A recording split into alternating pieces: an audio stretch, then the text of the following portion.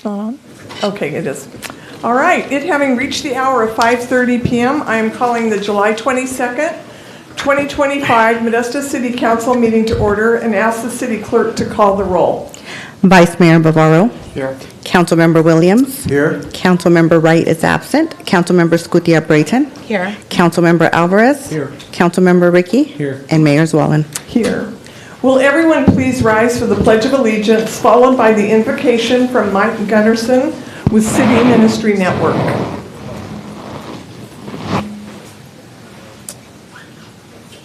Pledge allegiance to the flag of the United States of America and to the republic for which it stands, one nation under God, indivisible, with liberty and justice for all.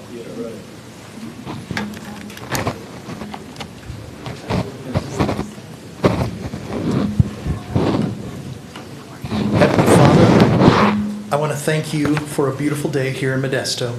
Thank you for our city and the opportunity to be here this evening and participate in this form of government. Thank you for your many blessings. I pray that those who live here in our community who are broken, addicted, and living without hope, those who have lost jobs and are personally struggling with their health, I pray that they would come to find joy and hope and health, provision, and a deep sense of community and fulfillment in their lives. I ask that the broken parts of our community would find restoration. I pray that families would thrive, businesses would prosper, our schools would flourish, that farms would richly produce, and neighborhoods would experience peace and healthy relationships. May this truly be a great community to grow up in and to grow old in for every citizen. I pray for these elected officials tonight who are here. I pray that you would bless their families, businesses, friendships, and health. May each of them come to fully know your love for them. Be with them today as they address the issues before them. Give them discernment, wisdom, and boldness to serve our city well. I pray this in your holy name. Amen. Amen.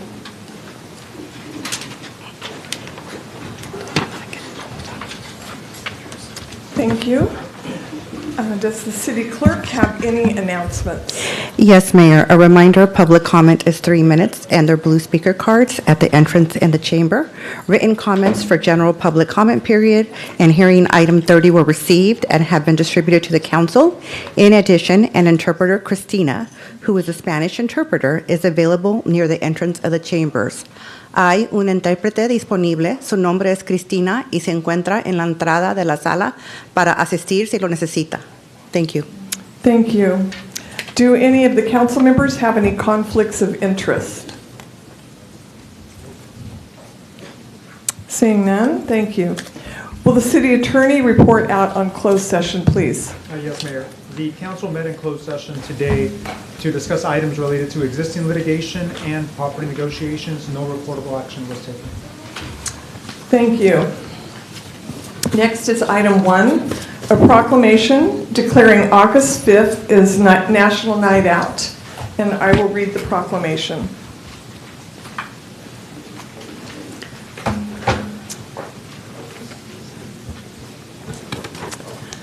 Established in 1984, National Night Out is an annual community building campaign that promotes police-community partnerships and neighborhood camaraderie to make our neighborhoods safer, better places to live.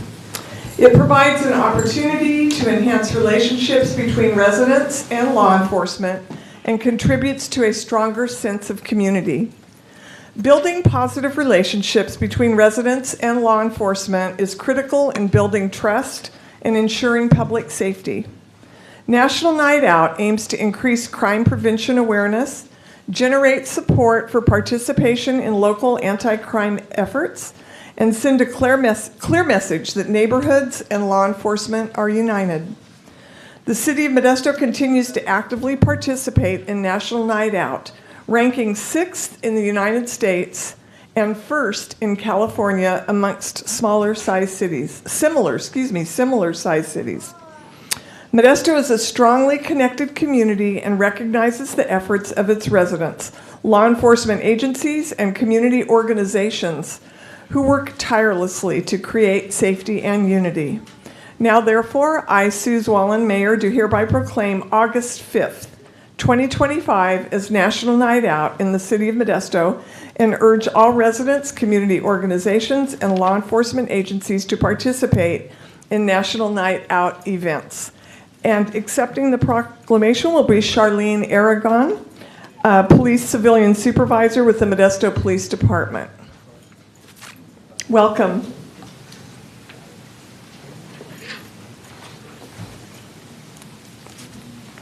Thank you. National Night Out is an annual community building campaign that promotes police community partnerships and neighborhood camaraderie to make neighborhoods safer and more caring places to live. This year marks the 26th year Modesto has participated in National Night Out.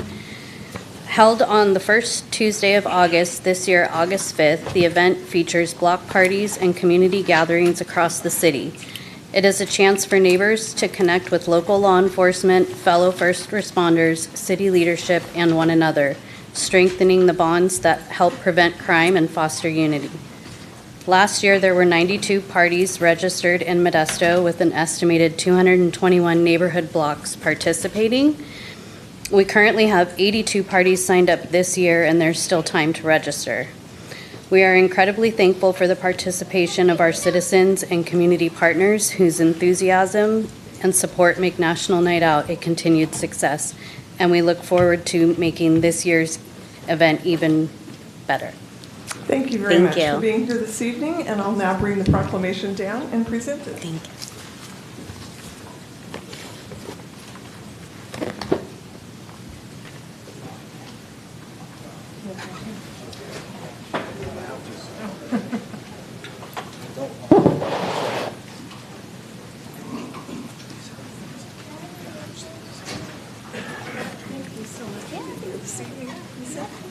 To accept it. Okay, should we just accept this? Wait for everybody.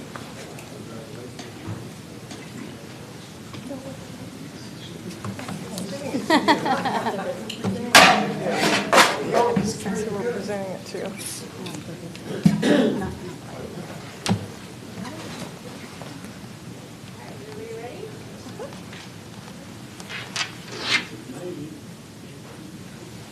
Thank you. Thanks again. Thanks, Ivan. Appreciate it.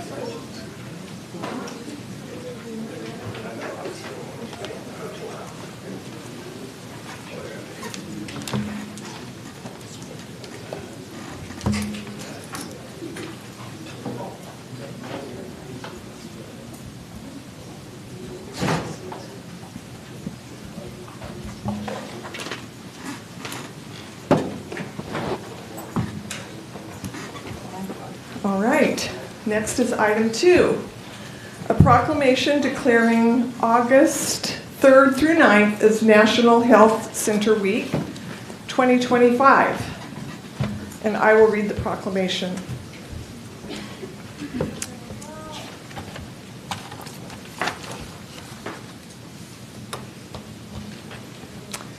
For 60 years, community health centers have provided high-quality, affordable, and comprehensive health care in communities throughout the United States, strengthening local systems of care. They now serve more than 32.5 million people across the country, providing care to individuals and families from all walks of life, regardless of background or income. Health centers play a vital role in promoting community health, advancing equity, and reaching underserved populations such as agricultural workers, low-income families, seniors, and the unhoused. They support local economies and job creation in both rural and urban communities across the country. National Health Center Week celebrates America's nearly 1,400 health center organizations with over 15,000 service delivery sites, including more than 2,500 school-based sites. This week offers a time to recognize the long-standing nonpartisan mission of health centers to provide accessible care and to honor the patients, staff, volunteers, and board members who make this possible. We celebrate the legacy of America's health centers and their vital role in shaping the past, present, future of all of America's healthcare system. Now, therefore, I, Suze Wallen, Mayor of the City of Modesto, do hereby proclaim the week of August 3rd through 9th 2025 as National Health Center Week. I encourage all residents to learn about the essential services provided by health centers. And accepting the proclamation will be Yamilet Bayalo-Dali, the Director of Government and Community Affairs with Golden Valley Health Centers. Welcome.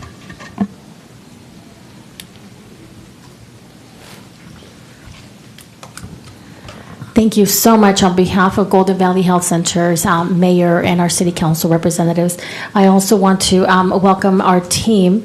I have Melinda Marshall here, who's our Chief of Operations, Juana Fregoso, who's our Director of Operations, and Claire Fountain, who's one of our legal counsels as well. National Health Center Week is an incredible week where we get to celebrate our 170,000 patients that we get to serve, and with healthcare access in our footprint of 47 clinics. We have done a great investments around health education, especially here in this area. We want to expand the number of health professionals, so we are definitely expanding our collaborations with our academic institutions and schools, and to continue to serve our community as they need to. So thank you so much again for proclaiming National Health Center Week, August 3rd through the 9th. All right, thank you for being here. Are there any comments from council members? And I neglected to ask for that regarding item 1 on National Night Out. Jeremiah Williams. Thank you, Mayor, and thank you, Golden Valley, for all of you that you do in our community. And serving 172,000 individuals is a great feat. Continue to do so, because health is a part of well-being in our community. So thank you. All right, any other comments? I have a comment, Sure. Mayor. Councilmember Scudia-Brayton. I as well thank you, team, for coming and accepting this proclamation. Golden Valley centers are instrumental in helping the well-being of our community, in particular those communities that are disadvantaged, which is where a lot of your centers are at. So thank you for paying attention to the need to bring the service to that community in prevention, and just in bringing the medical providers to provide this much-needed service to our community. Thank you. Yes, and I did also want to, as I mentioned, regarding our National Night Out presentation that we did, note that my appreciation for Charlene and for everyone else. It takes a multitude of people to make sure that that happens in our community, and it is truly one of my favorite evenings in Modesto to go around and see so many dozens and dozens of neighborhoods celebrating, just out having food and music and enjoying each other. And then, of course, as you know, Yamilet, that I would often share that when I was an emergency room nurse prior to Golden Valley Health Centers being here, we literally did not have a place to refer patients to receive follow-up treatment. And I will remember the day so well when the first Golden Valley Health Center opened in this community, and we finally had a place to refer. For instance, if a child came in with a broken arm, we would take care of them. If they had surgery, cast them up, whatever, but they would have to come back to the emergency room for all of their follow-up care. That's what it was like back then. Now we had a place that we could refer the children there to see an orthopedist, to receive the follow-up care that they needed, and for every other patient. So we're so grateful that you're here, and I know that's been many years, over 40 years now, but we're so grateful that you're here. So thank you for being here this evening, and I will now bring the proclamation down and present it.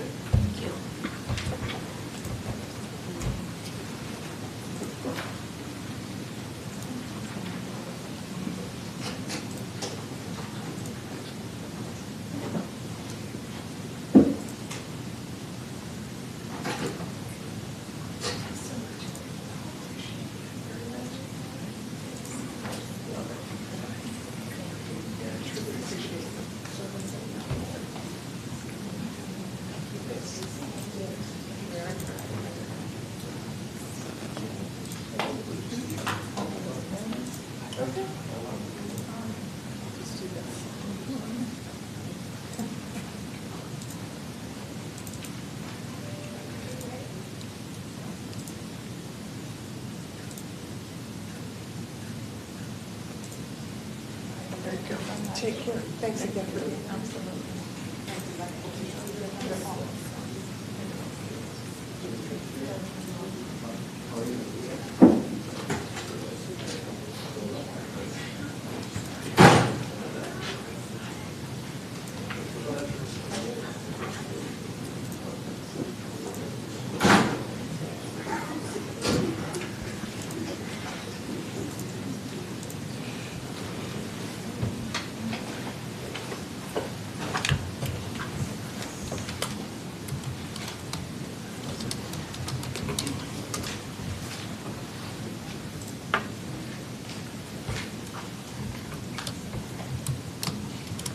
Excuse me for a moment.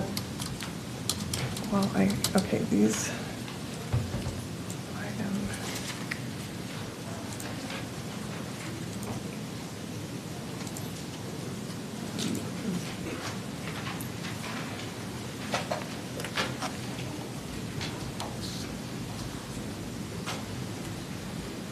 Right. Next on the agenda is item 3. Consider approving the appointment of Evan Yoshino as general contractor and Douglas Higginbotham as citizens at large to the Housing Rehabilitation Loan Committee with a 4-year term beginning in July 2025 with a term of expiration of December 31st, 2028. Does council have any questions of staff? Questions? No questions? I will open this item up to the public. Item 3, any members of the public that would like to come forward regarding this item? Seeing none, any comments from council members? All right, I have a resolution approving the appointment of Evan Yoshino as general contractor and Douglas Higginbotham as the citizen at large to the Housing Rehabilitation Loan Committee with a term expiration of December 31st, 2028. Do I have a motion? Motion to approve. Motion Second. approved by Councilmember Scudia Brayton, second by Jeremiah Williams. Will the clerk please call the roll for this item? Vice Mayor Bavaro. Aye. Councilmember Williams. Aye. Councilmember Scutia Brayton. Aye. Councilmember Alvarez. Aye. Councilmember Ricky. Aye. And Mayor Zwellen. Aye, carries 6-0. Item 4, consider approving the appointments of Jamie Reed and Carlos Verduzco to the City of Modesto Entertainment Commission with the terms ending December 31st, 2027. Does council have any questions of staff? Seeing none, I will open this up to the public. Any members of the public that would like to come forward? Seeing none, I will close public comments. Any comments from council members? All right, excuse me? Did you have a comment? All right, welcome. Hi. I came in a couple months ago, and there were different people on the dais, and I had had a complaint, and they pulled an officer out of the back, and he had given me his business card and said that I'd be receiving a call within 24 hours. When I received the call the following day, I was at small claims court, and the officer that called me did nothing but call me a liar and that I hadn't gone to the hospital 2 days later, that it was 12 days later, and I blew up in the small claims court, and the sheriffs are like, "Is everything okay?" And I was like, "I need to go outside," because for somebody to call me a liar after what happened to me, and I'm going to this occurred in November, and I'm going to Stanford because of what was done to me. And after that, I called here to find out who the police officer was, and the lady said it would take her a couple hours until somebody came in to find out who the officer was that had came, and she said Chief Christopher Adams. And she said, "He's waiting for your call right now." And at that moment, I was at the courthouse getting ready to put my stuff through the x-ray machine. I stopped right then. I called him, He never answered. The 5 other times that I've called him, he's never answered nor returned my call. And I'm very disturbed. I'm very upset. I wanted that call pulled because the way he spoke to me was just reprehensible and totally unbecoming of anybody of authority. And have grown up here. I know a lot of police officers. I'm disgusted, literally disgusted. All right, so for this particular item, this is not what this is about currently, but I appreciate you sharing your concerns. And I'm going to ask Allison to get your information again. And so hopefully we can make those connections for you. Thank you. All right, any comments from council members regarding item 4? Seeing none, I will close public comments and ask for a motion, a resolution, approving the appointments of Jamie Reed and Carlos Verduzco to the City of Modesto Entertainment Commission with the terms ending December 31st, 2027. Motion. Motion by Councilmember Williams. Second. Second by Councilmember Alvarez. And will the clerk call the roll for this item? Vice Mayor Bavaro. Aye. Councilmember Williams. Aye. Councilmember Scutia-Brayton. Aye. Councilmember Alvarez. Aye. Councilmember Ricky. Aye. And Mayor Zwellen. Aye. Carries 6-0. Item 5, consider approving the appointment of Liberal Lee Avila to the City of Modesto Board of Zoning Adjustment with the term expiring December 31st, 2028. Any questions from council members of staff? Seeing none, I will open this item, item 5, up to the public. Do any members of the public like to come forward regarding item 5?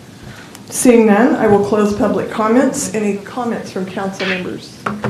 Seeing none, I have a resolution approving the appointment of Liberal Lee Avila to the City of Modesto Board of Zoning Adjustment with the first term expiring December 31st, 2028. Do I have a motion? So moved. Motion by Councilmember Alvarez. I'll second it, and will the clerk please call the roll for this item? Vice Mayor Bavaro. Aye. Councilmember Williams. Aye. Councilmember Scutia-Brayton. Aye. Councilmember Alvarez. Aye. Councilmember Ricky. Aye. And Mayor Zwellen. Aye, carries 6-0. Item 6, consider approving the appointments of Daley Perry, Rochelle Lavige, Diego Capistran to the Equity Commission for partial unexpired terms ending December 31st, 2026. Does council have any questions of staff? Seeing none, I will open this item up to the public. Any members of the public that would like to talk regarding item 6? Seeing none, I'll close public comments. Any comments from council members? All right, I have a resolution approving the appointments of Daley Perry, Rochelle I want to say it right, Lavige, and Diego Capistran to the Equity Commission for partial unexpired terms ending December 31st, 2026. Do I have a motion? Motion to approve. Motion by Councilmember Scutia-Brayton, second by Councilmember Ricky, and will the clerk please call the roll for this item? Vice Mayor Bavaro. Aye. Councilmember Williams. Aye. Councilmember Scutia-Brayton. Aye. Councilmember Alvarez. Aye. Councilmember Ricky. Aye. And Mayor Zwellen. Aye, carries 6-0. Item 7, consider approving the appointments of Maria Hernandez, Melanie Webb, and Melissa Burgess to the Blight Abatement Advisory Committee for a 4-year term with an expiration date of December 31st, 2029. Council members, any questions? I'll open this item up to the public. Item number 7. Seeing no comments, I will close public comments. Any council member comments?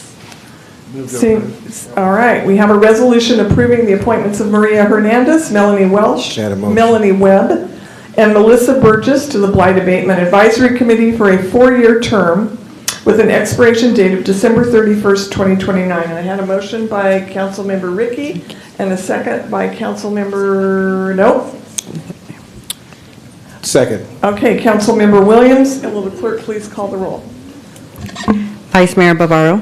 Aye. Councilmember Williams. Aye. Councilmember Scutia-Brayton. Aye. Councilmember Alvarez. Councilmember Ricky. Aye. And Mayor Zwellen. Aye. Carries 6-0. Thank you, everyone, for being willing to serve in these appointments. Next on the agenda is public comment. This one is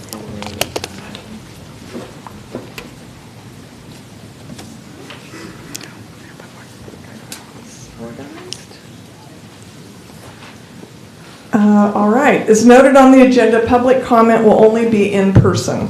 Zoom will still be available for viewing and wordly translation.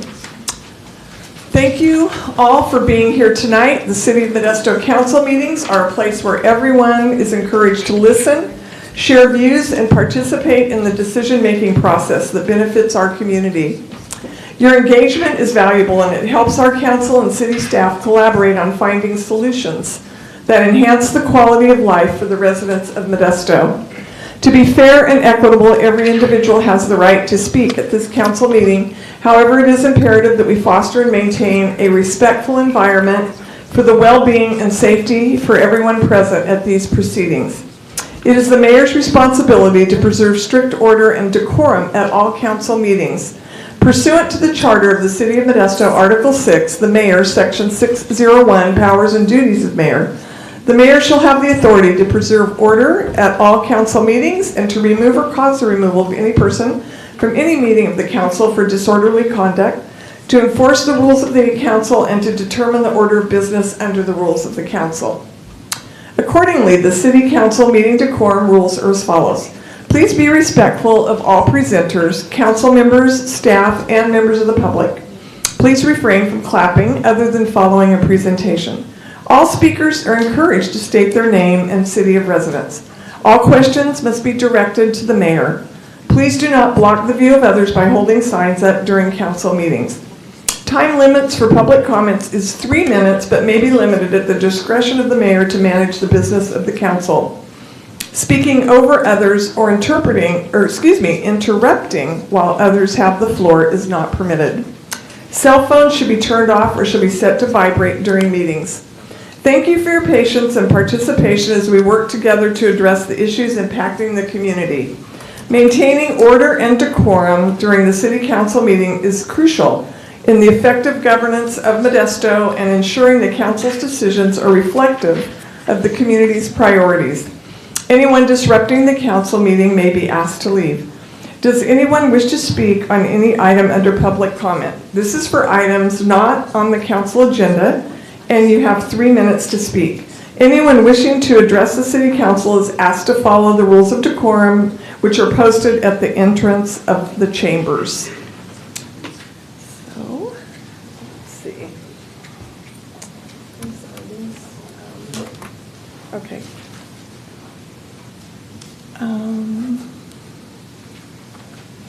Okay. I will read them in the order that I received them. First is Blake Wilson. Welcome. Thank you. My name is Blake Wilson. I'm actually a resident of Santa Cruz, California, but I'm a master's candidate working on sustainability and transportation in the Central Valley. I'm sure everyone is aware of air quality issues that face the Central Valley and the global initiatives taking place to electrify transportation.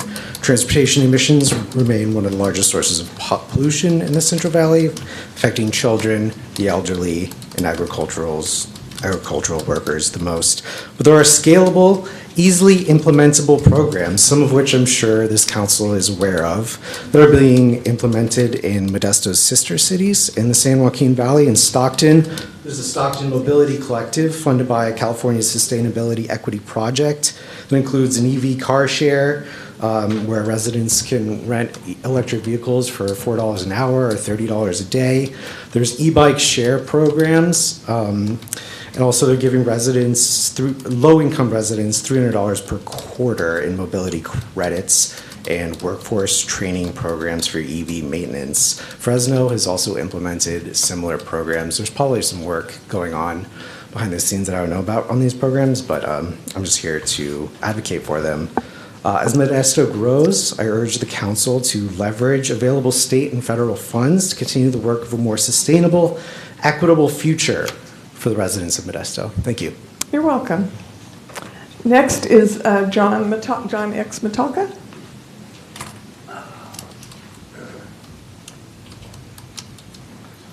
Good evening. My name is John X. Mataka, and I'm here on behalf of Valley Improvement Projects and also on behalf of the Grayson Neighborhood Council. Before I share real quickly what I'm here, the main thing is when you talked about National Night Out, I just want to let everybody out here know that in Grayson we had one of the most beautiful National Night Outs in the whole county. But we won't be having it this year because of the raids of ICE and the Gestapo tactics that ICE are using. And the reason why I'm saying that is I'm leading up to the issue that I'm here tonight to talk about. I'm here to talk against the mask ordinance, which is 4-2302, and this council's need to do the right thing and to repeal that ordinance and drop the charges against those 7 people that were arrested. Now, when I talked about ICE and us canceling National Night Out in Grayson, the same tactics that ICE uses was used against those 7 people that were arrested. There were officers with masks, full masks, no license plates, unmarked cars, and people were just grabbed, not told why they were being arrested, and put in vehicles and hauled away. Exactly like what they're doing with ICE. So up to that point, Chief Gillespie had did a fairly decent job of having community communication with the communities, but he messed up by allowing that to happen, because a lot of people lost trust in that happening. Because, and then I'll say this and I'll close, that you know, there's possible litigation coming up about that ordinance if it isn't repealed, about people's right when they're out in public and protesting. And I would say, how can you arrest 7 people for wearing a mask, and the people that arrest them, the law enforcement officers, wear a full mask, no license plates, unmarked cars, and don't tell people their rights? It sounds a little hypocritical to me. Thank you very much. You're welcome. Next is Mohammed Rashid.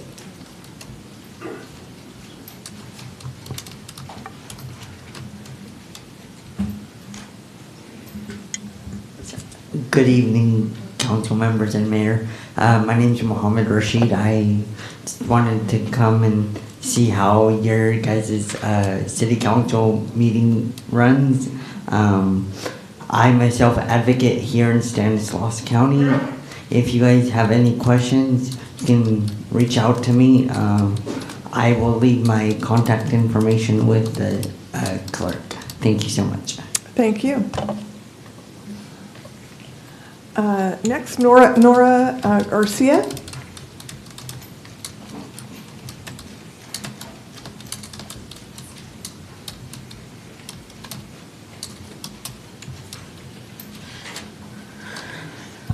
Hi, good evening.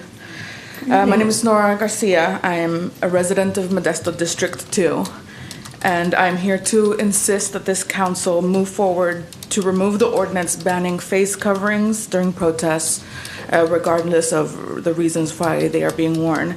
I also ask that you support an independent investigation of the arrests made on June 14th and the actions that were taken by MPD. You've already heard the reasons against the mask ban, so instead I'll say this. This council may expect that these concerns should only be addressed by the Community Police Review Board, but the current setup to refer complaints to the city manager for MPD investigation is laughable.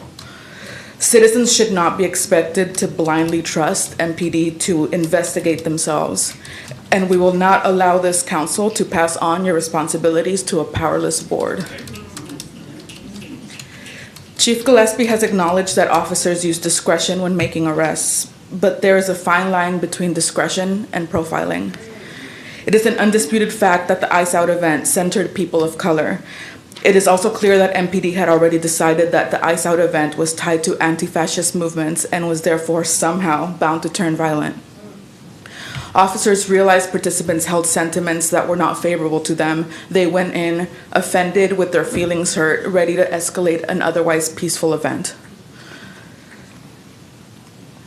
On the other hand, the No Kings protests received praise. Was there really less of a threat in the larger protests, or was it simply that it was less critical of police? Did it help that a member of this council was scheduled to speak there?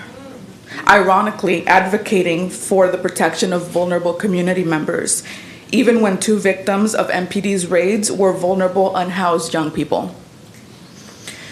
I would like to end with a response to a remark from the last council meeting implying that Modesto cannot possibly be discriminatory when there are Hispanic people in power, and that critique is somehow less valid coming from white allies. I would like to say, as a first-generation immigrant Mexicana, that I much rather have white allies who fight against our oppression than leadership who uses their Latinidad for political clout. Our community is not made stronger by dismissing concerns from people advocating for our rights simply because they are not themselves immigrants and don't look like us. Our community is not made stronger by perpetuating the idea of the responsible immigrant who submits to unfair laws and is only worthy when their labor profits your city. This rhetoric is shameful and the reason for all the division that we see here today. And I hope that you take this as a learning opportunity. Thank you.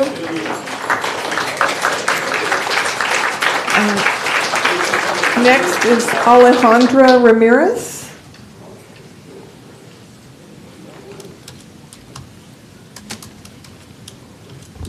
Welcome. Thank you. Good evening, Mayor and Council members. My name is Alejandra Ramirez, and I'm here today to respectfully request your attention and support on an issue that directly impacts the safety and quality of life of my elderly parents who are residents in Modesto, California, specifically the West Side area. And the concern is that one side of their property still lacks a sidewalk. It's just dirt. And most recently, there was road work done in the area, but unfortunately, that side of the street was not paved or improved in any way. And I've been in contact with both the city and county offices, hoping to bring this to someone's attention, especially given my parents' circumstances. Both are disabled and now in their senior years. Their mobility is limited, and my fear is that with uneven ground or worse, a distracted driver passing too closely, one misstep could lead to a serious incident. The current condition not only poses a safety hazard, but also makes it very difficult for them to access neighborhoods safely. I was told we've been placed on the ADA list, which I appreciate, but there is currently no timeline or indication of when, if ever, this sidewalk will be addressed. That uncertainty is deeply concerning. And tonight, I'm here simply asking if this matter could be taken into consideration and prioritized. I believe that after more than 2 decades of living in this neighborhood, and given their health and safety needs, this is a reasonable and necessary request. Thank you very much for your time, and you guys have my information. Thanks. Thank you.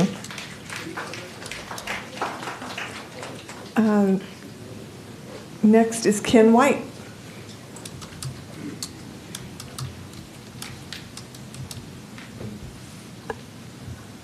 Good evening. My name is Ken White. I grew up in Modesto. Baseball has been a very important part of my life, and I was sad to hear that the Modesto Nuts would be leaving our town. We've had baseball in Modesto since the 1870s, and I would hate to see that tradition disappear. We have the symphony, the opera, ballet. There are not many cities in this country that have all of those, plus a minor league baseball team. So I'm curious what the city council and the city is planning to do to keep baseball in Modesto. I've done a lot of work in the airport neighborhood and with Orville Wright Little League Baseball. Ishmael Ontiveros and Richard Snodderly have done a lot of work to keep that program going, despite many obstacles. And they've told me a number of times that without baseball, those kids would be in a lot of trouble. So that's how important baseball is to this community. Thank you. Thank you.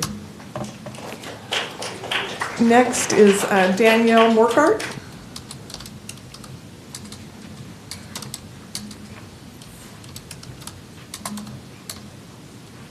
Good evening, Mayor, Vice Mayor, and council members. My name is Danielle Morgart from the Office of Assemblyman Juan Alanis, here this evening to provide a legislative update.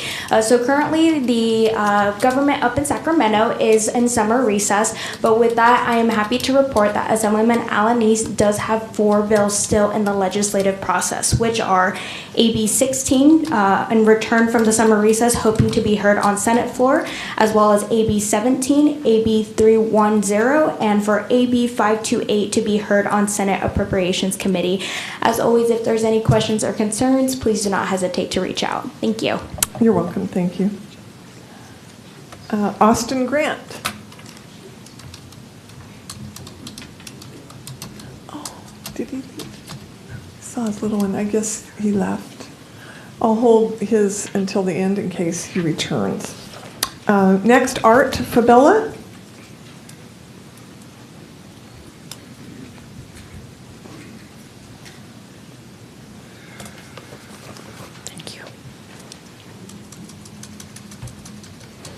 Good evening. I'm here in regards, or I'm Art Fabella, and I am here in regards to the stadium proposal in regards to the West Modesto site, but more particularly the Parcel C acquisition, which I'm totally against. You know, I was in favor of the stadium proposal for West Modesto before, but with this whole new information on the acquisition of what would be my house and 13 of my neighbors, I totally have to say no on this. But so as far as Parcel C is in the proposal, you gave us a 3.5 million to 8 million acquisition budget, I guess you'd call it. So on the low end of 3.5 million for 14 homes, we're at $250,000. Now I want to know, what am I going to do with $250,000? Where am I going to get a new home for $250,000? Where am I going to live with no house payments for $250,000? I'm not. I'm going to be in a life of poverty and debt is what I'm going to be. On the high end of 8 million, we're at 571,000. Okay, so that's a little better. Maybe I can get a home. Maybe, I don't know, but. This is not your typical parcel, and that's something that I want everybody in our community to understand. This is a one-of-a-kind parcel. If I was to have to put it for sale today, this is how it would read. Modesto parcel, River View property, River Bluff property, River Park front property, 200 feet from the Tuolumne River, 8 miles of river trail, 1 minute from Highway 99, 4 minutes from downtown Modesto, 1/4 mile from a new boat launch, 15 minutes from the new state park Dos Rios, 1.5 hours to San Francisco, 1.5 hours to Sacramento, 1.5 hours to Fresno, along with the new courthouse. So, you know, there's a lot of things that are being overlooked on this Parcel C, and I think it's in the benefit of the city and the developers. You guys are basically trying to rip the citizens off. $1 million would be the least I would take for my parcel. So if we can get the numbers up a little bit, and it comes to West Modesto being picked, maybe we can do something. So we need to go from the bottom of 3.5 million to the bottom of 14 million for 14 parcels. And I think maybe we could do something. Thank you very much. You're welcome. Next is Steve. Steve.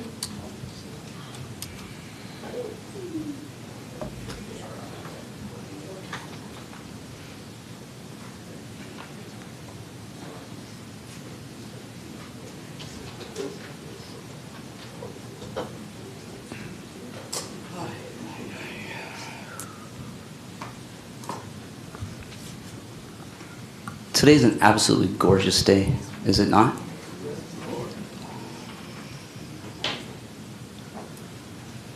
Nonetheless, I have to confess, I'm going to be real with you. Sue, listening to you read the guidelines before the public comment started, it's like, damn, there went my sunshine. There are so many parts of that little piece that you read that specifically remind me of all of the improprieties of you folks right here. Like the time that Nick literally threatened and assaulted me right here with you and Brandon Gillespie standing nearby. That's just the beginning. The community comes to you because we are in need, okay? It's disgusting and depressing. And I'm listening to all these other needs, and it's just like, I'm not the only one that's noticed how little you guys give a damn about the people. You guys have your own plans, your own little world. I personally find it morally reprehensible. But you, Sue, go out of your way to depict people like me and others that just care. You think I want to be here? I'm missing the damn Dodgers game, okay? Don't get me started on that, though, scumbag ownership. Nevertheless, I'm here to say that you know as well as I know that the demands made by the local organization that hosted the protest, where your police chief targeted 6 protesters for political reasons, we all know that those requests are reasonable. And I'd like to ask you to grant all of those demands. All of the charges should be dropped from all 6 of the targets of Brandon's political games. Their records need to be wiped completely clean. Let's see, the others were, I'm a little nervous. You know, you guys think I come in here and I don't mind speaking my mind, but it sucks to come before you, knowing that you guys are the group that stands behind them when they murder my neighbors. I start shaking and you guys assume it's because I'm, as Nick likes to call me, a coward. It sucks. How long does someone have to come in here and beg you to care? That was funny earlier when she was obviously talking about you, huh, Eric? You guys don't give a goddamn. Chris told me that he would not help impacted families that have suffered violence from our police because he wanted to get reelected. Now he has the endorsement of the Modesto Police Officers Association.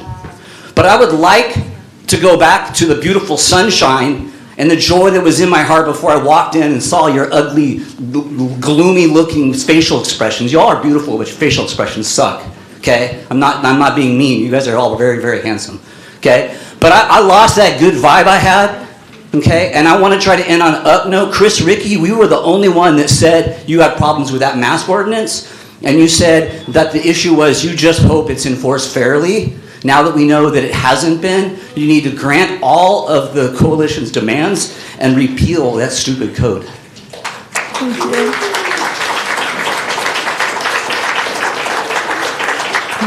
Next is Teresa Gamboa.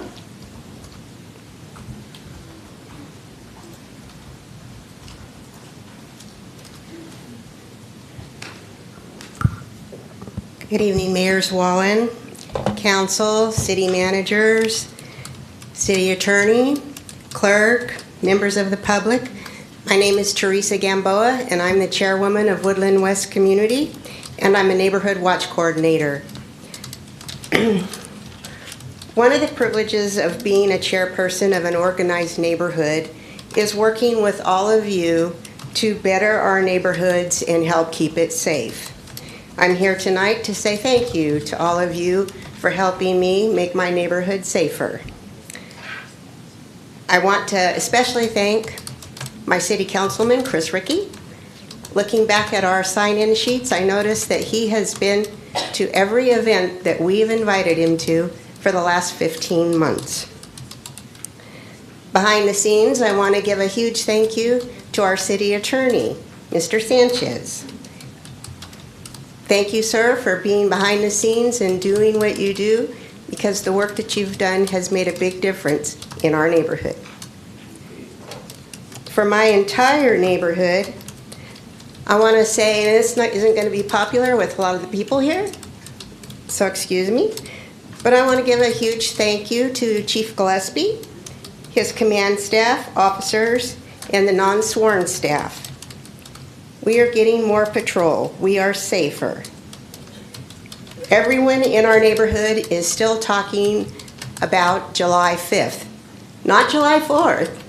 July 4th was off the hook. Noisy, illegal fireworks.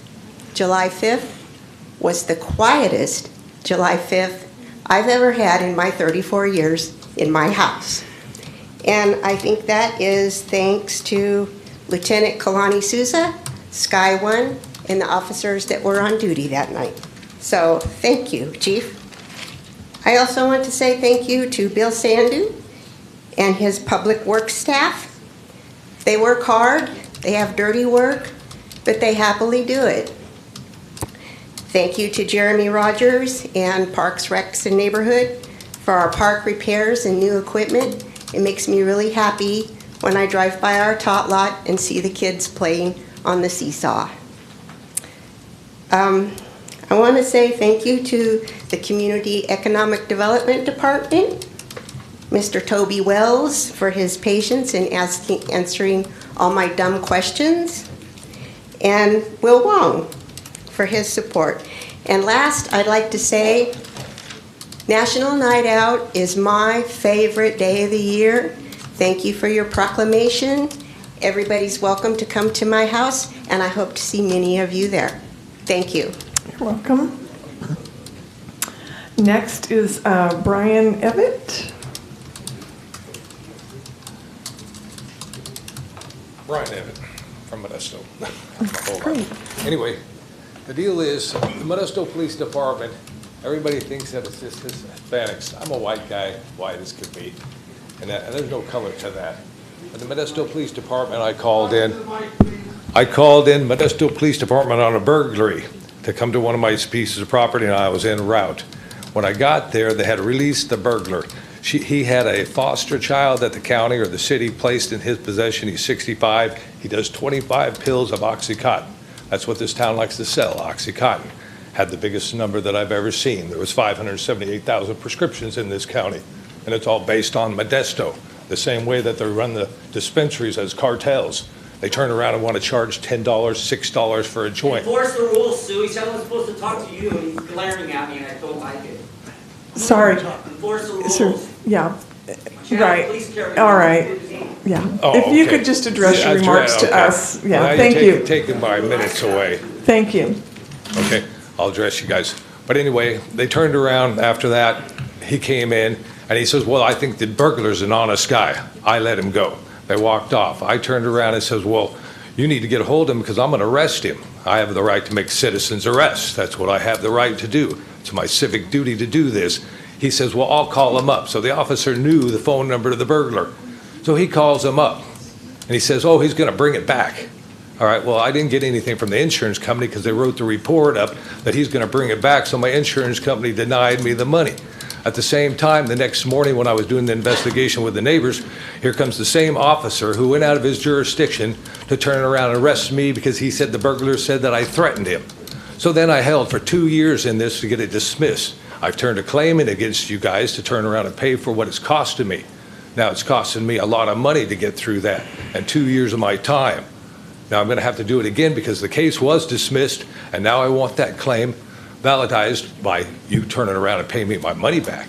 This is the way this county is. You do not train these officers. The sheriff's supposed to look over and train these officers, but they seem to run amok. They really do. They need training. They need to do and uphold a person's citizen's rights to turn around and make arrests. Not turn them down, not let the burglar go, not place a foster child in care of these kind of people. And I don't know what you guys are doing, but you're doing something completely wrong. Now, if you want to get off the thing that I don't want to be a dispensary, give the marijuana to them for free. Stop making money off it. Stop trying to be the cartel. Take care of your hospitals, Doctors Hospital. 3 of my family members were kicked out of there or either not even let the family come in. Now, we're not with COVID. You bring the family in so that way they can rejoice and they can cure themselves by love. But no, you guys throw them out. Nope, don't want it. We're going to push them out. My time's up. But that's what's happening in this city. Straighten it up. But I'll be back because I have to make my suit. Thank you. And you should pay the claim. All right, next is Harlan Diven.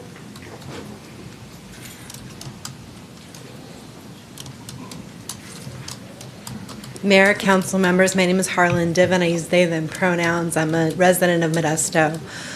I was here at your last council meeting talking about the mask ordinance that is being pushed on protesters right now. The mask ordinance was passed in 2018 before COVID. The people who were arrested, out of the 6 of them, 2 of them didn't feel well that day. That's why they were wearing masks. 2 of the people were unhoused youth. One of the person who spoke earlier today, his hand was broken by the police during the arrest. These arrests were very, very strange. As people have talked about, they look like ICE arrests. Pulling up in an unmarked vehicle, jumping out masked, grabbing people. I saw one of these arrests, grabbing someone, pulling them away, putting them back in the unmarked vehicle and taking off. The whole arrest that I saw took 3 to 4 minutes. As people have talked about, the No Kings protest was not targeted this day. The Central Valley BIPOC Coalition's protest to get ICE out of Modesto was targeted that day. The people who were charged with the mask ordinance, but they were also told when they were in custody that they would be charged with a misdemeanor for concealing their identity during the commission of a crime. That crime was wearing a mask. So they're being charged with wearing a mask for wearing a mask. This, in a post-COVID world, is intolerable for me. The people that were arrested, again, look at who was targeted. Organizers were targeted. Young people were targeted. People that were unhoused were targeted. These were not random arrests. When Chief Gillespie came to the review board, the police review board, he defended these arrests with his full voice. I think these arrests are undefendable. I would like to see the repeal of the mask ordinance, the dropping of the charges, and the dropping of the charges, the repeal of the ordinance, and investigation, an independent investigation into what MPD did on June 14th. The police commission cannot do that investigation on their own. They've shown themselves to be unreliable. They've shown themselves to undermine their own authority by doing these kinds of arrests. City Council needs to take this very seriously. You've had now 2 City Council meetings where people are coming and bringing these claims to you. No action has been taken. We will be back every City Council meeting until you treat these protesters correctly, until this ordinance is repealed, and until there's an independent investigation. Thank you. You're welcome.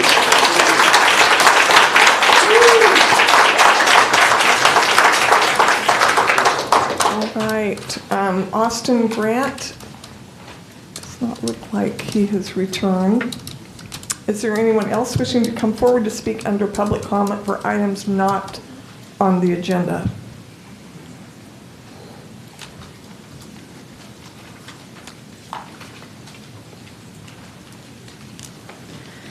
Hello, everyone. I'm Manuela with Central Valley Black Indigenous People of Color Coalition. I'm going to start off with a quote. The United States has disintegrated to the point that it is literally incapable of efficiently administering anything but punishment. No social services, no public health capacity, no infrastructure resilience, just policing and war. Powerful, and sadly, we see this happen in our beloved Modesto. We have so many unhoused folks sweltering in the heat here in Modesto. Why aren't we doing more to help them? Trees help cities fight climate change as they cool it down significantly, and fruit trees planted in parks and landscapes help provide pollination, help the bee population, birds, and us. But there are so many hot neighborhoods here and places that lack trees within Stanislaus County and Modesto. And we have to remember too, while we are the fruit basket of the United States, we are still one of the top counties in the US where free lunches are provided due to lack of minimum wage and hunger. The city of Modesto, Stanislaus County, and Central Valley as a whole has a large health disparity due to lack of doctors and medical providers and the insane cost of health care. So what do we spend our precious tax dollars on? More policing and war. Our money right now, our city tax dollars, are going towards slaughtering Palestinian children, bombing more people around the world, while we suffer here at home and continue the suffering globally. And right here with our own policing, we see lots of discrimination. And again, on June 14th, those people who were arrested, abducted actually, and taken to jail were wearing masks, as you know, due to Municipal Code 4-23-213.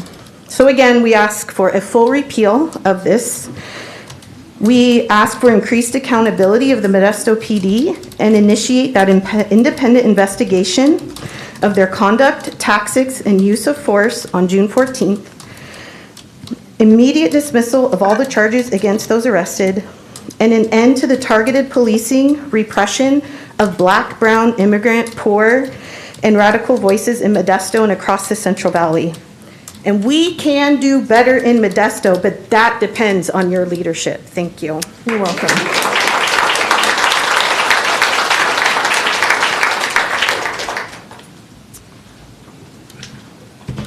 Welcome. Hello. Hello. I'm Julissa. I'm a member of the Central Valley BIPOC Coalition, CV BIPOC. I want to start by saying that in 2018, when I was a student at CSU Stanislaus, we were protesting the university and advocating for more Black and brown Indigenous representation of the staff. And we were targeted by white supremacists, Identity Europa, who were taking pictures of us, harassing. And I remember I went up to Chris Rickey to ask for help, and you didn't do anything then, and you're not doing anything now to protect us. And so I'm also here to remind everyone that COVID is still here, and we continue to see the continued long-term effects of long-term COVID and other airborne diseases. Since the beginning of the pandemic, I've personally continued to wear my mask in public for my safety, the safety of my family, and the safety of the community at large. Masking is for our safety and for our health. The fact that Modesto residents got arrested for wearing a mask while exercising their First Amendment rights is of great concern. It's not just us. The ACLU in their letter to the council mentioned that the ordinance's general restrictions are so vague and overbroad that they continue to violate due process and undercut the legitimate exercise of free speech protected by both federal and state law. It was clear that MPD racially profiled our community members during the June 14th protest and has continued to increase their surveillance of those that dare to speak out against injustice, whether by monitoring the social media of local activists or by high-tech cameras, as the chief showed during the Civilian Review Board, showing photographs of community members that attended the protest. The June 14th protest was to speak out against ICE and the kidnapping of our people, and yet we saw MPD deploy similar tactics against vulnerable community members. Modesto's masking ordinance is racist, classist, ableist, and harmful. We're asking for the council to repeal the masking ordinance and any ordinances used to criminalize protests and violate our First Amendment rights. We demand increased accountability and oversight powers for the Modesto Community Police Review Board so that the board can initiate an independent investigation of MPD's conduct, tactics, and use of force at the protest, as well as future incidents of police misconduct and repression. Let us not forget all the Modesto community residents that have been killed by MPD. And the only answer we got from you all was for the police to investigate themselves. We demand an immediate dismissal of all charges against those arrested and the removal of all charges from the records. We demand an end to the targeted political repression of Black, brown, Indigenous, immigrant, poor, and leftist voices in Modesto.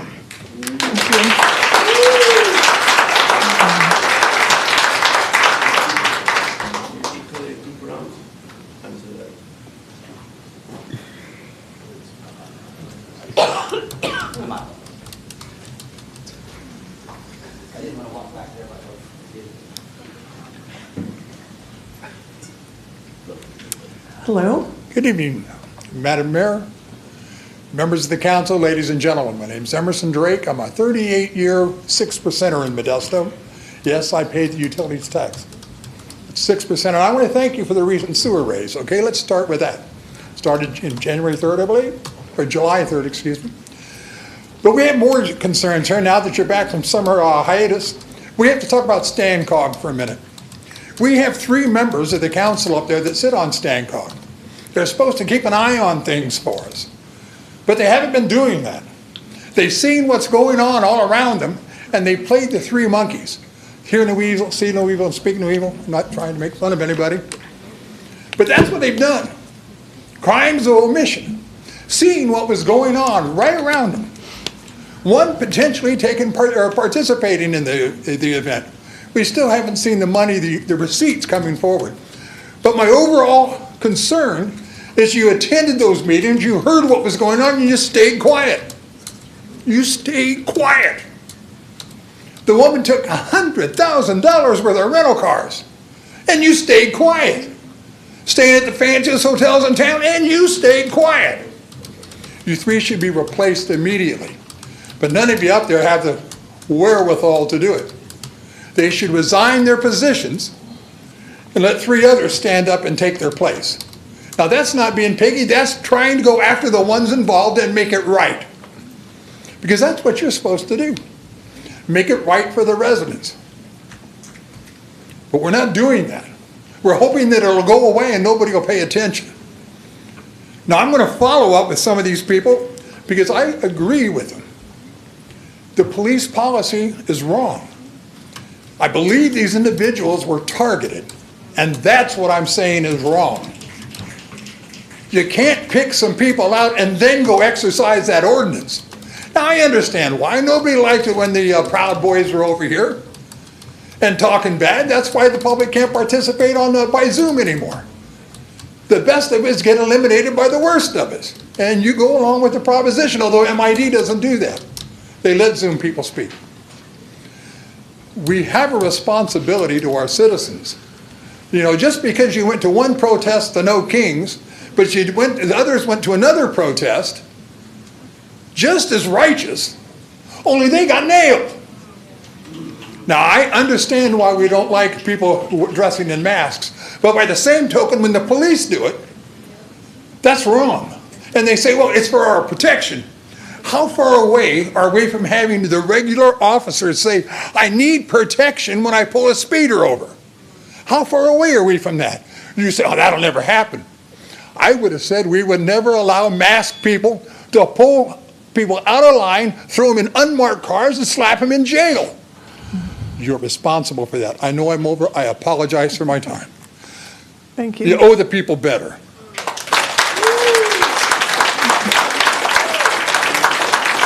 All right. Anyone else? Kevin McClarty, District 1.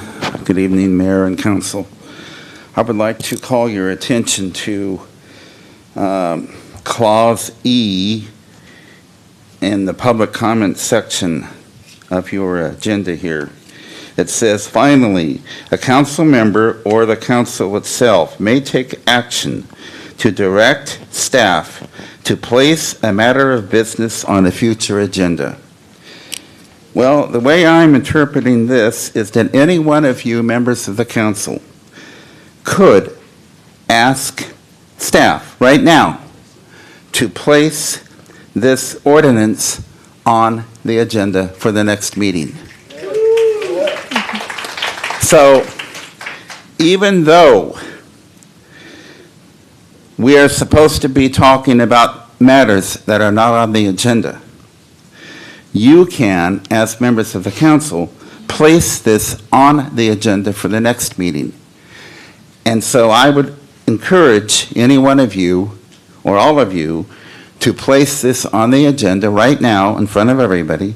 Place this matter on the agenda so that at the next meeting, we can see you take action on it right in front of us. And it no longer will be a matter that is just, out out there. It'll be a matter that is concrete because we will have it on the agenda and there will be a vote on it. So that's my recommendation. Thank you. You're welcome. All right.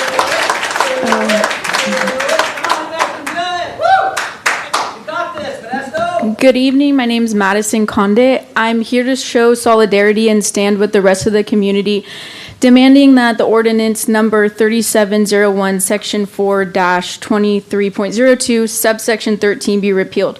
I'm sure you all have read the letter from the ACLU regarding this, and they back up what many have been echoing in police review board meetings and some of the last city council meetings.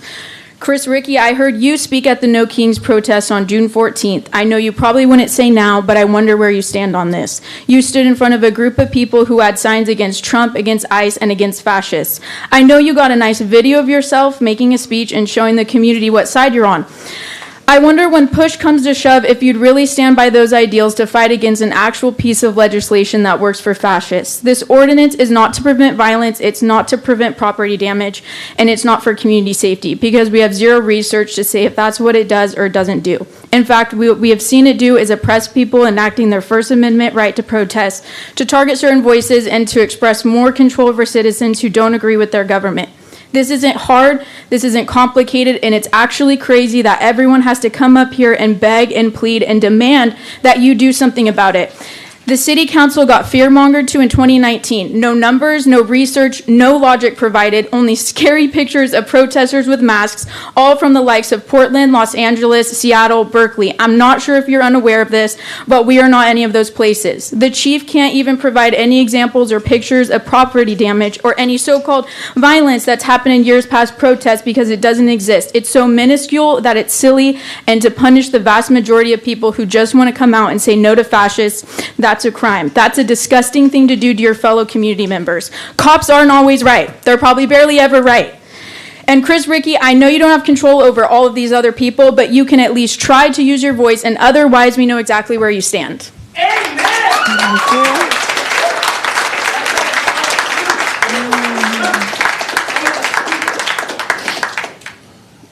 All right.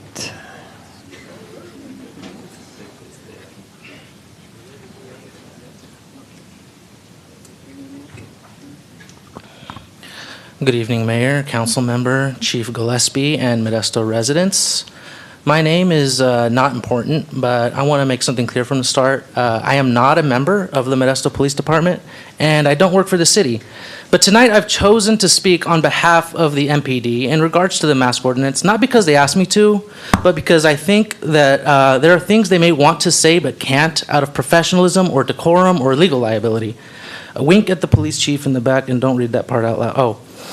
So anyway, sorry. I'll speak for them tonight.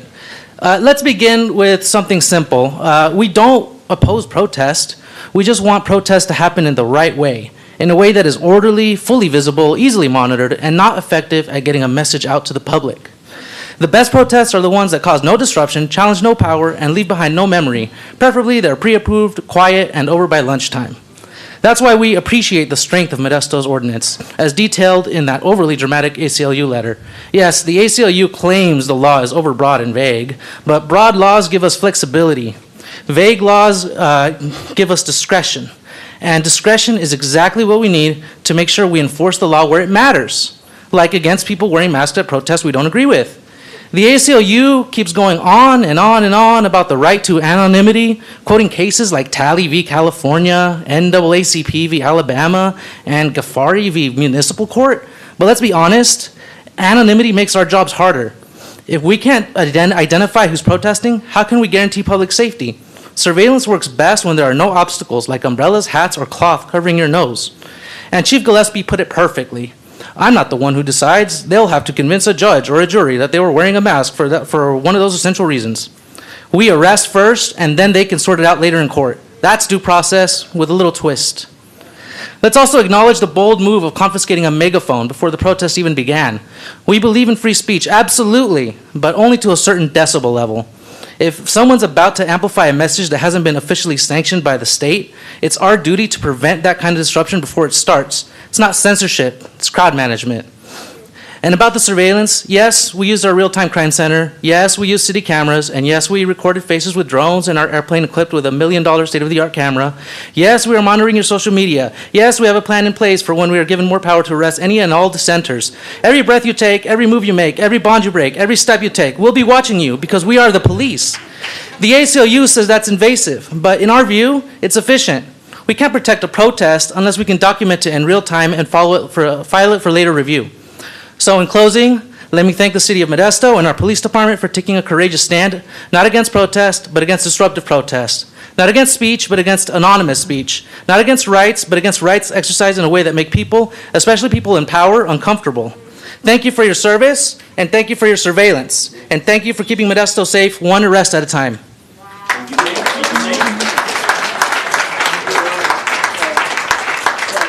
Point of order, Mayor. When you speak a public comment, you have to give your name. You can't come up here and say anonymous. That's not even. Okay, you know what? We're going to have the next speaker. You have 3 minutes. You don't have the Thank balls you. to give his name. and sit down. Scotty didn't have to. Excuse me. We're going to listen to the current speaker. Thank you.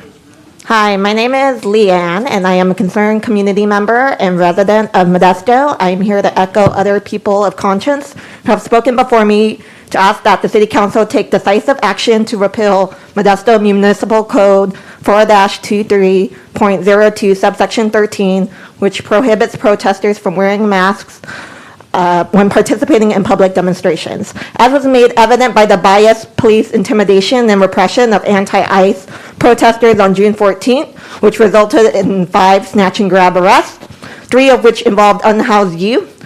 It is clear that this ordinance is an attack on our constitutional rights, and that this ordinance has been and will continue to be weaponized by law enforcement to silence community members who critique state violence. As I'm sure you have seen when you were all CC'd last Friday, ACLU Northern California has issued a statement echoing our concerns and is taking a stand with those of us who are fighting to protect our First Amendment rights. I also want to highlight that ACLU Northern California has moreover asked the City Council to review this ordinance in order to amend or repeal it, or else expect the significant threat of litigation, emphasis mine. For more information, please refer to the letter you were sent 4 days ago.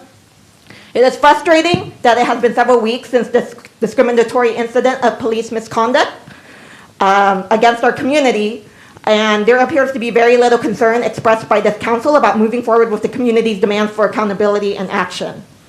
The review of this ordinance should have been added to today's agenda. It brings to question whether this council cares about serving the people, or if this council is simply a public relations committee for the police.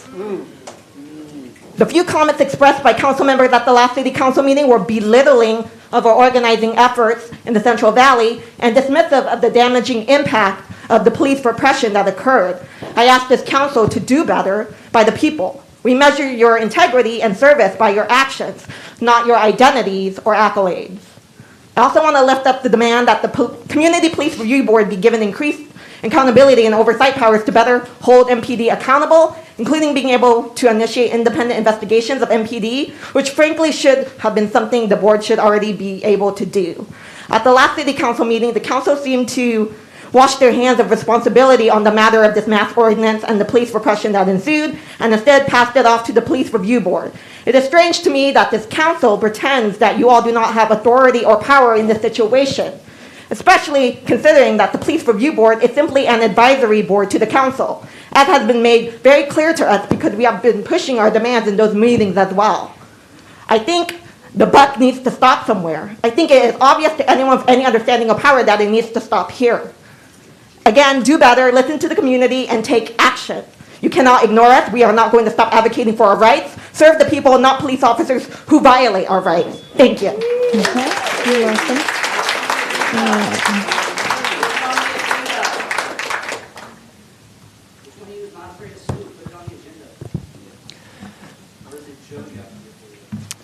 Good evening, Mayor. My name is John Jacob Jingleheimer Schmidt, and I'm here today to express concern and disappointment with the conduct of the Modesto Police Department on June 14th at the Ice Out protest that occurred at 10th Street Plaza. In a presentation to the Community Police Review Board, our police chief paradoxically claimed that MPD had a zero-tolerance approach to violations, but also acted with great discretion. Doesn't really make sense to me. What also doesn't make sense is arresting members of our community simply for wearing a mask at a peaceful protest. MPD, via our chief, said their goal, they believe, is shared with everyone in the community. A peaceful protest with no arrests. We brought the peace, they brought the arrests over a ridiculous ordinance. Hence, meanwhile, the cops themselves were wearing masks as they violated our First Amendment freedoms. MPD didn't ask anyone if they had a religious or a health exemption as the ordinance lays out. How can they be trusted to enforce laws when they will not faithfully execute them? And they needed to ask, and frankly, they shouldn't even have made arrests in the first place. And I think that's because the actions were never about safety. They were about silencing political dissent of any groups or any voices critical of a corrupt police system. Though, like many oppressors throughout history, I'm sure MPD would claim they were only following orders. To that end, if this council truly values safety and democracy and the well-being of the people, there are some common sense steps that must be taken. And publicly come out and support and act upon the following. First, full repeal of Municipal Ordinance 4230213. Second, an independent investigation into the misconduct of MPD on June 14th. Third, immediate dismissal of all charges against those arrested at the Ice Out protest and removal of those charges from their records. Now, I've said in this chamber before, and I'll say it again, that I have the privilege of teaching American government to our high school seniors in this community. Unless this council takes action, I don't know how I'm going to look them in the eyes this fall and tell them they have the right to peaceably assemble. Because as long as this ordinance stays on the books, they do not, and that is on each and every one of you. The fact that this was not on the agenda today is ridiculous. You heard us last week and clearly rebuffed us. That freedom to peaceably assemble does not exist under your leadership. But most of you got all dressed up in your red, white, and blue and literally paraded around on 4th of July so you could get your photo ops. If you really valued constitutional freedom, you'd take a stand here. You would have already done it and it'd be on the agenda tonight. We need less photo ops and more governing. So I'm asking you to do the bare minimum and get rid of this ridiculous ordinance. Thank you. Next. Good evening. My name is actually Nick, and I'm here to talk about the mask mandate and the events of the Ice Out protest and No Kings Rally. I was a participant in both of them, and I myself masked up not only for personal safety, but also because I have family members that suffer from respiratory issues that are heightened because of COVID. As many have spoken already, COVID is still ongoing and many people like to protect themselves. And more importantly, because of the massive surveillance and police budget, many of us wanted to protect ourselves from police repercussions. As it has been blatantly aware, there is massive surveillance in the form of drones, cameras, and police plainclothes infiltrating these protests and smash and grab of some of the protests as well. The police chief used the example of LA and other cities as an example of escalation that could happen by these protests, but just like those cities, protesters like myself came out to support the community and the police themselves escalated it. We showed up to support and protect us while the police came to antagonize, take away, and use their power as any means that they felt necessary. This blatantly shows that the police are not held accountable by anybody and they themselves are above the law. Anything other than a non-biased community investigation and manner to hold them accountable is the only way to reform police because they have showed completely incapable of doing so. They themselves are weaponizing this mask mandate to show anybody that is against police and ICE activities. Anything other than repeal of the mask mandate and investigation is a gross misrepresentation of power and showing that not only is this area, but the country as a whole sliding deeper and deeper into fascism. And that mask is coming off, unlike this mask mandate. The police did seem to show discretion, not targeting the status quo demonstration of the No Kings rally, but instead targeted a more vulnerable group of people like the unhoused and people of color. They used technical police tactics and ICE tactics that have been ongoing lately. This is a gross misstep, not only in local policing, but local government as well. You have the power to order this investigation, to increase civilian oversight of policing, and that is the only way that was going to stop further hostility and ICE presence as well. Thank you. You're welcome.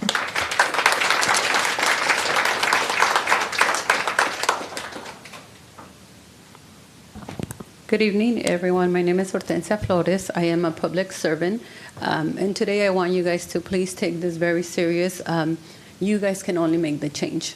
We've been here, we're advocating for our family members, for our community.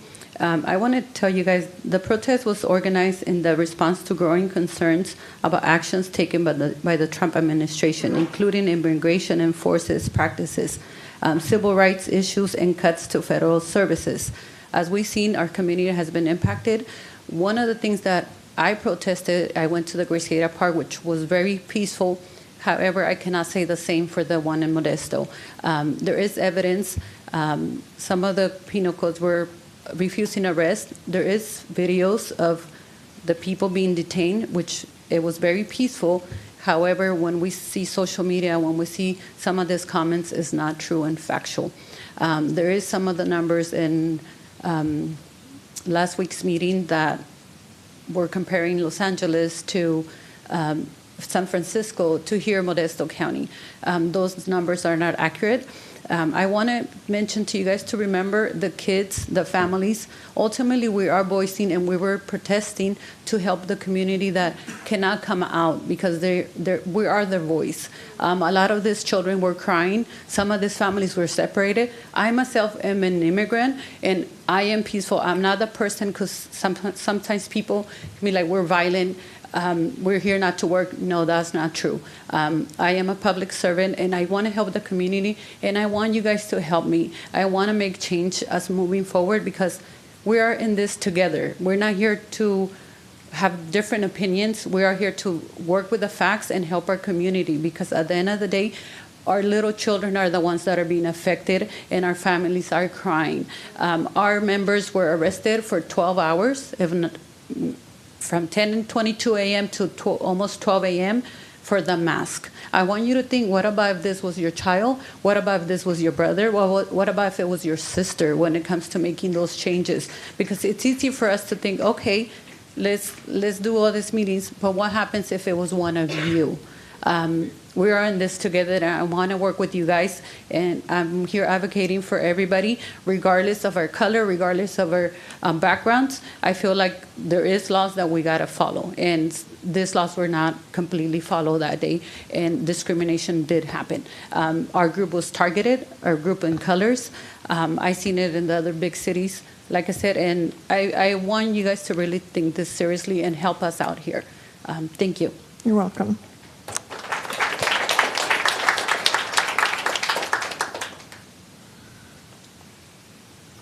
Good evening. Hi, good evening. My name is Leah Hassett, and I've spoken before about my experience, but I decided to just come up and be another voice because I think it's so important.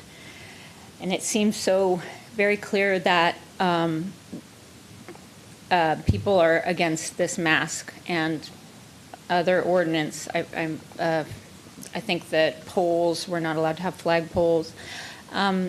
So I want to be another voice to repeal that ordinance and to have it in the incident on June 14th investigated, and also very much want to mention that I support, wiping clean the records and dropping all the charges and, having an apology even for the people that were arrested because I'm thinking about something that was happening at the meeting where Chief Gillespie talked about lessons learned from that June 14th protest so from his point of view, it sounded like they learned something about not arresting people for the mask ordinance when the people that were doing the arrest were wearing the same type of mask that was they were arresting the person for. So I witnessed the gentleman's arrest that took place on, I think, 14th or 15th, right near the Queen Bean. And I saw two people come up in unmarked cars with plain clothes and they were wearing the same kind of mask as the gentleman that they were arresting. There would have been, it's so contradictory, but basically what I thought Chief Gillespie said was that they learned from that.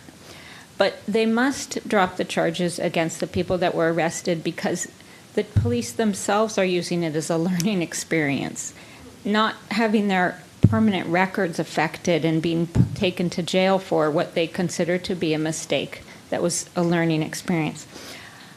I'm getting nervous and I'm not really sure exactly if I'm making sense, but it just seems like a horrible, horrible double standard. The other thing I wanted to say was that I did witness that, and it was very scary. The other thing that I want to say is that the mask ordinance keeps, the way it seems to me is it seems that it reminds me of the laws against African Americans voting in the South, that they would have just all of these extra rules that make people not come out and vote. It's like the extra rule that makes us not come out and use our rights, and it's really important that people feel comfortable. You get my drift. Okay. Thank you.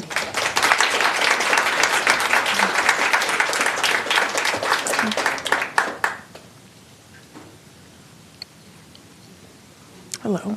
Hi, my name's Will. I'm from Modesto. I was at the protest that these folks are all talking about, and at the Downtown Center Plaza when the first person was arrested. I was there and saw it, and the way that the police department came in and arrested the person made it to where, like, me and my girlfriend, we were scared, and we almost went home. It wasn't a de-escalation. I didn't feel protected by the police. It felt like intimidation. And no one should be intimidated to protest. It's our right, and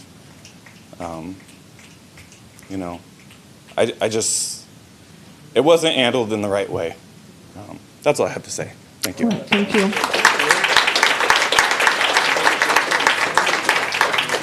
All right. Right. I guess that's it for public comment. Next on the agenda is consent items. An item may be removed from consent and discussed at the request of a member of the public or a council member. Is there anyone in the council that would like a consent item removed for further discussion? Seeing none, is there anyone in the public that would like an item removed from consent for further discussion or comment? And I currently have one blue card from Emerson Drake, pulling item number 9 and number 25. Oh, Kevin? Items 22 and 24 for questions and discussion. Thank you. Okay. 22 and 24? Yes. All right. Thank you. Sure. All right.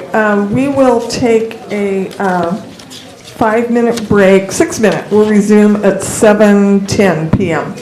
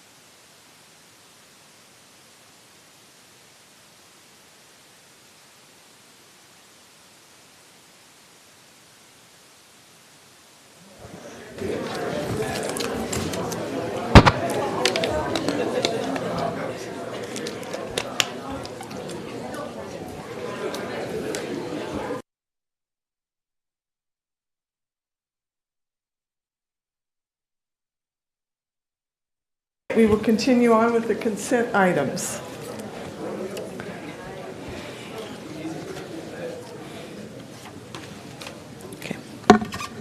Can I read the consent items? Sure, please do. Item 8, consider approving the minutes for the June 24th, 2025 council meeting. Item 9 was removed from consent.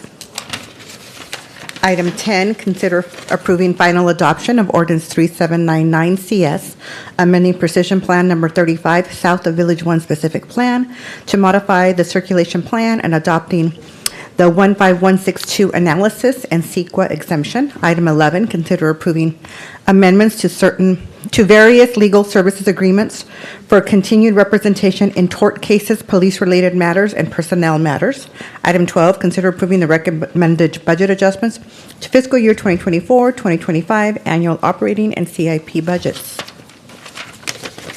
Item 13, consider approving annexation map number 1 to the City of Modesto Community Facilities District number 2024-1, Tivoli, and authorizing the levy a special tax on the property located within the annexation map. Item 14, consider approving a 10th amendment to the professional design services agreement for the State Route 132 West Freeway Expressway Phase 1 project with Dockin Engineering, increasing the agreement by $35,000. Item 15, consider approving a cost-sharing agreement with the County of Stanislaus regarding reimbursement of costs related to the construction of Urban Pocket Area Area 9 Colorado Rouse project. Item 16, consider approving the final map and subdivision improvement agreement for the Tivoli Arcadia Unit 1 subdivision, consisting of roughly 18.74 acres located north of Sylvan on Future Area Way, APN 083-004-090. Item 17, consider approving the final map and subdivision improvement agreement for the Tivoli Snow subdivision, consisting of roughly 38.91 areas located northeast corner of Area Way and Sylvan Avenue, APN 083-004-068. Item 18, consider accepting an informational report for the May 2025 Accounts Payable Payment Register and Void Report. Item 19, consider accepting the monthly investment report for April 2025. Item 20, consider approving the purchase for 3 fleet additions for fleet vehicles, which includes 1 Ravel 5i Series compact sewer, 1 Boom Lift Genie truck, and 1 Ford F550 truck in a total amount not to exceed $694,008. Item 21, consider approving an agreement with Ring Central Incorporated for annual telecommunication services for a total amount not to exceed $2,058,335 over 5 years. Item 22 was removed from consent. Item 23, consider approving a memorandum of understanding with Stanislaus County for regional solid waste disposal at Fink Road landfill with a term ending on June 30th, 2035. Item 24 was removed from consent. Item 25 was removed from consent. And item 26, consider approving the final initial study mitigated negative declaration for the Stanislaus Elementary School 123 TCP mitigation project in accordance with the California Environmental Quality Act. All right, may I have a motion to approve the consent calendar? I'll make a motion. All right, I have a motion by Councilmember Alvarez, seconded by Vice Mayor Bavaro. Will the clerk please call the roll? Vice Mayor Bavaro. Aye. Councilmember Williams. Aye. Councilmember Scutia-Brayton. Aye. Councilmember Alvarez. Aye. Councilmember Ricky. Aye. And Mayor Zwalin. Aye, it carries 6-0. So next, we will go back to consent item 9. Consider approving final adoption of Ordinance 3798-CS, amending Section 5-3-9 of the zoning map of the City of Modesto to pre-zone to specific plan zone for the Founder's Point East specific plan, approximately 220 acres located north of Pellendale Avenue, south of Kiernan Avenue, east of Tully Road, and west of the former Tidewater Railroad Future Virginia Trail Corridor. We will have a staff report. Thank you, Mayor, City Council. And so this is the second reading of the ordinance that the mayor just stated, annexing 220 acres of land that's currently within the Modesto sphere of influence into Modesto city limits. The underlining zoning for that will be 150 acres of business park, and then 70 acres will be for residential. All right, thank you very much for that report. Are there any questions from council regarding item 9? Seeing none, comments from the public regarding this item?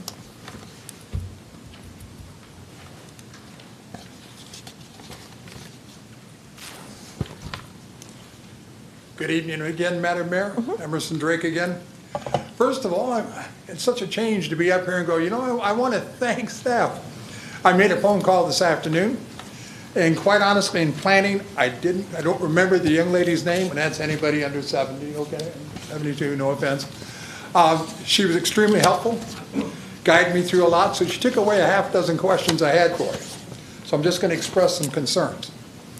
One of them is this: your low density rating is between 4 and 8 homes to an acre. Obviously, that doesn't make sense for most of us. You know, the prime number we're always looking for is 6. That's the most advantageous for low. You know, that way we're not building a bunch of McMansions all the time. We're seeing rentals. Is it Founders Point there off of Carver? They already have rentals going on. So it's not like these are all being sold for homeowners. And I have a concern also for the condition of Tully Road, because that's where all these new homes are going to be coming from. Now, I know with your numbers, if you slurry something, it makes it sound like it's really good.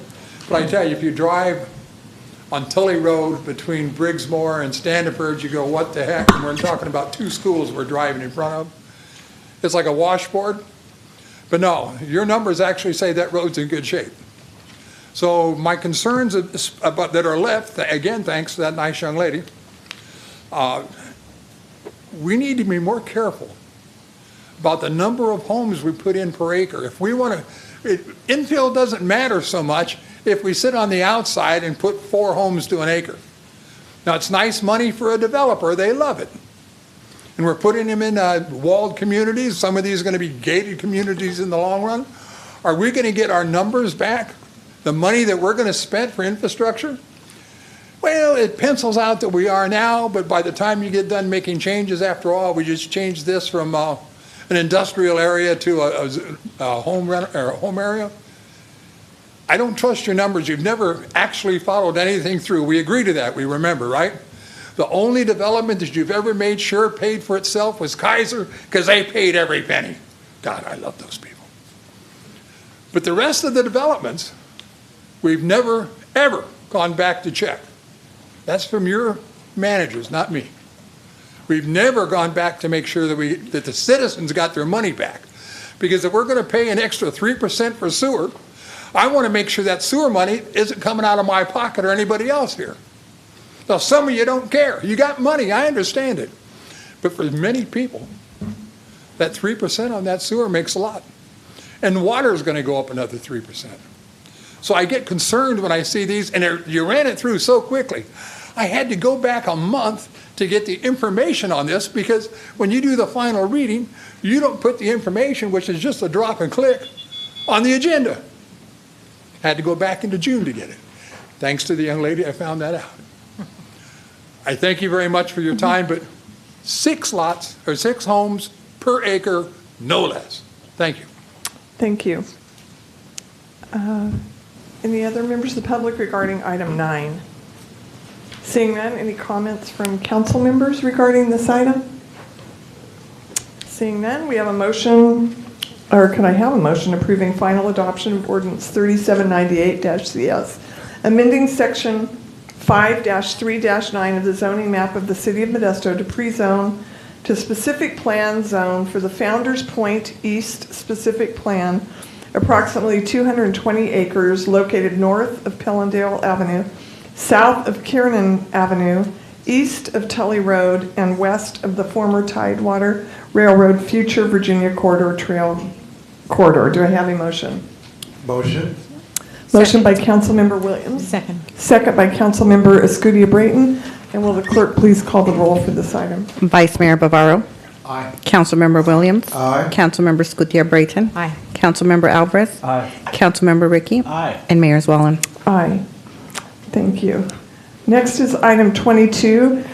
Consider approving the First Amendment with Mather Aviation LLC, Mather, California, for aircraft maintenance and repair services, increasing the agreement amount by $427,776 and extending the term of the agreement from September 30th, 2026 to September 30th, 2027. And we will have a staff report. Welcome. Good evening, Mayor, Vice Mayor, members of the council. Lieutenant Kalani Souza of the Police Department. I am the Air Support Unit Commander. And in 2023, the council approved the purchase of Sky One, which is our 2013 Gibbs Aero GA8. After our first full year of flight in 2024, we realized that we're actually flying more, providing more services to the city of Modesto. And based off of those numbers, we doubled our hours of flight, we doubled our calls responded to, we doubled our response times, and those calls that required no police officer response from the ground.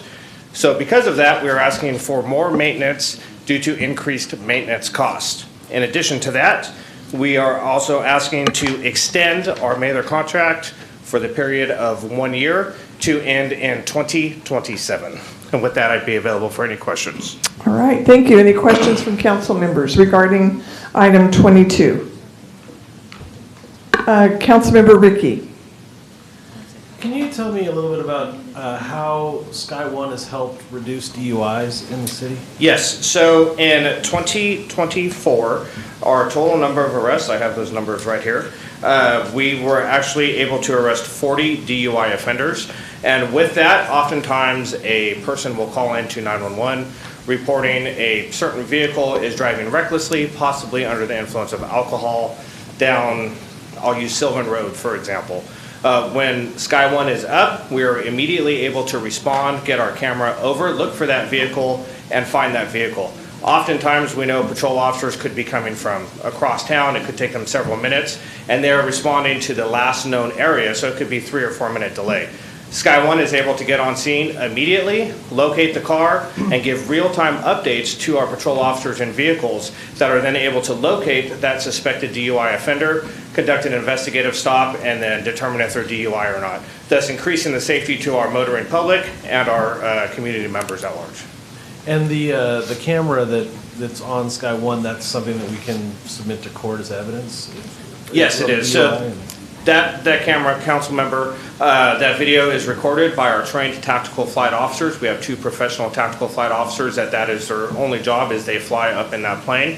And they are able to testify in court in addition to getting that call for service, but because they are police officers, they have all the expertise and training of a police officer, and they just do that from the sky. So we're able to take all that information, pass it on to our officers as real-time information, and then they're able to make those stops and make those arrests. Thank you. I've got 2 more quick questions. Yes, sir.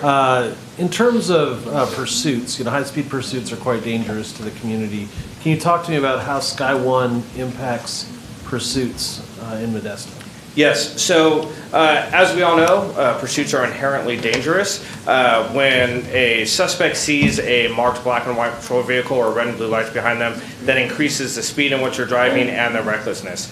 Because Sky One is able to monitor from over 6,000 feet above, those officers are able to back off, and we're able to watch from the camera, giving those real-time updates again, and essentially land that vehicle to wherever it's going to go. So the officers can hang back, we can keep eyes on that vehicle. Once they realize that the police department is no longer following them, 99% of the time they pull over, and then they attempt to flee the car or just walk away like nothing happened, and little do they know that we are actually monitoring from above, and we're able to capture that. So it reduces that, and with that we were able to mitigate 36 pursuits in the calendar year of 2024, leading to the arrest of 39 different suspects. And that's not just for the city of Modesto, although that's who we primarily serve. That's for other agencies coming into the city of Modesto as well, who don't abide by our same policies and procedures. So we're able to coordinate with those agencies. They're able to back off because they know that we're up above, and then they can come in after the vehicle has slowed to a reasonable speed or stopped and take those suspects safely into custody.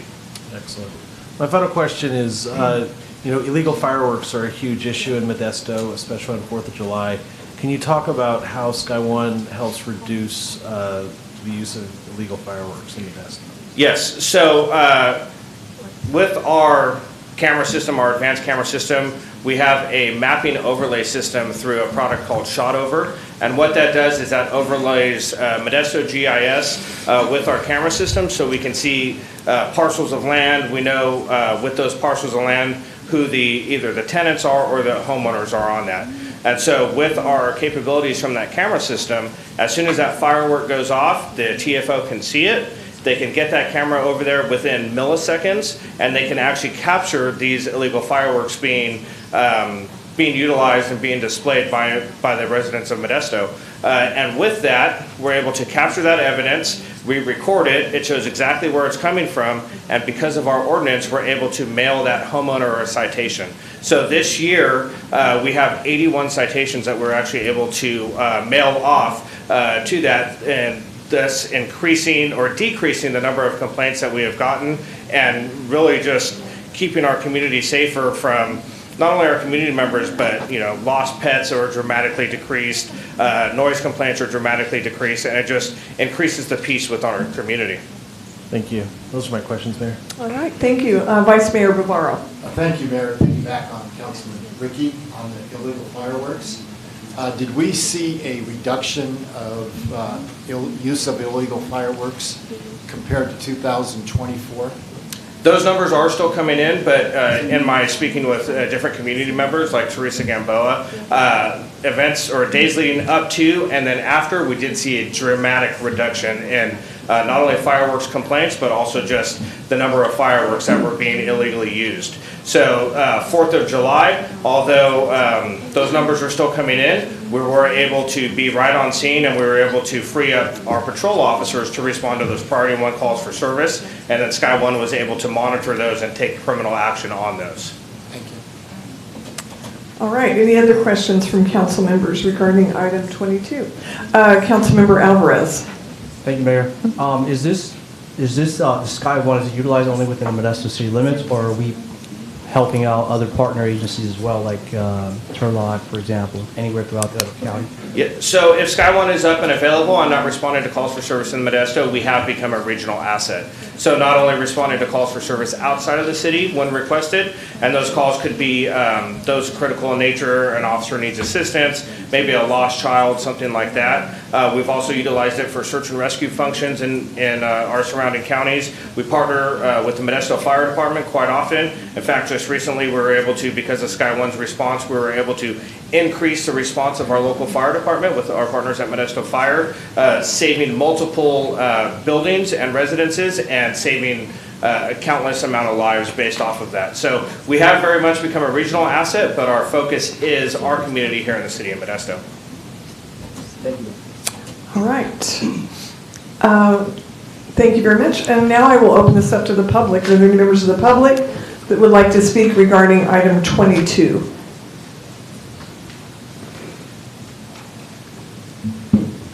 Hi, Kevin McClarty, District 1 again.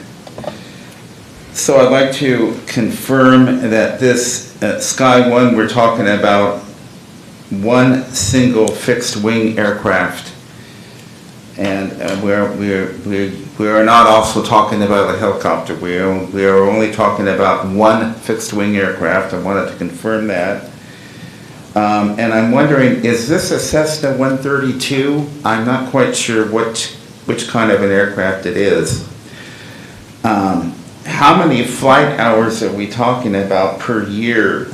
We're talking about roughly an annual amount of $195,000. So I'm wondering how many flight hours amount to $195,000. And finally, this maintenance cost of $195,000 a year, how would that compare to what a private pilot would be paying for the same aircraft? I'm wondering if somebody has seen the city coming and taken advantage of the city, is what I'm asking. Because I mean, I find it hard to believe that a private pilot would be paying $195,000 a year to maintain his aircraft. And if it's a Cessna 132, that's a very common private plane that a lot of private pilots have, and I don't think they spend that kind of money maintaining it. Unless it's an inordinate amount of flight hours that we're talking about. I mean, we'd be talking about a tremendous amount of flight hours. I don't know. There's something fishy about this. I just find it hard to believe that that it could accrue that many hours and that much maintenance and that much cost. And I think that what you have to compare it to is what would it cost a private pilot. And if you want to have some sort of a matrix by which to compare it to, you have to look at, what it would cost a private pilot as opposed to us. That's what you have to compare it to in order to know whether we're being ripped off or not. So that's just what I'm wondering. Thank you. Okay, thank you. I wrote down the question, so please feel free. So is Sky One a fixed wing? The Sky One is a fixed wing. We only have one fixed wing, which is Sky One. It is not a Cessna, excuse me. It's a Gibbs Aero GA8, which is a different aircraft. It is a larger aircraft that's specially designed for our flight operations, not only here in the city of Modesto, but across the state of California, across the United States, really, and then even into Canada. I've had contacts with the agencies up there that are also flying the same aircraft. All right, and then do you know how many flight hours Yes. last year? So 2024, we flew 930 flight hours. For 2025, we are on track to fly 950 hours at this point. Okay, and then the maintenance cost comparison to private aircraft. I'm assuming that it would have to do with all the specialty equipment and how it's, there's a lot more to it than just the airplane, but Yes, please feel ma'am. free. So maintenance right now, we pay, on average, 2024 was about $227 an hour is what it broke down to. For comparison, a rotary aircraft, a helicopter, the cheapest that you will be able to fly that is at about $650 an hour, in excess of $1,200 to $1,300 an hour, depending on the size of the aircraft, number of engines and those things. And because of that, with the rotary, more moving parts, more things that can go bad, more things that need to be replaced, which equals a higher cost. All right, so it's for the airplane, it's $227 per hour? $227 an hour is maintenance and fuel for the aircraft. Okay. Is what it averages out to for our flight time last year at 930 hours. Okay, thank you. All right, any other members of the public regarding item 22?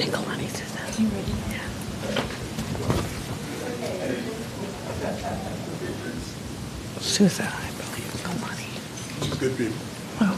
Emerson Drake, again, I've just got a question I've been trying to get answered. It's not a big deal. But it looks like this, we're extending, the original contract was supposed to run through September of next year. Are we out of money? All right, I apologize. All right, you know the game. I do, I apologize. But I kind of need to get the answer so I can ask the next question. So are we out of money? Is that why we're doing this a year ahead of time?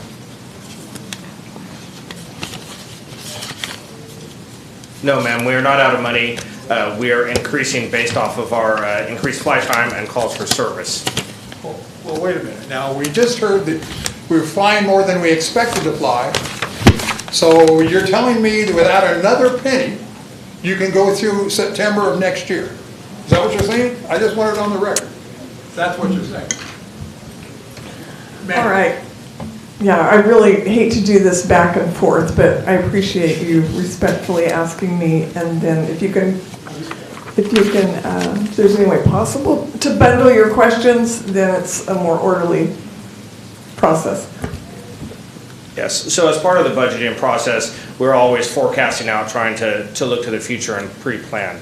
So with this, our Mather contract, because of the purchase times of the plane, does not run traditionally with our fiscal year. It goes from October 1 to September 30th. So with that, we are looking to increase our budget so we can continue to provide the services that the city of Modesto and our community has come to know and expect from our aircraft.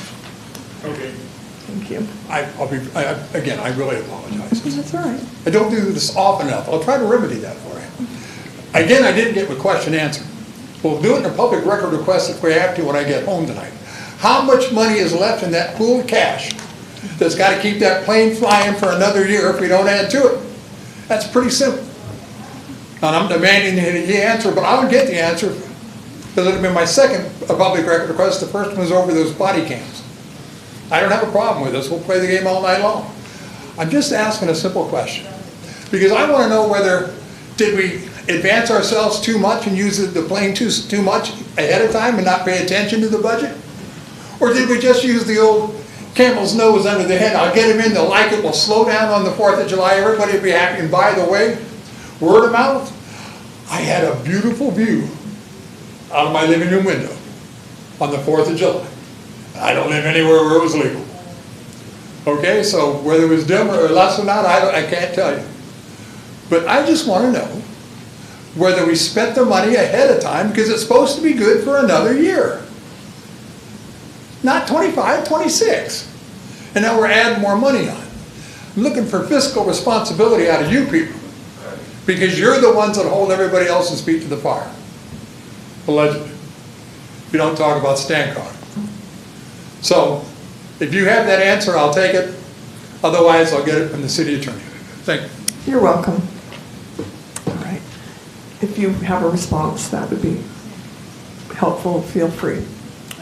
Just like I stated before, ma'am. So just looking future, we were able to extend our contract by 1 year, and those funds, they do last through September 30th, and we want to increase those funds so we can continue to provide now that we have our baseline full year of 2024. Our first year, we did not fly a full year, so we were estimating our numbers. We have a full year now. We're able to increase our flight times, provide more service to the community of Modesto, and thus reducing calls for service, increasing officer safety presence, increasing the level of service for our community. So we just want to continue to provide that by increasing our budget over the next several years. All right, thank you.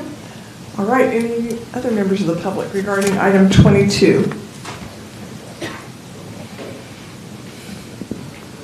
Thank you, Mayor as well. And I'm Teresa Gamboa, the chairwoman of Woodland West Community and a neighborhood watch coordinator. And I'm going to encourage you to vote for this item because the Sky One has made a huge difference for our neighborhood because we're on the edge of the city. Sometimes it's hard for MPD or the sheriff's office to get to us, and when Sky One is in the air, we have it in seconds. And it's made a huge difference to our community, and I can tell you that our whole community is supportive of Sky One, and it seems to me that they're being fiscally responsible, and if we could afford it, I would like a Sky 2 for the city of Modesto. Thank you. Thank you. Any other members of the public?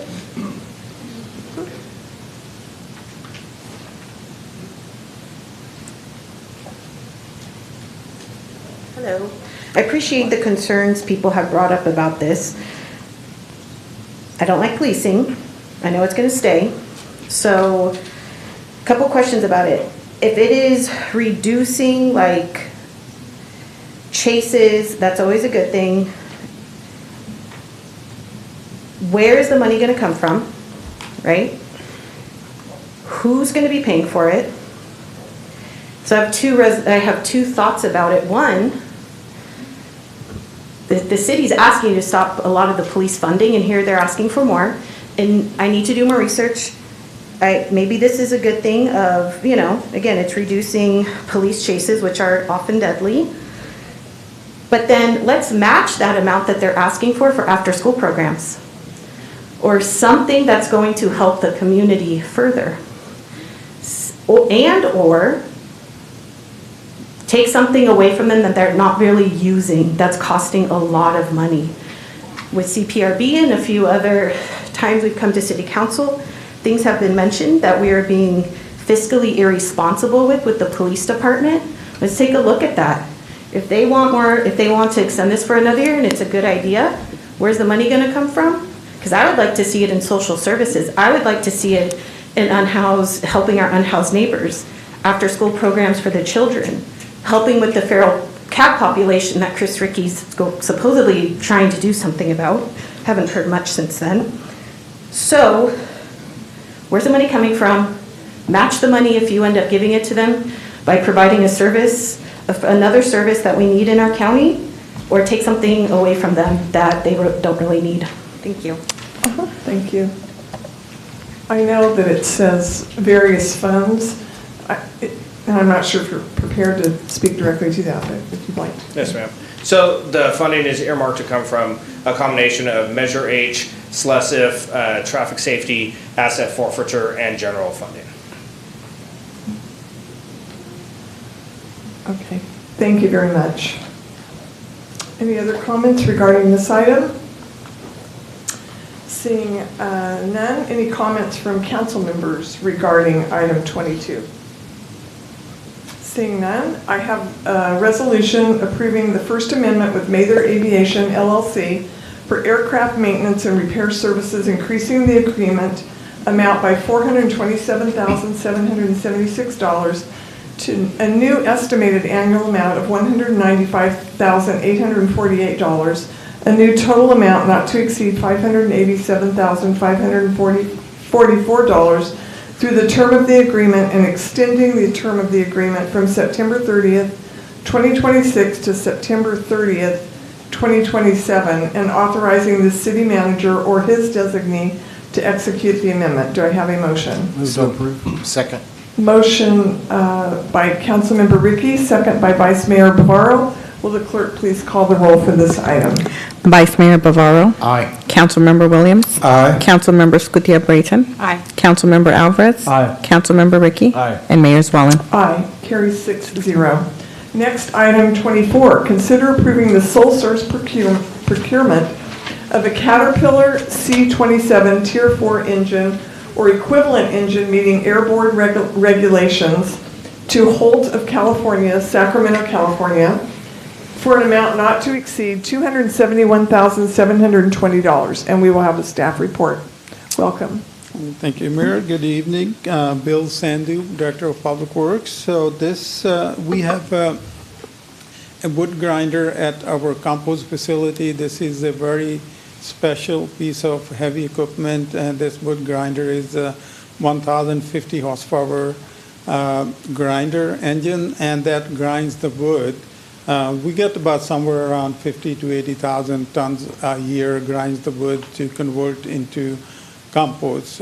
So this piece of equipment was purchased back in 2007, and it's an 18-year-old piece of equipment, and it's due for replacement. So engine froze a few months ago, so we've been researching options either to, because it's due for replacement, either to replace the grinder, and the new grinder, the cost for replacement, a diesel engine grinder is about $1.5 million approximately. Challenges with diesel grinder are that it limits our hours of operation to satisfy airborne regulations, emission regulations. So we had a lot of wood there, so we got contracted to grind some of the wood. So the future is probably not diesel grinder at this, given the engine size and so on. The future is electric grinder, and we currently don't have that four-phase electricity at site that is needed to replace this with electric grinder. So we're working with TID, Turlock Irrigation District, to bring electricity that's needed to power the electric grinder.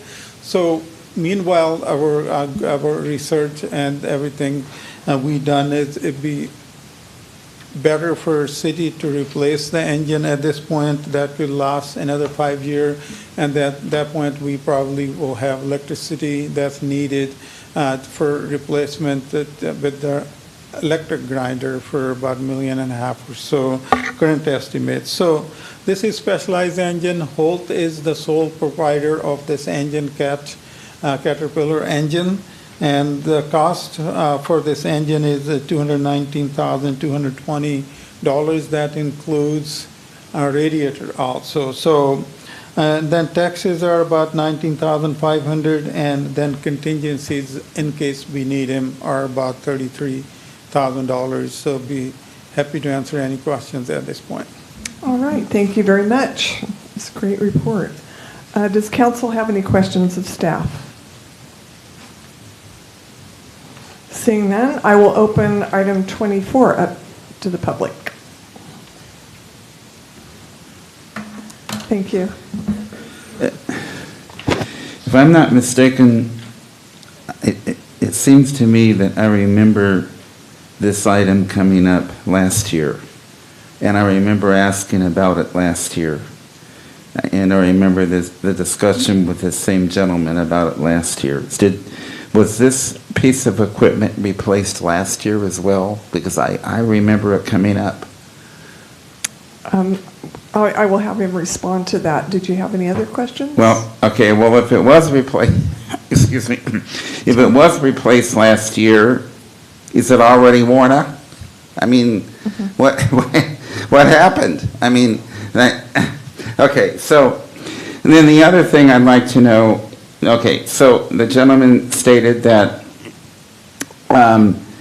he's replacing the electric-powered device with this Holt Caterpillar engine. I'd like to know how that Holt Caterpillar engine is going to be powered. And then, depending on his answer, I may or may not have another question. All right. Thank you. Thank you, Mayor. So this piece of equipment was purchased actually in 2007. No, it was not replaced last year. The last time we repowered the engine was about 5 to 7 years ago. So that may be a different piece of equipment, but this is not. And the electric engine will not be Holt when it's replaced, but that's a few years away. Current engine being replaced is with the diesel engine, because this is a diesel engine currently it has, so it's a specialized engine. So to answer the question, summarize, no, it was not replaced last year, and that piece of equipment was bought in 2007. It's about 18 years old, and also at this point we are looking into bringing electricity to the site that's needed to power an electric piece of equipment. Once we have the electricity in the next 5 years or so, then we will be looking into purchasing an electric grinder at that point. So this, we're looking at least about 5 years out of this engine, because it goes to so much wear and tear, given that 50 to 70,000 tons of wood is this piece of equipment grinds 50 to 80,000 tons of wood every year. Thank you. Thank you. So I do have another question. So he's saying that it's going to be replaced with a diesel engine, and my question is that compliant with new state environmental requirements? I mean, if citizens are being required to use electric-powered leaf blowers, electric-powered snowmobiles, and electric-powered lawnmowers and so forth, then why isn't the city being required to use electric-powered motors for whatever this thing is? I'm not quite sure. Compost smasher, I guess is what you call it. I don't understand why the city is not being held to the same environmental laws that citizens are being held to. I mean, if I were a citizen out trying to buy one of these things, I would be told that I would have to buy an electric-powered one because I couldn't get a diesel-powered one because it's not environmentally friendly.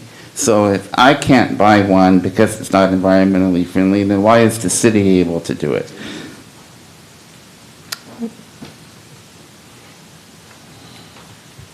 Thank you, Mayor. So this Tier 4 engine does comply with CARB, or California Air Resources Board requirements, emission requirements. We can only operate for not so many number of hours a day. So that's the limit on it.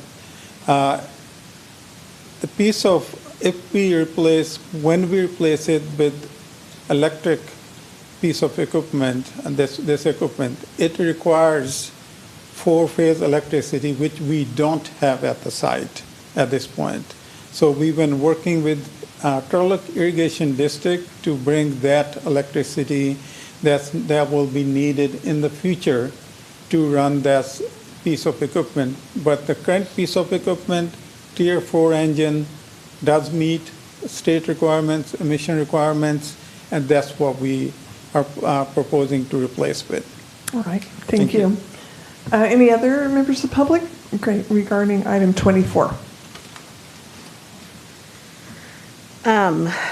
So I noticed that it's a Caterpillar, and it says, or an equivalent engine meeting the Air Board regulations. I want this stated on the record that the Caterpillar Corporation funds the genocide in Palestine. They have been for decades. When the wall between the West Bank and what is known as the nation state of Israel, or occupied Palestine, they put in their bid to build the wall. I have friends, Palestinian friends, whose homes have been demolished to build that wall. I have heard those Caterpillar equipment going through the rock while you're trying to just live about your day, and the horrifying lives that my Palestinian friends have gone through because the Caterpillar Corporation, among many, wanted to be a part of that genocide. So if we care about people being slaughtered to death, hopefully we do, I would really like to see that we steer away from Caterpillar and that we can go with a company that isn't actively seeking to destroy people's lives. Although I know it's hard because there are too many out there that are doing that, but specifically Caterpillar. Thank you. You're welcome. All right, anyone else regarding item 24? Seeing none, any comments from council members regarding this item?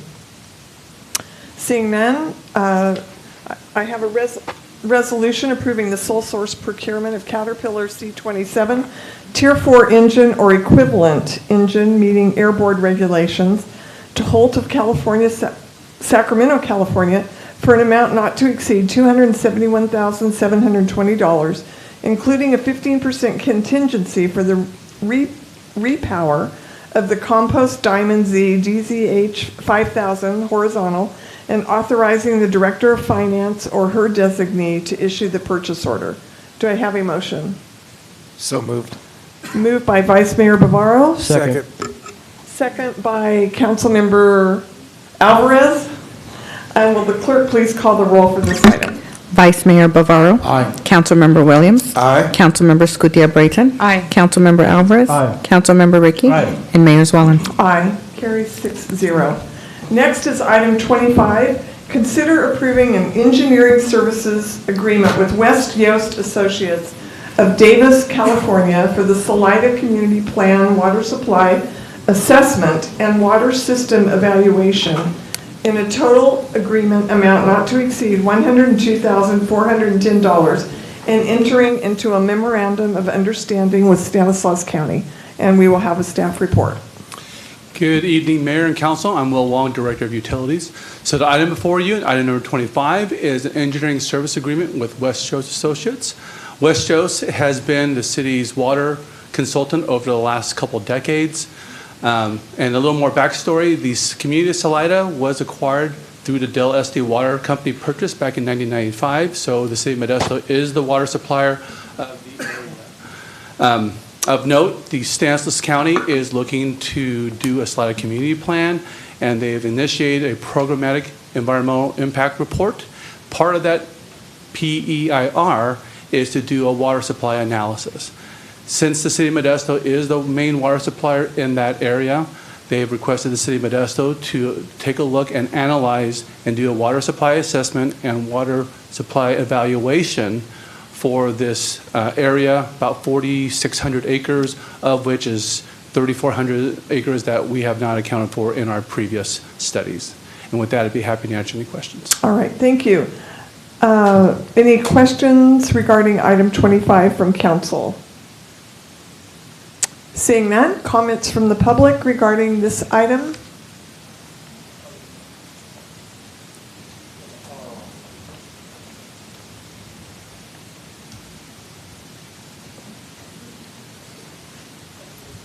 Madam Mayor, Emerson Drake again. You know, this is all getting ready to make that move up into Salida to help our friends up there, you know, started out being the gallows or a gallow, and they handed it off to somebody else, because this, let's be honest. And unfortunately, Councilman Bavaro has already shown his willingness to overlook the fact that the city of Modesto took an advisory vote and said, no, we don't want to go north of Kernan. No. But we look the other way. We do what we want because, oh, there's a chance to build a 2 million square foot facility up there, thousands of trucks, 10,000 jobs, which is all bull, but that's okay. You know, if you're going to put that place up there, maybe you ought to consider putting a warning on all these houses you're allowing these people to sell, because by the time they run 1,000 trucks a day through there, it's going to make it stink, along with being bad for your heart and your lungs. So, you know, you had an advisory vote. I appreciate the fact that some people just don't care about advisory votes. They don't care. The people said no. We took the vote, that's all that counts. We'll do what we want now. We've seen a lot of that tonight, but we're talking about our future now. And basically, you know, it's to get into the background, it's a squabble over who's going to do it. The county says, well, we got to let them do the water, but the county wants to control it, so maybe they'll shut it down. You know, Terry Withrow was a big help the last time we got greedy and decided to send people into Salida to steal their property. Same way with Wood Colony. When the people said no, Terry listened. The people talked to you, and you looked the other way. The people said no, but that's okay. We're going to build an empty warehouse on spec. If anybody wants to see an empty warehouse and it wasn't on spec, go drive on Kernan. What is it, Easy Jack or whatever they call themselves? That huge empty building up there that they pushed so hard. All these jobs we were going to get. It's sitting empty. It's a beautiful building. But the people told you no. By some points, almost 70% of the 5 areas that they got to vote on. If you don't believe me, do another vote and find out. Oh no, we don't leave it in the people's hands. We'll do what our friends want us to do. And how can you trust a group that voted to put Cecil Russell on the Planning Commission? It's the most insane thing I've ever heard of. What's the one thing he's done since he's been on there? He's trying to get a stoplight where that stop sign is. They told him you don't have enough traffic there. Well, we'll get around that. That's the way you people are operating now. Listen to what the people say. Thank you for your time. You're welcome. Any other comments regarding item 25? Seeing none, are there any comments from council members regarding this item? All right, I'm going to ask our city attorney, is this 3 separate votes or all one vote? Okay, thank you. Thank you very much for your report. I have a resolution approving an engineering services agreement with West Yost Associates of Davis, California for the Salida Community Plan Water Supply Assessment and Water System Evaluation in the amount of $93,100 plus $9,310 in additional services if needed for a total agreement amount not to exceed $102,410 and authorizing the city manager or his designee to execute the agreement. A resolution approving entering into a memorandum of understanding with Stanislaus County regarding reimbursement of costs related to the Salida Community Plan Water Supply Assessment and Water System Evaluation and authorizing the city manager or his designee to execute the agreement. A resolution approving an amendment to the fiscal year 2025-26 multi-year program budget in the amount of $112,410 from water fund reserves to fund the Salida Community Plan Water Supply Assessment and Water System Evaluation and authorizing the city manager or his designee to implement the provisions of the resolution. Do I have a motion? Motion. Motion by Councilmember Williams. Second. Second by Councilmember Escutia-Brayton. And will the clerk please call the roll for this item? Vice Mayor Bavaro. Aye. Councilmember Williams. Aye. Councilmember Escutia-Brayton. Aye. Councilmember Alvarez. Aye. Councilmember Ricky. Aye. And Mayor Zwellen. Aye. Carries 6-0. All right, next on the agenda is council comments and reports. Do any council members have any comments and reports? Councilmember Ricky. Thanks, Mayor. Let me start out by saying that I unequivocally do not condone or support actions that run afoul of civil rights or liberties. I also sit on this body, and I think that my colleagues will agree, with the intention of pushing policy that's deliberate and meaningful. I acknowledge that the mask ordinance was passed in a knee-jerk fashion in 2019. And I wasn't on the body, this body then, and frankly, no one up here was. But I can't, in good conscience, do the same thing with the same slingshot-style decision-making process in reaction. We need to be thoughtful and hear all the opinions on the ordinance, including the opinions of law enforcement. The good news is that we have a process. We have a civilian police review board. It's a board that this community fought hard for, it wanted, and it deserves. And I support the review board addressing this problem because I believe that it's the best way to solve this problem. And I'm confident it will. Thanks, Mayor. All right. Councilmember Scudia Brayton. Thank you, Mayor. There was a little bit of addressing this subject already, but 4th of July and the fireworks that we had. So now that we have 4th of July and all the fun we had at 4th of July behind us, we were able to see kind of big picture how the city services were provided and what was impacted. So we have heard a little bit about this already, but overall there were less aerial fireworks this year as compared to last year. So this equated to 31% decrease in overall calls to the Modesto Fire Department. Good. It also was a 43% reduction in vegetation fire responses. Good. Lots of possibilities why this, what may have attributed to this decrease, but one of them perhaps might be the fact that the City Council did increase the fines for illegal fireworks, so that helps. And also our firefighters and our police just really stepped up and really implemented making sure that people enjoyed 4th of July well. I mean, even though we had fewer fireworks, we still had plenty of fireworks and all the havoc that they cause.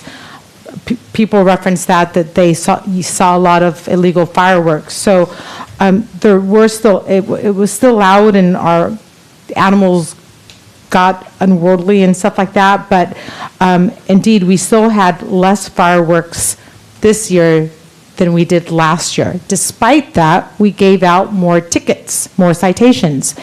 And Officer Souza referenced the efficiencies in Sky One, that a piece of equipment really attributed to providing and issuing more citations, despite the fact that we had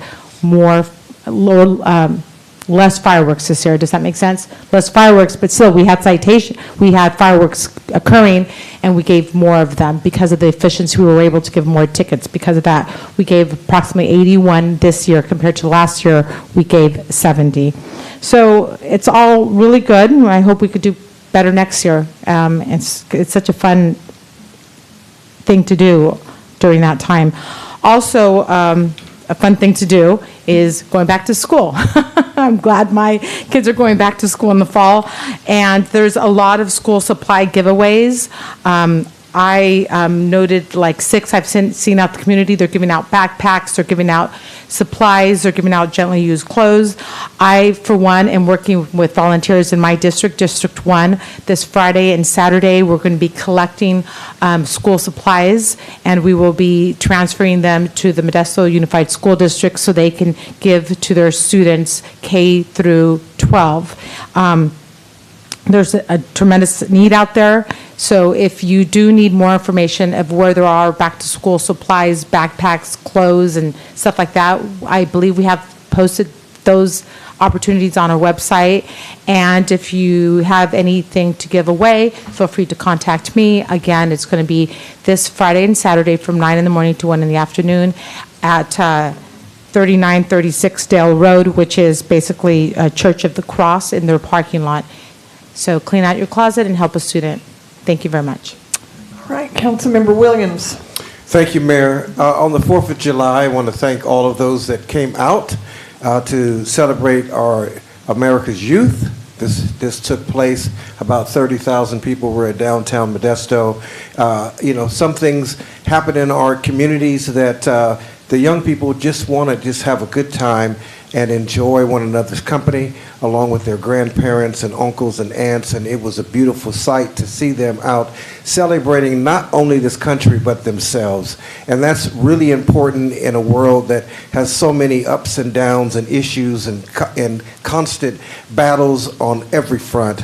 So I am thankful to the Stanislaus Latino Stanislaus Latino Chamber of Commerce, who actually helped the Kiwanis out this year to have a successful parade. It will be and is online already. There are about 2,500 photos of beautiful people in this community enjoying that day.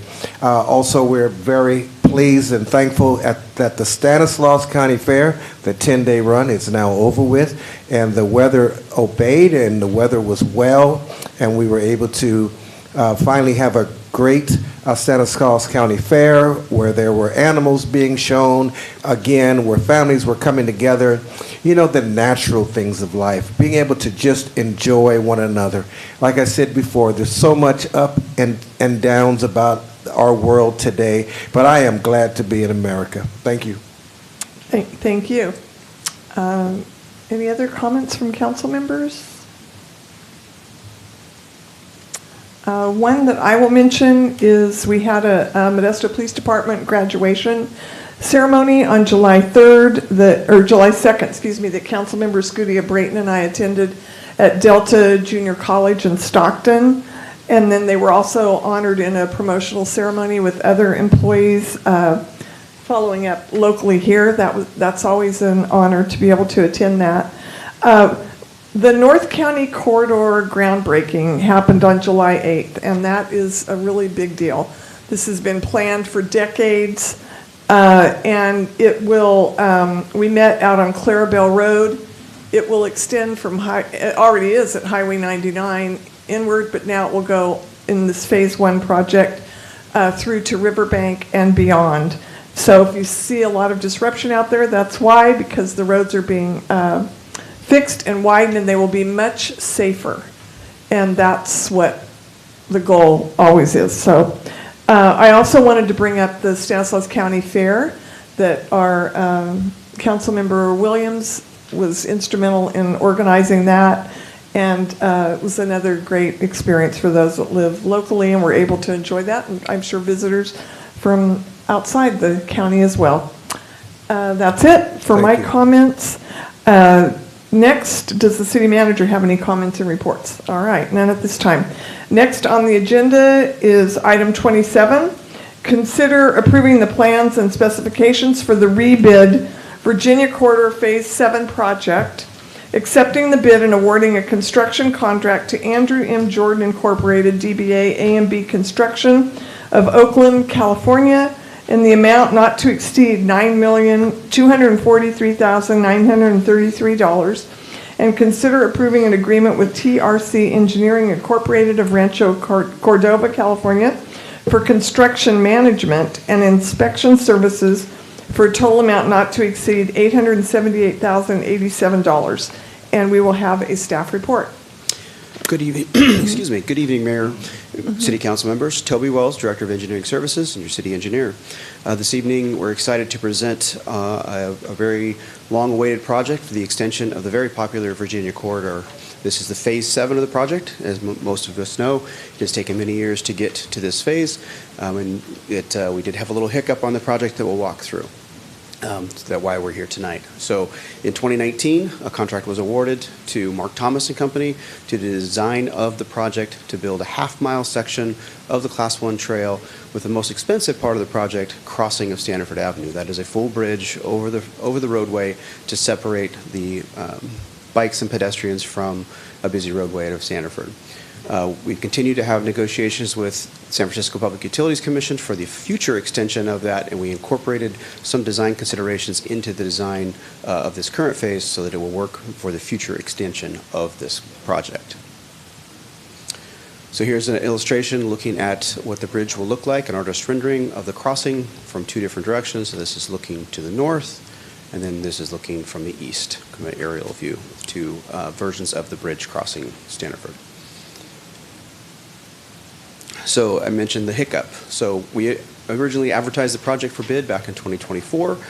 We opened those bids. We got 3 bids. They were high, and unfortunately, there was a bidding error that required us to reject all those bids. In addition, the bids all came in quite a bit higher than we had anticipated. So with that opportunity, we relooked at the project, reviewed all of the bid items that were where we had a difference between what the contractor was proposing. We were able to value engineer and reduce the costs, and then proceeded with rebidding of the project. So it went out for bid in May, opened in June. We did receive 4 bids, all good bids, and the lowest bidder, A&B Construction, was identified as the lowest responsive and responsible bidder, $8.5 million, just under the engineer's estimate, with a construction contingency of 8%, or total not to exceed around $9.2 million. If awarded, the project is expected to start in September and be ready for use in the fall of 2026.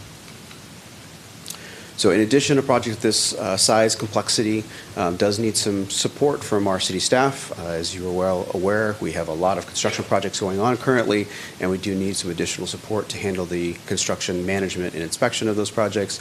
So we did an RFP. We received 3 firms, and TRC was determined to be the most qualified firm to provide those services, which is a little under $800,000 with a contingency for a total not to exceed of $878 to provide the construction management and support services for the project. So here's a breakdown of the project costs, the construction contract, the CM services, our city staff for the oversight and project management, existing work that's already been done with utility relocations with MID, for the total just a little over $11 million. And the funding sources, a myriad of funding sources here through a state grant. We have really two different state grants. The LTF, so non-motorized funds, those come from the state through STANCOG. We have additional capital facilities fees, so those are developer impact fees across the city. Our Measure L funding for basically the work that's being done in Standiford. Then we have some water improvements that are being impacted and upgraded as part of the project. And then lastly, a small amount of Measure H to fully fund the project. So this evening, staff is excited to make the recommendation for those 4 actions: the resolution to award the contract, the CM services, the budget amendments for our CIP program, and then the Measure H. I'm happy to answer any questions. All right, thank you for that report. Any questions from council members regarding this item? Councilmember Escutia-Brayton. Thank you, Mayor. Thank you, Toby, for that presentation. My questions are in regards to the bidding process. You indicated that 3 bids had originally been received for the first go-about, and due to bidding errors or error, plus the fact that the bids were too high, we went out to rebid again. One, what was the error that was identified?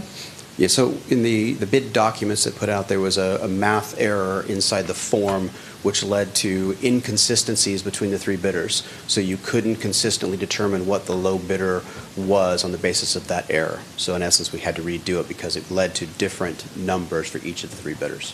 I see. And were there, when it was reissued again, was it the same bidders that made the cut?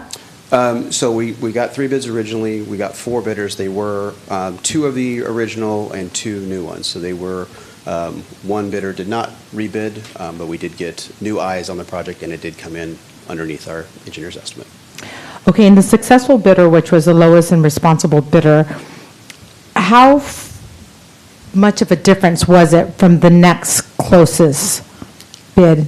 I believe the next bidder, I'd have to verify, but I think they were about 5% over the engineer's estimate. So I think there was 8 to 10% between the two bidders. 8%, okay, so does there need to be, is there a ratio, or when they're close, does it need to be a 5%, or is there just? There's no requirements. Yeah, There's no requirements, it's just, Our legal requirement is the lowest responsive and responsible bidder. You know, technically, we look at those when there's a large discrepancy, when there's a very big difference between the low bidder and the next low bidder. We want to ensure that that bidder didn't make a mistake, and that they're likely are going to try to come back and get some kind of a change order for work that they missed in the bidding process. But for these bids in the review, everything looked very consistent, and there was nothing that jumped out at us to indicate that it was a non-responsive bid, and that's the other key factor that we're trying to determine. I see. So besides being the lowest and responsible bidder, have we worked with them before? Do we know that they have experience in other similar projects? Myself personally has not worked with them, but they have done similar projects throughout the region. Throughout Central Valley region? Yes. Can you? I don't have any specific examples, but they are a pretty large contractor that is able to provide those services that we need. Again, then that's part of that responsive bidder process. I see. My last question is, when is the project supposed to break ground and get construction started? Yeah, September, if awarded this evening, September would be our best guess. Again, there's a number of steps that need to go through with our construction administration team and getting pre-construction meetings, and there's a lot of submittals that are required. Best case would be September. It could be a little bit after that, but that's our expectation. That's exciting. So it'll start in September 2025 and likely to conclude? Fall of 2026. Awesome. Thank you, Toby, very much. All right, any other questions? Councilmember Williams. Thank you, Mayor, and thank you, Tony, for that presentation. Correct me if I'm wrong or right, but there were very little changes in the design, right? Correct. Yeah, so what we looked at was those areas within the original bid where there was an opportunity for a revision to the design that may result in reduced cost. And so we were able to take that little bit of extra time to find those areas, and the bids that they submitted kind of pointed us in that direction. So we were able to fine-tune and narrow down to make a better project that we can deliver within the budget that we've got allocated. And most of it was cosmetic, yes? So a couple of the pavement sections and drainage and other things where we were able to make a more efficient design out of those that reduce the costs. Thank you. You're welcome. All right, any other questions regarding item 27 from council? Seeing none, I'll open this item up to the public.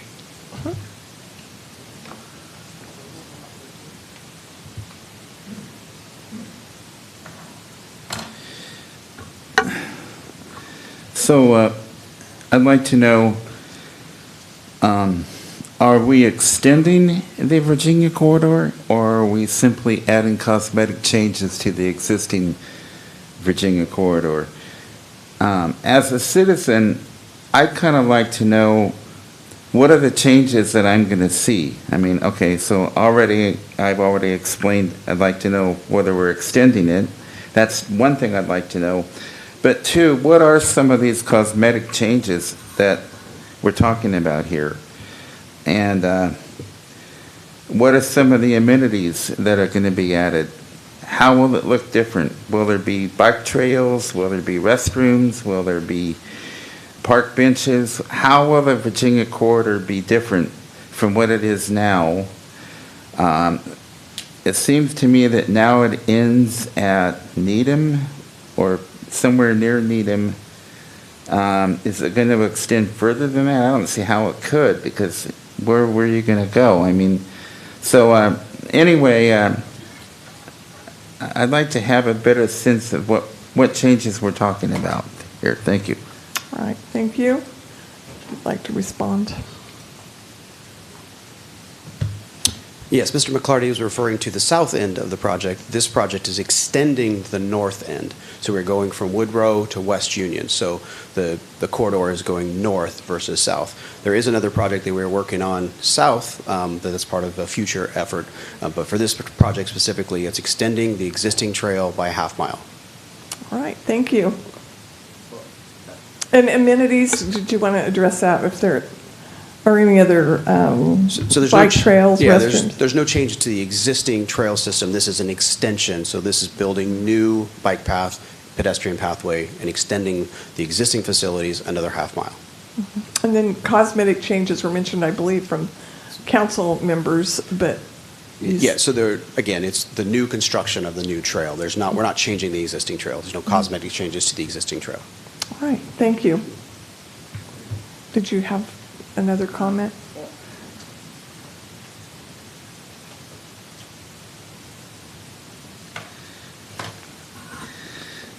Okay, so I take it that there are going to be no restrooms added along the trail. Okay. Now, this next question,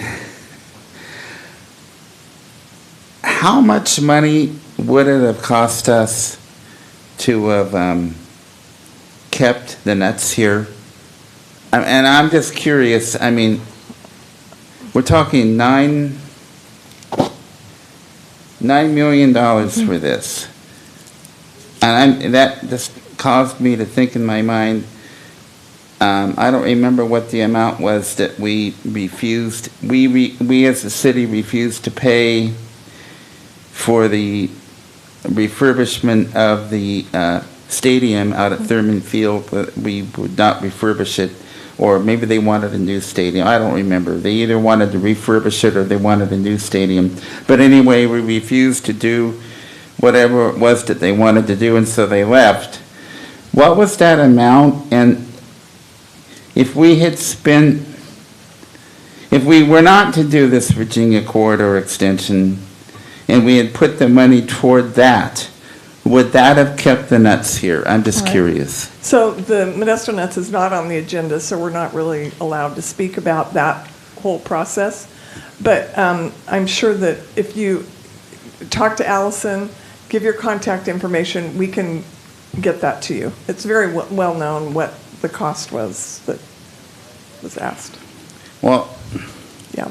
I guess my point that I'm trying to make is that it may not always be a matter of whether or not we have the money. It's a matter of where we're juggling the money around.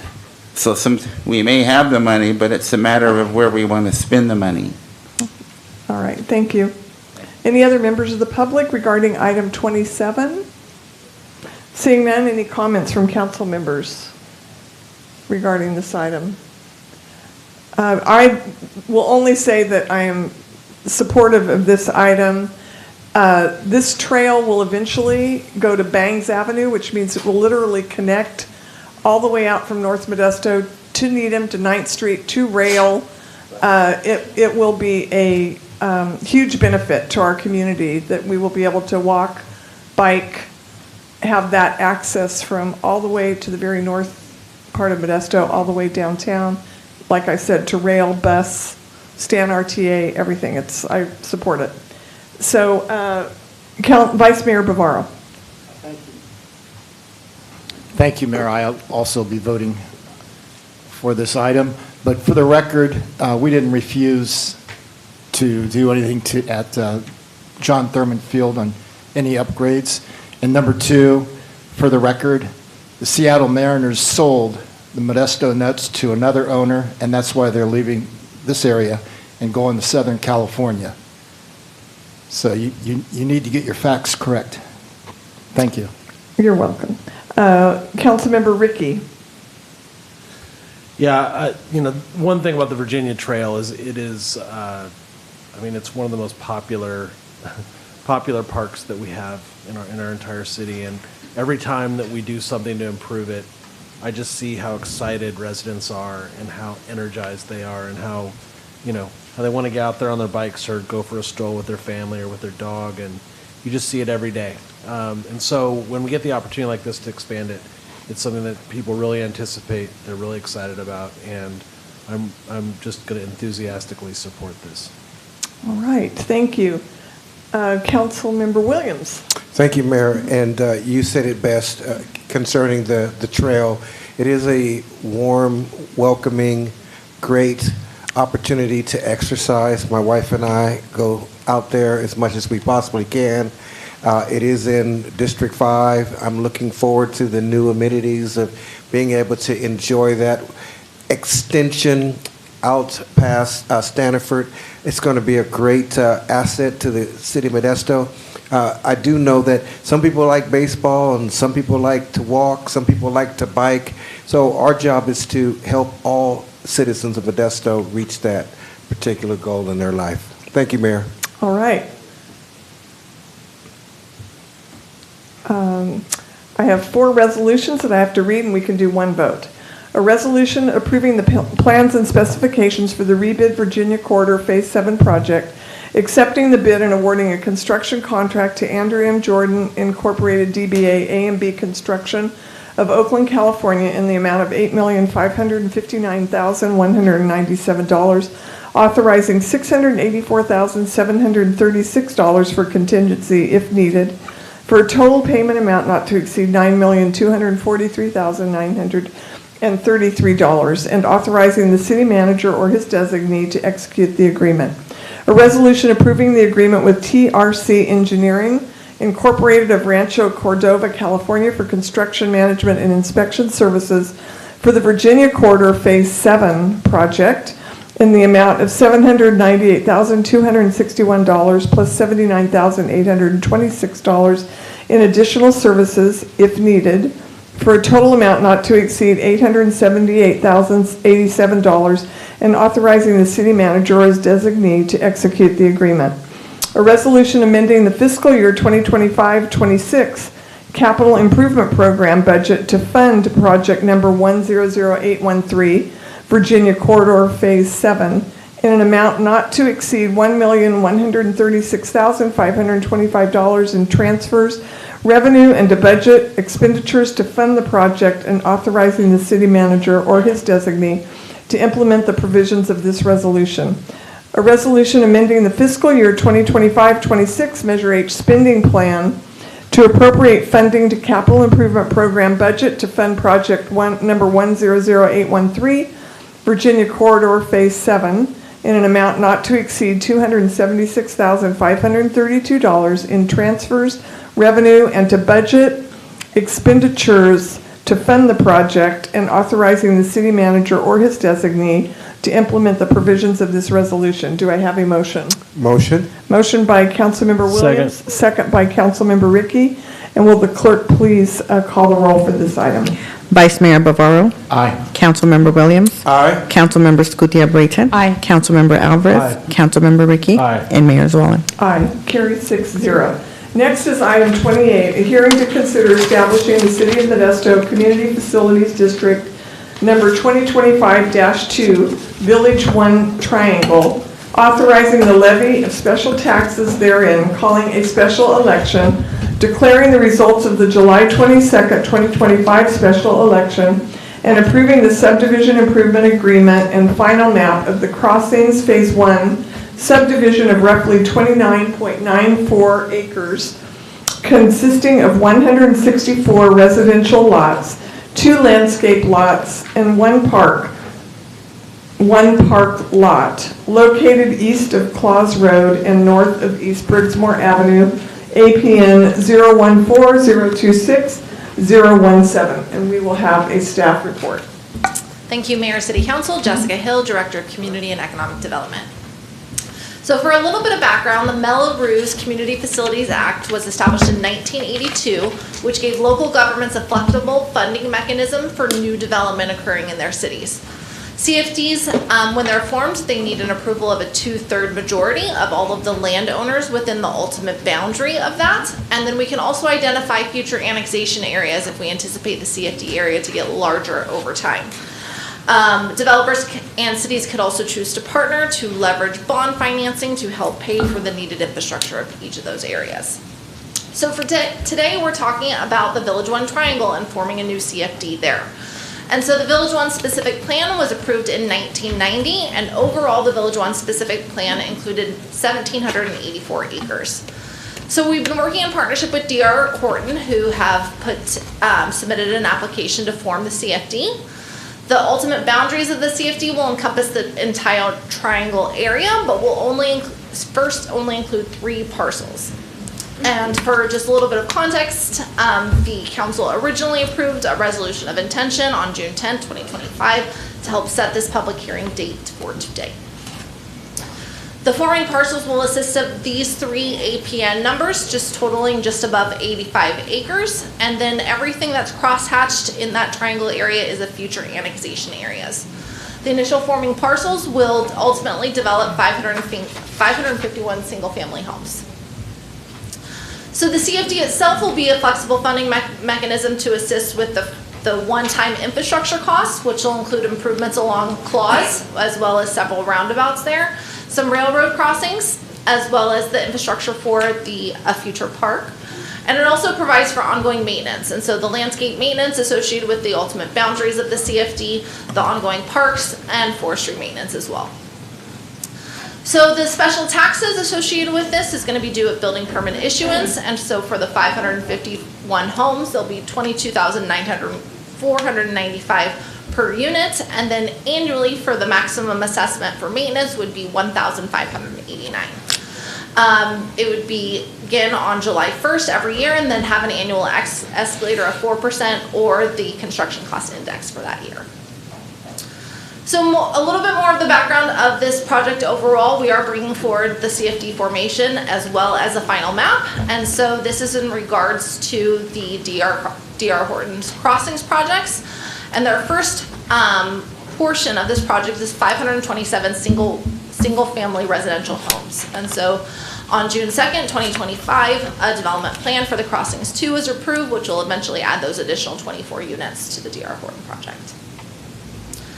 So following the final approval of the vesting tentative maps, which have been approved by both Planning Commission and Council, we have to bring forward an action to the City Council for the recording of the final map. In accordance with the Subdivision Map Act, we also need to ensure that DR Horton executes a subdivision improvement agreement, which outlines the needed improvements that they plan to construct with this initial first step of their development. All of the improvements will be completed within 24 months, and then the owner would also supply a payment and performance bond for securities for these public improvements. Following this, there will be a second reading of the overall CFD formation on August 12th, and then in fall 2025, we anticipate the site improvements are anticipated to begin. With that, I'm happy to answer any questions. All right, thank you very much. Just so that you know, the screens in front of us directly are not functioning. That one is this one. These are not. No, it was about 10 minutes, 15 minutes ago. Just an FYI. All right, so this is the time and place for the public hearing for the proposed formation of the City of Modesto Community Facilities District Number 2025-2, Village 1 Triangle, and all other matters discussed in the resolution of intention adopted on June 10th, 2025. The public hearing is hereby officially opened. At this time, we will first have the presentation of the staff about the district, and I guess I should have read that prior. But after that, we will receive comments and questions and any oral protest from any interested persons. When all comments have been received, the public hearing will be closed.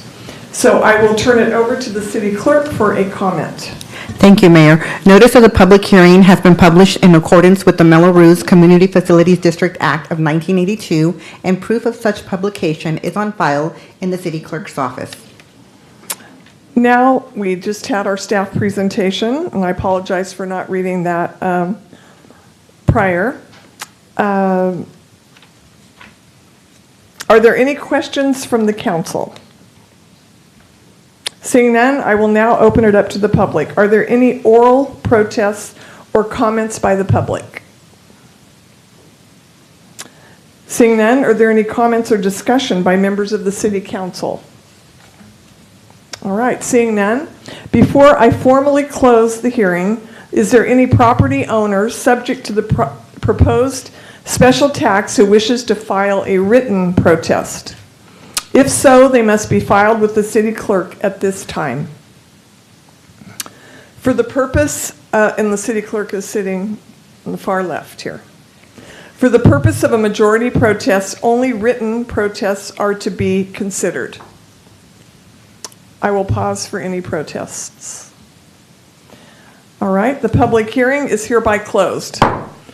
Do I have a motion for a resolution declaring the formation of City of Modesto Community Facilities District Number 2025-2, Village 1 Triangle, conditionally authorizing the levy of special taxes therein, and conditionally establishing an annual authorization limit of $12,400,000? Motion to approve. Have a motion by Councilmember Escutia-Brayton. Second. Second by Councilmember Williams. Will the clerk please call the roll for this item? Vice Mayor Bavaro. Aye. Councilmember Williams. Aye. Councilmember Escutia-Brayton. Aye. Councilmember Alvarez. Aye. Councilmember Ricky. Aye. And Mayor Zwallen. Aye. Carries 6-0.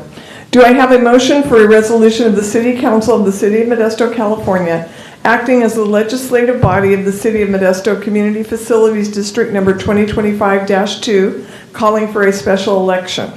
Do I have a motion? Motion. Motion by Councilmember Williams. Second. Second by Councilmember Ricky. And will the clerk please call the roll for this item? Vice Mayor Bavaro. Aye. Councilmember Williams. Aye. Councilmember Escutia-Brayton. Aye. Councilmember Alvarez. Aye. Councilmember Ricky. Aye. And Mayor Zwallen. Aye. Carries 6-0. At this time, I hereby direct the city clerk to tabulate the ballots and announce if 2/3 of the votes cast upon the propositions are in favor.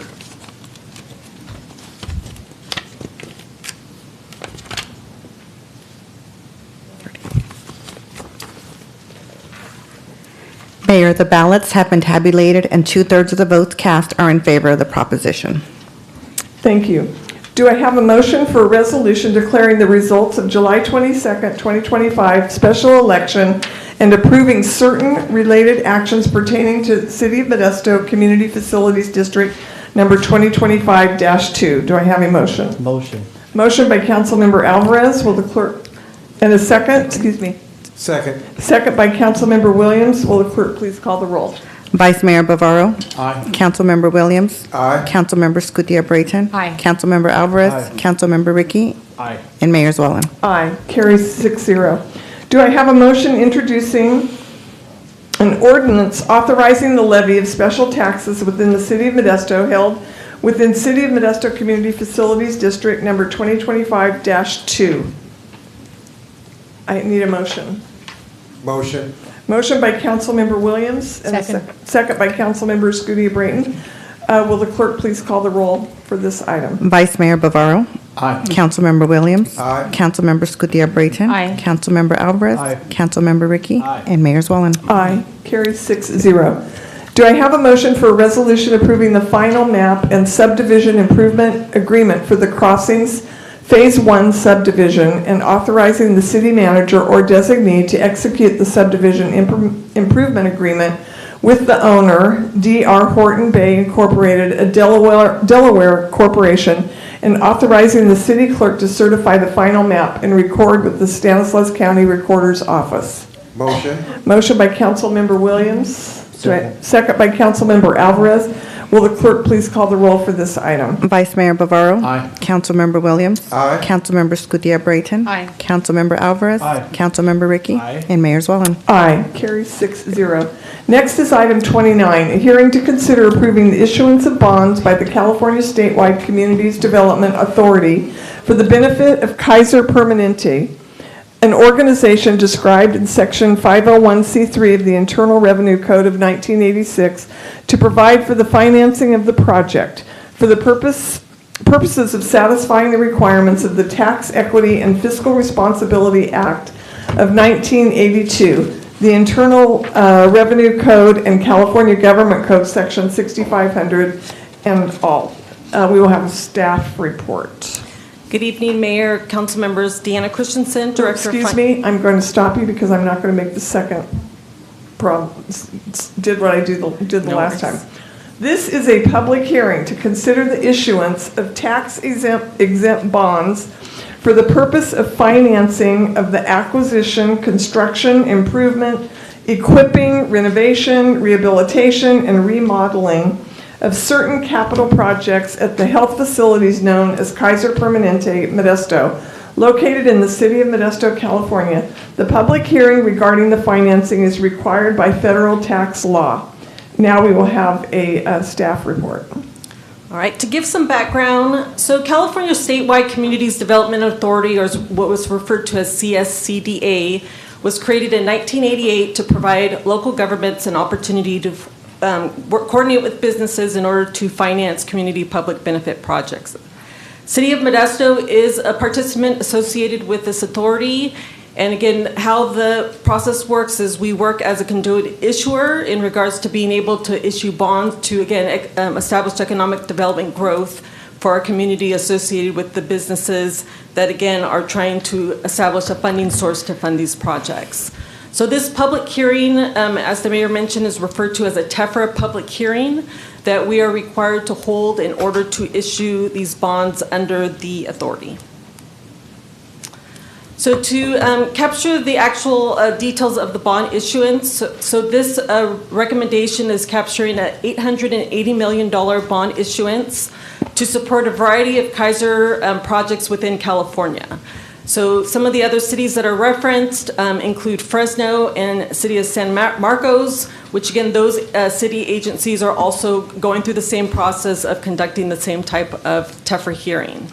So the specific amount associated here in Modesto of that amount is $162 million, which will be allocated to finance the construction associated with the new 105,000 square foot medical office that's located here in Modesto at the main Kaiser Hospital on 4601 Dell Road. So in order for, again, the qualification of the tax exempt bonds, again, we are required to hold this public hearing. This is an opportunity to allow the Modesto community to voice any issues, concerns associated with financing this specific project. Again, I want to reference the importance of this bond issuance is not the responsibility of the city, but of the borrower, which in this case is Kaiser Permanente.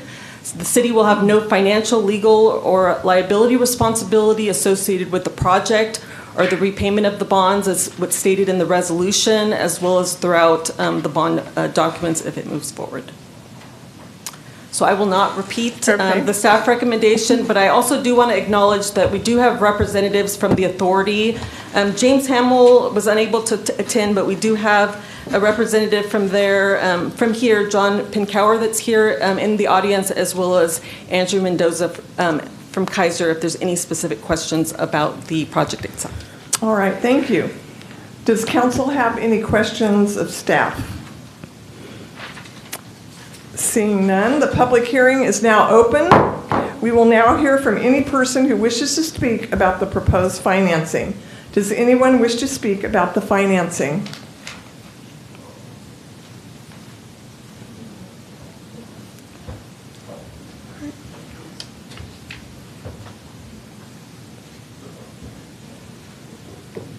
Hello, my name is Ricky Aquino. I just wanted to confirm the name of this this area that's going to be incorporated. I had DB Horton. Oh, that was on the previous. Okay, that's previous. The second one is Kaiser Permanente. Yes. Okay. Who will be in charge of such renovations of the Kaiser? All right. Andrew, maybe you would be the one to address that. Thank you. Thank you, Honorable Mayor, City Council. Good to see you here this evening. In terms of the actual construction contract that Kaiser Permanente has contracted with is with Swinnerton as part of the actual build of the project, as well as other local entities who are contractors, who are local vendors for the project itself. Want to also take this opportunity to share with you in regards to the build of the project, we are actually ahead of schedule. Initially, as you all may remember, it was built to be open, provide services in the spring, summer of 2026. We're actually ahead of schedule, thanks to Swinnerton, our builder, and some amazing work they've done in the construction process. That is also green that we're using, and we're going to be actually open and available to provide services to our members, patients, as of February of 2026. Well, we'll keep you posted on that opening date. All right, thank you. Any members of the public that would like to come forward?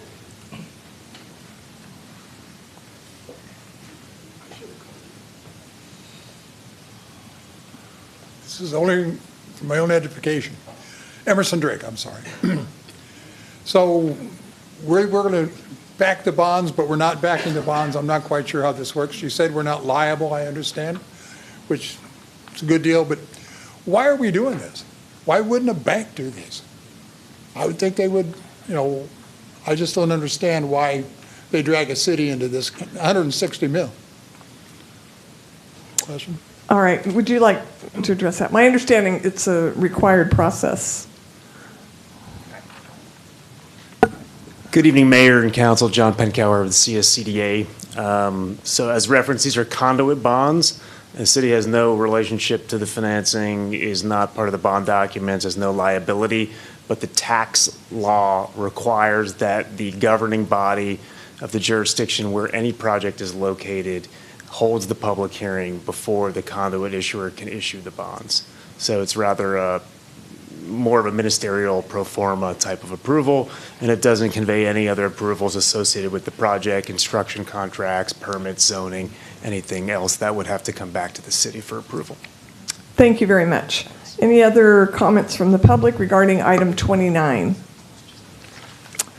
Seeing none, were there any written comments on the proposed tax-exempt bonds or the project received by the city clerk prior to this hearing?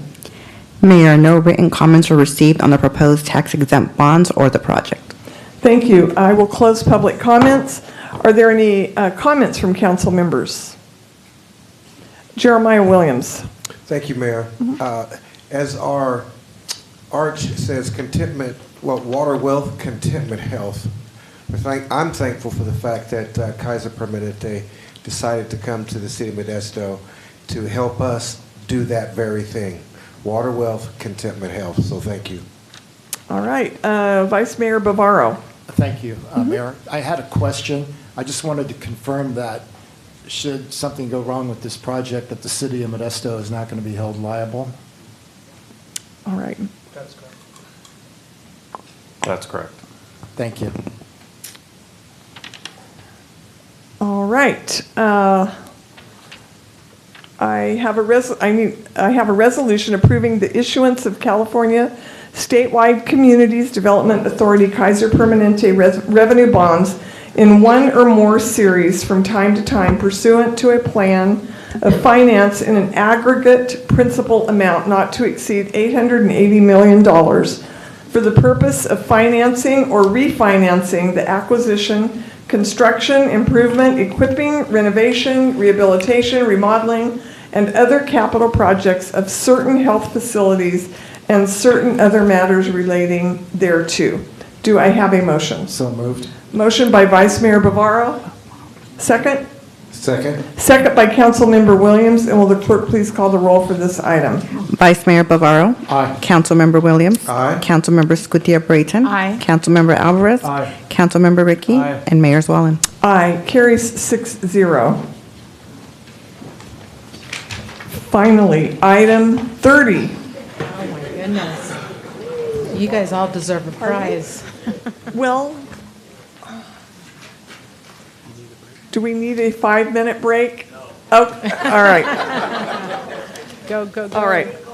Item 30, we have a hearing to consider an ordinance amending Title 10 of the Modesto Municipal Code to add Chapter 3, Article 8, smoke shops, and amending Title 4 of the Modesto Municipal Code to add Chapter 24, smoke shops, establishing regulations and requirements for smoke shops, including permitting and enforcement within the city, and a resolution to adopt the application fee, annual permit fee, and re-inspection fee for the smoke shop permit program. And we will have a staff report. Welcome. Thank you, Mayor and Council. Thank you for not taking that break. I think I heard the groan from the crowd, so that rules the day. But appreciate you being able to present tonight. I'm going to just take the first few slides and let the city attorney handle the rest of the ordinance. But I think it's important as we consider this amendment to the ordinance to provide a background on the issue. So in recent years, the city has experienced a proliferation of tobacco retail businesses, specifically smoke shops in the city of Modesto. This has also led to an increase in complaints to the police department regarding criminal activity, gambling, and the illegal sales of tobacco and cannabis products at many of these locations. For a bit of history, I want to frame the issue a little bit and kind of give you the background of the laws in California. So in November of 2022, California voters approved Proposition 31, effectively banning the sale of flavored tobacco products statewide. This marked a significant step in reducing access to tobacco products, particularly those targeting youth with enticing flavors. In October of 2023, the California legislature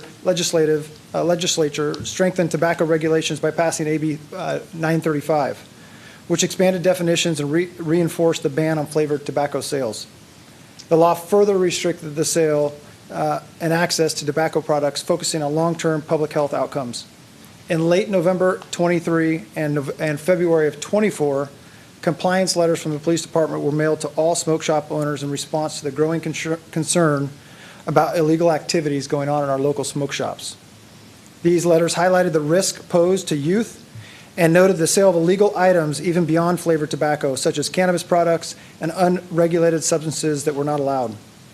The letters emphasized that if they were not in compliance, they needed to take corrective action. In March and May of 2024, the Modesto Police Department, in collaboration with the California Department of Tax and Fee Administration, commonly referred to as the CDTFA, conducted inspections of smoke shops on 2 different occasions in March and May of 24. These inspections uncovered the illegal sale of flavored tobacco, marijuana, cannabis-based products, psilocybin mushrooms, and gambling machines. We also seized over $10,000 in cash and an illegal firearm in those inspections. Across both inspections, a total of 16 arrests were made. On September 23, 2024, in response to ongoing concerns, the California Department of Public Health issued emergency regulations banning the sale of any hemp-related items with detectable amounts of THC, further tightening the restrictions on the sale of products that may appeal to youth or those engaging in illegal trade. On September 29, 2024, following the emergency regulations set forth by the governor, letters were sent to smoke shops on this date to smoke shop owners advising them of the new restrictions regarding hemp-related products with detectable CHT levels. These letters informed businesses of the updated legal requirements and the need for immediate compliance. On October 8th of 2024, you, the council, voted to implement a moratorium on the opening of any new smoke shop ordinances within city limits. This temporary ban was enacted in response to the concerns about illegal activity and the risks posed to unregulated smoke shops in our community. Since October 9th, 2024, the Modesto Police Department has conducted multiple inspections across the city at various smoke shop locations. With very few exceptions, our inspections found nearly all of the smoke shops to be selling illegal products, predominantly flavored tobacco products, with many also selling THC-infused tobacco and food products. Since March of 2024, we have conducted a total of 137 inspections, made 101 arrests, and seized over 15,000 pounds of illegal product. Our experience in this has demonstrated a need for a robust city ordinance, which our city attorney's office and our city attorney will talk about to protect our community, especially our youth. Prior to the moratorium, we conducted 14 inspections that resulted in 15 arrests and illegal gambling machines. And some of these photos I want to show you are some of the illegal products that we confiscated at these different smoke shops. So you can see the for sale with psilocybin mushrooms on the sales floor, illegal gambling machines. This is a lot of different packaging, clearly targeting youth with different types of candy-type flavors and things like that, packaging. More gambling machines, illegal firearms, actually illicit drugs, and then again, cash related a lot of times to illegal gambling enforcement operations. So with that, obviously be able to answer any questions at the end of this, but at this point I want to turn it over to the city attorney to go over the actual ordinance.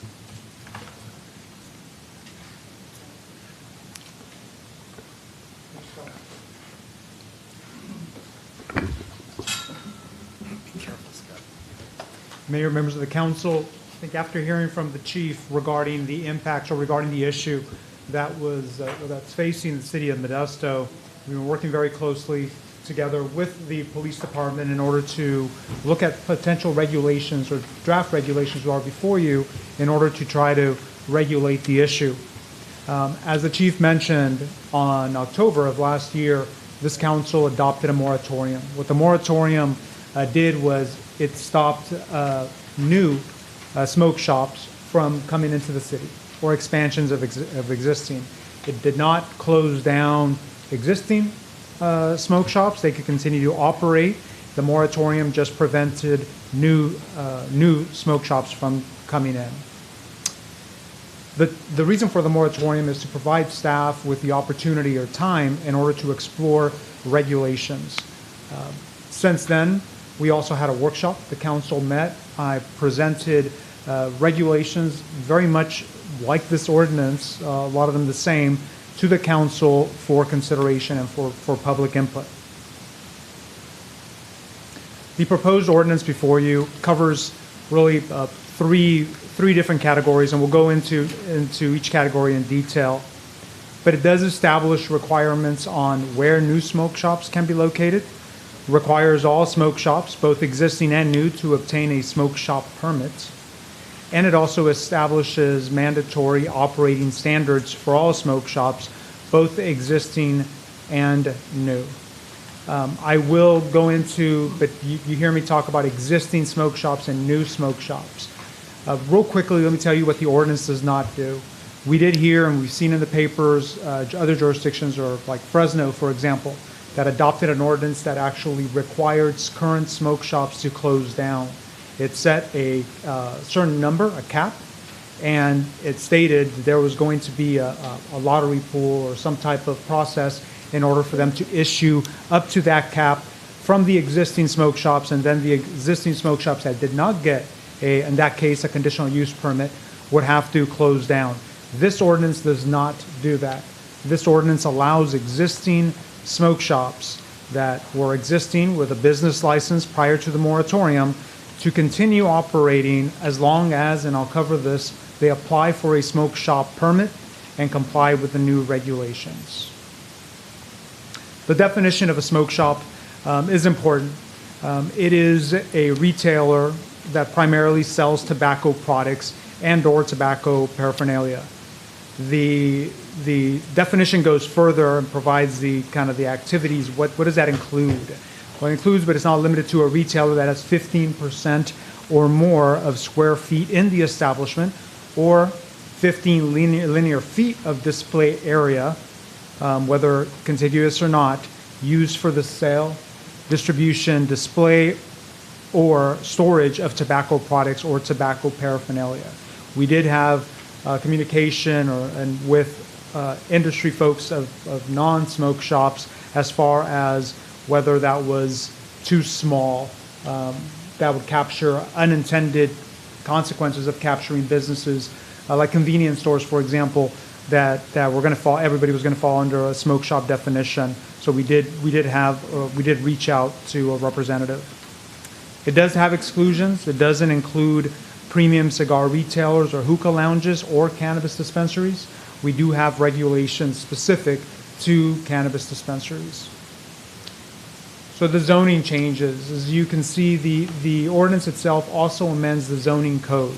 That's because it does make certain zoning requirements or zoning changes where it allows, currently smoke shops are not regulated as far as conditions on them. They're treated as a commercial business. It'll still allow them to be in the commercial districts and also in industrial zoning districts, subject to a number of restrictions. They are, like you see with other types of sensitive uses, like a cannabis dispensary, for example, there are location requirements, or in this case, they can't be located, or they will not be able to be located 1,000 feet away or within 1,000 feet of certain sensitive uses, like schools, child care centers, parks, youth facilities. I believe this council has kind of seen those types of requirements when looking at whether it's a relocation of a cannabis dispensary, for example.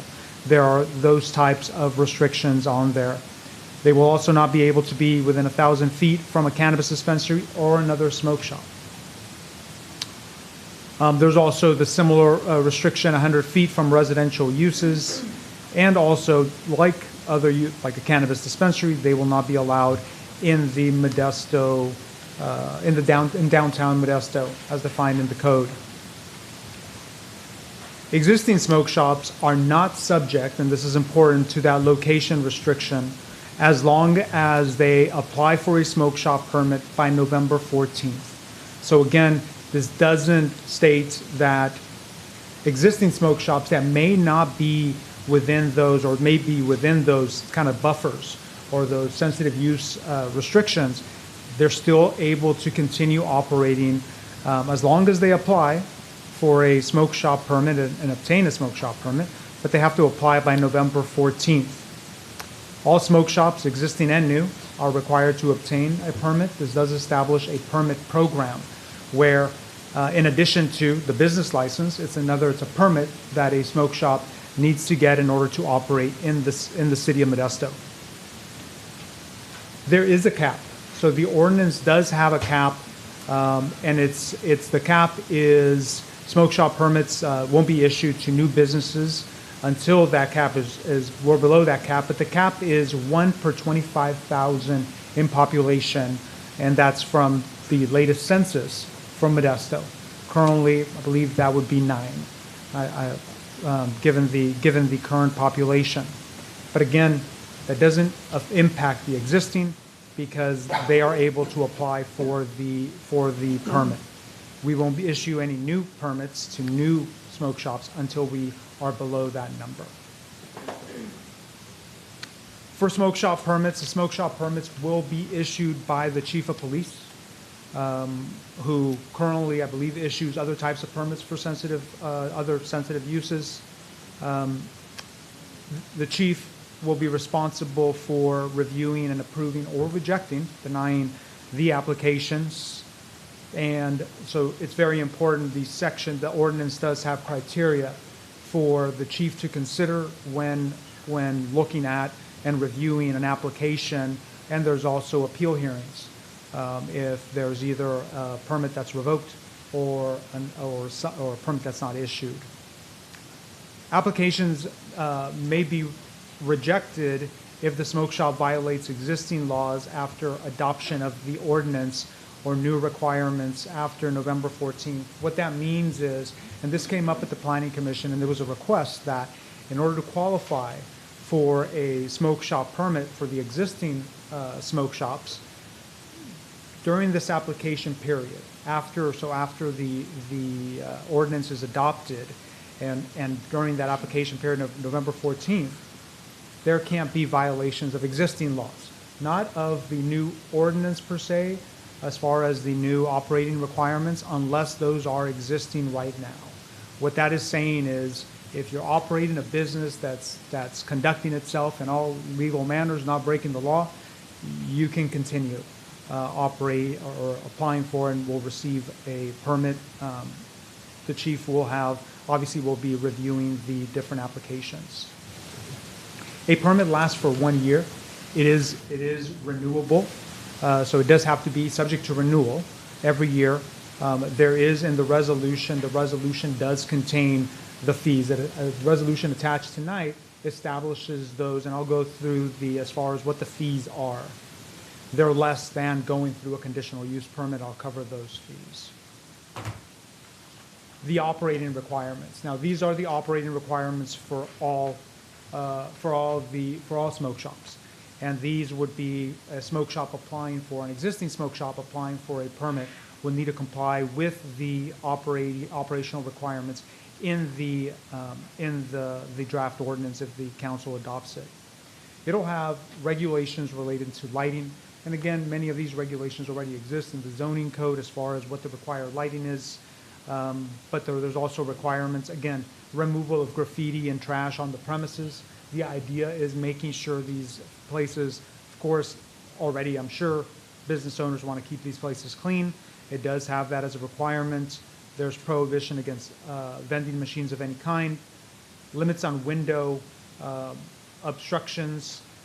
There are, as far as kind of what goes on the windows, the idea there is you want law enforcement to be able to, or it having to more eyes on what's going on in a business. Sometimes you get a business that's completely enclosed or you can't see in the business, that leads to, unfortunately, a lot of the different slides that we had from the chief regarding illustrating what the issue is, including gambling, for example.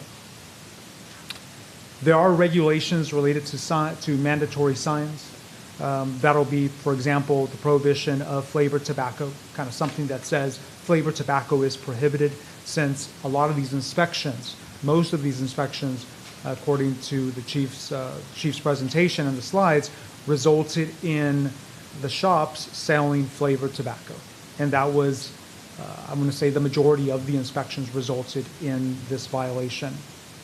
There will also be sign requirements for no persons under 21 years of age are allowed on the premises. There's going to be, and the ordinance does adopt the maximum hours of operations. And this you would see in other ordinances. I believe the Fresno, for example, ordinance also has something similar. But the hours of operation, 8 a.m. to 10 p.m. There's a prohibition of consumption of tobacco products, cannabis, or alcohol on the premises. That would require different type of licenses. For example, for an alcohol, that's a different type of business. You would need an ABC license and a different type of business. Here, it prohibits consumption. Also prohibits gambling. Gambling products or activities other than the California Lotto. And that's as a result of what the police department was finding. There's a prohibition on the sale of certain identified products. Again, it just identifies what the state law is on products such as cannabis, for example. We regulate cannabis in another chapter of our municipal code. There will also be training requirements to understand, for example, what is flavored, what is not, and you want to make sure that folks have that type of training. Smoke shops will be required to submit security plans to the chief, and this is to make sure that the chief knows kind of what the security as far as the cameras and what the security plan is. Many of these businesses already have camera systems. It will require, though, as part of the ordinance to have the camera system, and the cameras must meet certain specification and requirements. I know that, for example, you have very similar to cannabis dispensaries, that they have to have remote and real-time live access to the police department.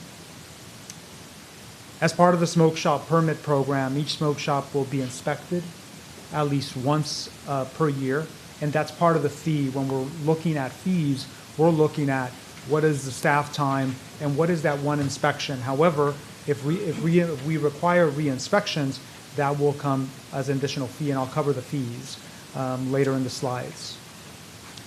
When there's regulations, the question is always, well, how are you dealing with violations of the code?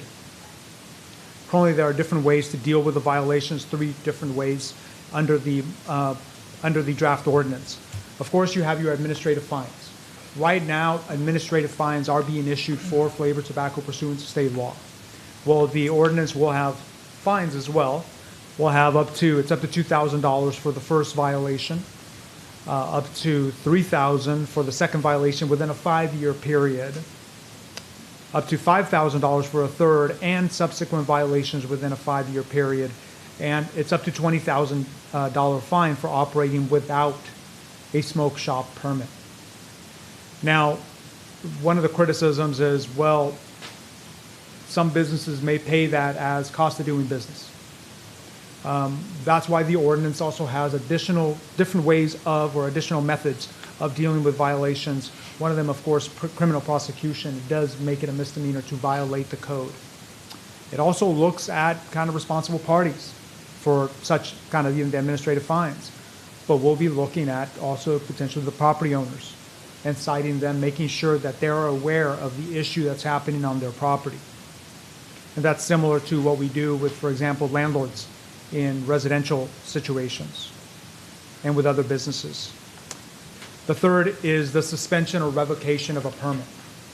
The idea behind a smoke shop permit, like in other types of businesses, to issue a permit that you have a process in order to revoke if the law is broken in a way that, of course, there's discretion for the chief It could go through the administrative fines. But if the violations are of such nature, gravity, or continue, then the chief is really looking at this as, is this the type of business that we would go through a suspension or revocation hearing? I talked about application fees and the annual fee and reinspection fee.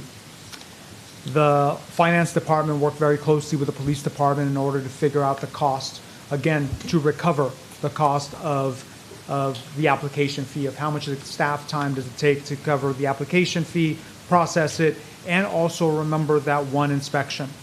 There is going to be an application fee that's non-refundable of $500.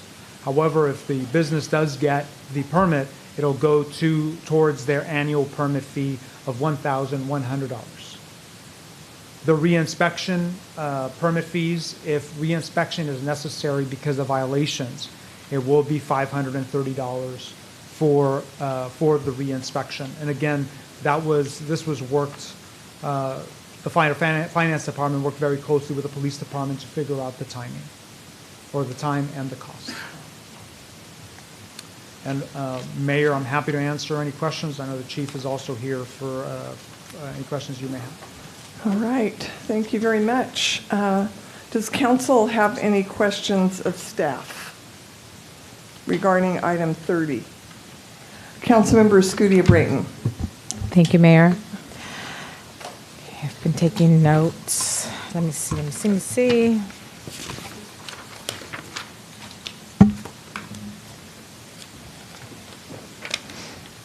Okay, so 9, it's anticipated that 9, we will have an opportunity for 9 additional smoke shops to apply for a permit, given the 1 to 25,000 resident scenario, because we have approximately 225,000 population. It's a little different. Yes, it does have a cap, but it's taken into account the existing smoke shops. Well, if we issue, let's say we issued a smoke shop permit to every existing smoke shop now, okay, we'd be over the cap. So we're not imposing the cap on existing smoke shops. If they receive permits, they could receive the permit, and we don't have to stop at the 9. We will not be issuing a smoke shop to a non-existing smoke shop, to a new smoke shop, until, let's say, the existing smoke shops, it's whether they change businesses, whether they get revoked, whatever it is, until it's below that cap and we have room under that cap. So it's not anticipated that it'll be anytime soon, okay, because we'd have to process existing smoke shops first and allow them even if they're over the cap. I see, okay. Thank you. So how long do existing smoke shops, how much time do they have to implement all the new operational requirements that you've articulated? So the smoke shop, as part of the smoke shop application, the smoke shop application goes in saying, I'm compliant. So they'll have until November 14th to apply for a smoke shop. So that allows months, approximately 90 days after if we're looking at the calendar, if the council does an introduction today and adoption in the meeting in August, it's really, you're looking at about 90 days in order to come into compliance with the operational requirements. So when they turn in the application and there's the inspection, they're in compliance and they're able to receive their smoke shop permit. I see, okay. And so on slide 16, when you're referring to violations and you articulated the administrative fines, blah, blah, blah, you talked about suspension and revocation of permits. Will this be done on a case-by-case, or the suspension and revocation of permits, or is that as MPD sees fit and necessary? So we thought, in working with the chief, we thought, okay, is it a strike 1, strike 2, strike 3, kind of you're out? Mm-hmm. The problem with that is there could be very severe violations Mm-hmm. that you want to go forward and do the revocation, and then you would have to do the hearings. There's also minor potential violations that you wouldn't want to count towards a 1 strike, 2 strike, 3 strike kind of scenario, and that's more suitable for example, an administrative fine or a warning. So we didn't add that. It's not that rigid. There's some discretion depending on the type of violation. So these violations may not be implemented in this order.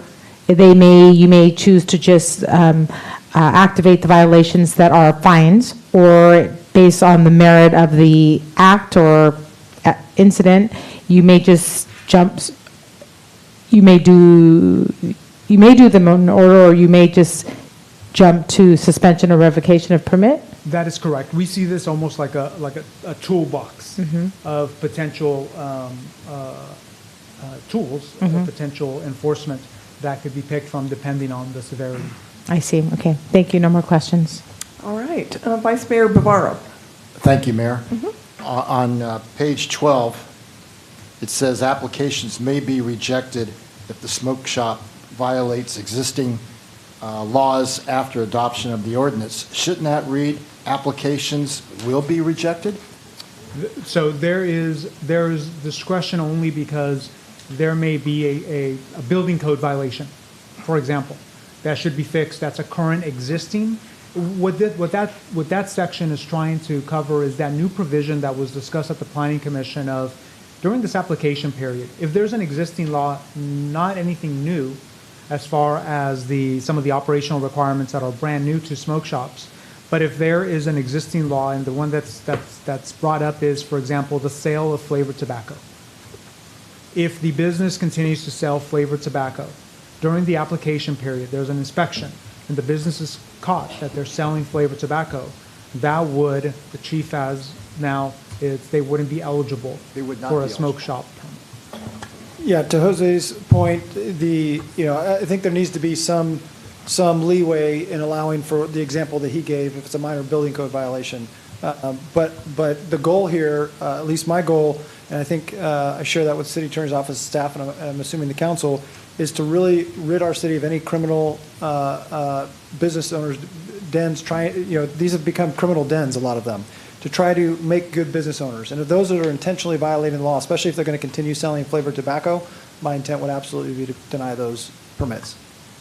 Okay, thank you. So we're giving you the discretion to have some flexibility. If it's a building code violation, you're not going to shut them down. But if they're inspected and you see them selling flavored tobacco or illegal gambling or selling meth or whatever, done.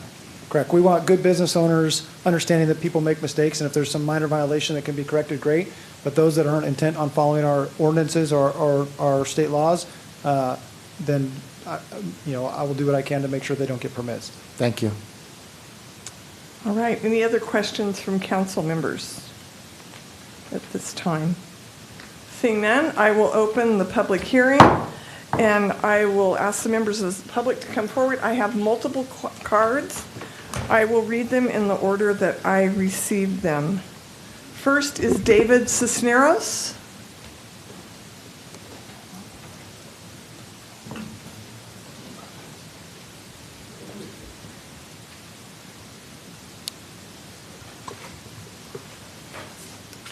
Hey, good evening. How's it going? If I have something to hand out to you guys, I'm just going to reference it really quick. Can I pass this out to them? Sure, yes.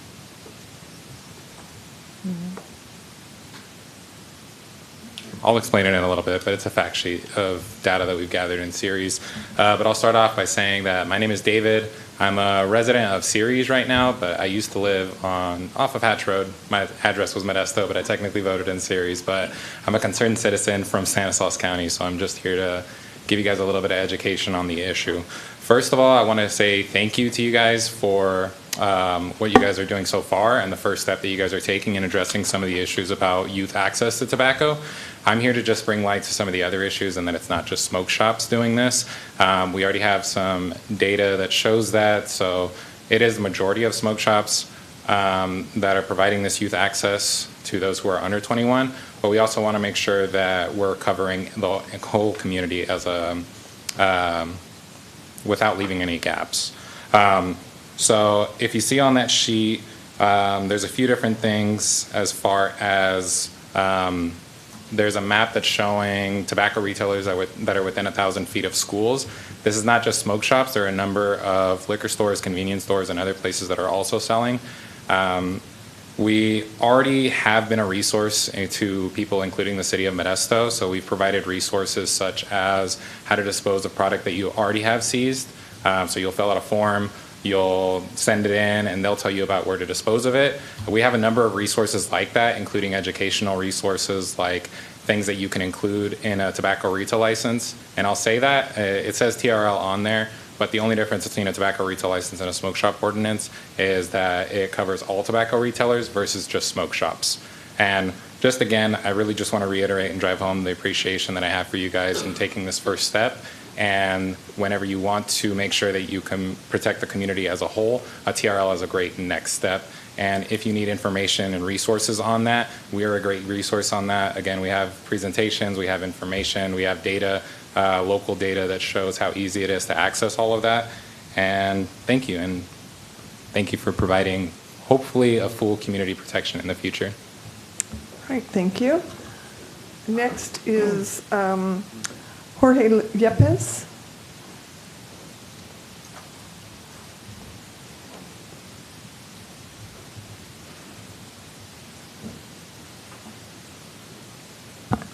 Good evening, City Council. My name is Jorge Yepes, and today I'll actually be speaking on behalf of a young Modesto advocate. They said, thank you for allowing me to address you tonight. I'm here to discuss my experience with tobacco retail shops and how it is affecting our youth. Your efforts in trying to create a better Modesto and protect youth are appreciated. As someone who supervised a young tobacco purchasing survey, I saw firsthand that different types of tobacco retailers, not just smoke shops, are selling tobacco products to our kids, including flavored tobacco products that are illegal in California. Flavored and other tobacco products remain widely available to youth, and just regulating smoke shops will not cut it.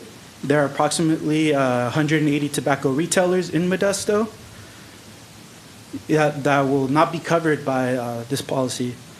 We need a comprehensive tobacco retail license to ensure all tobacco retailers in Modesto are held accountable for following the law, closing gaps and undermining prevention efforts. Other cities like Stockton and over 230 other jurisdictions across California have adopted a tobacco retail licensing programs with great success. I urge you to adopt this policy, proven to discourage illegal tobacco sales and protect kids from the dangers of tobacco use. Now we'll end it with think about the children. Thank you. Thank you. Lisa Vorsen?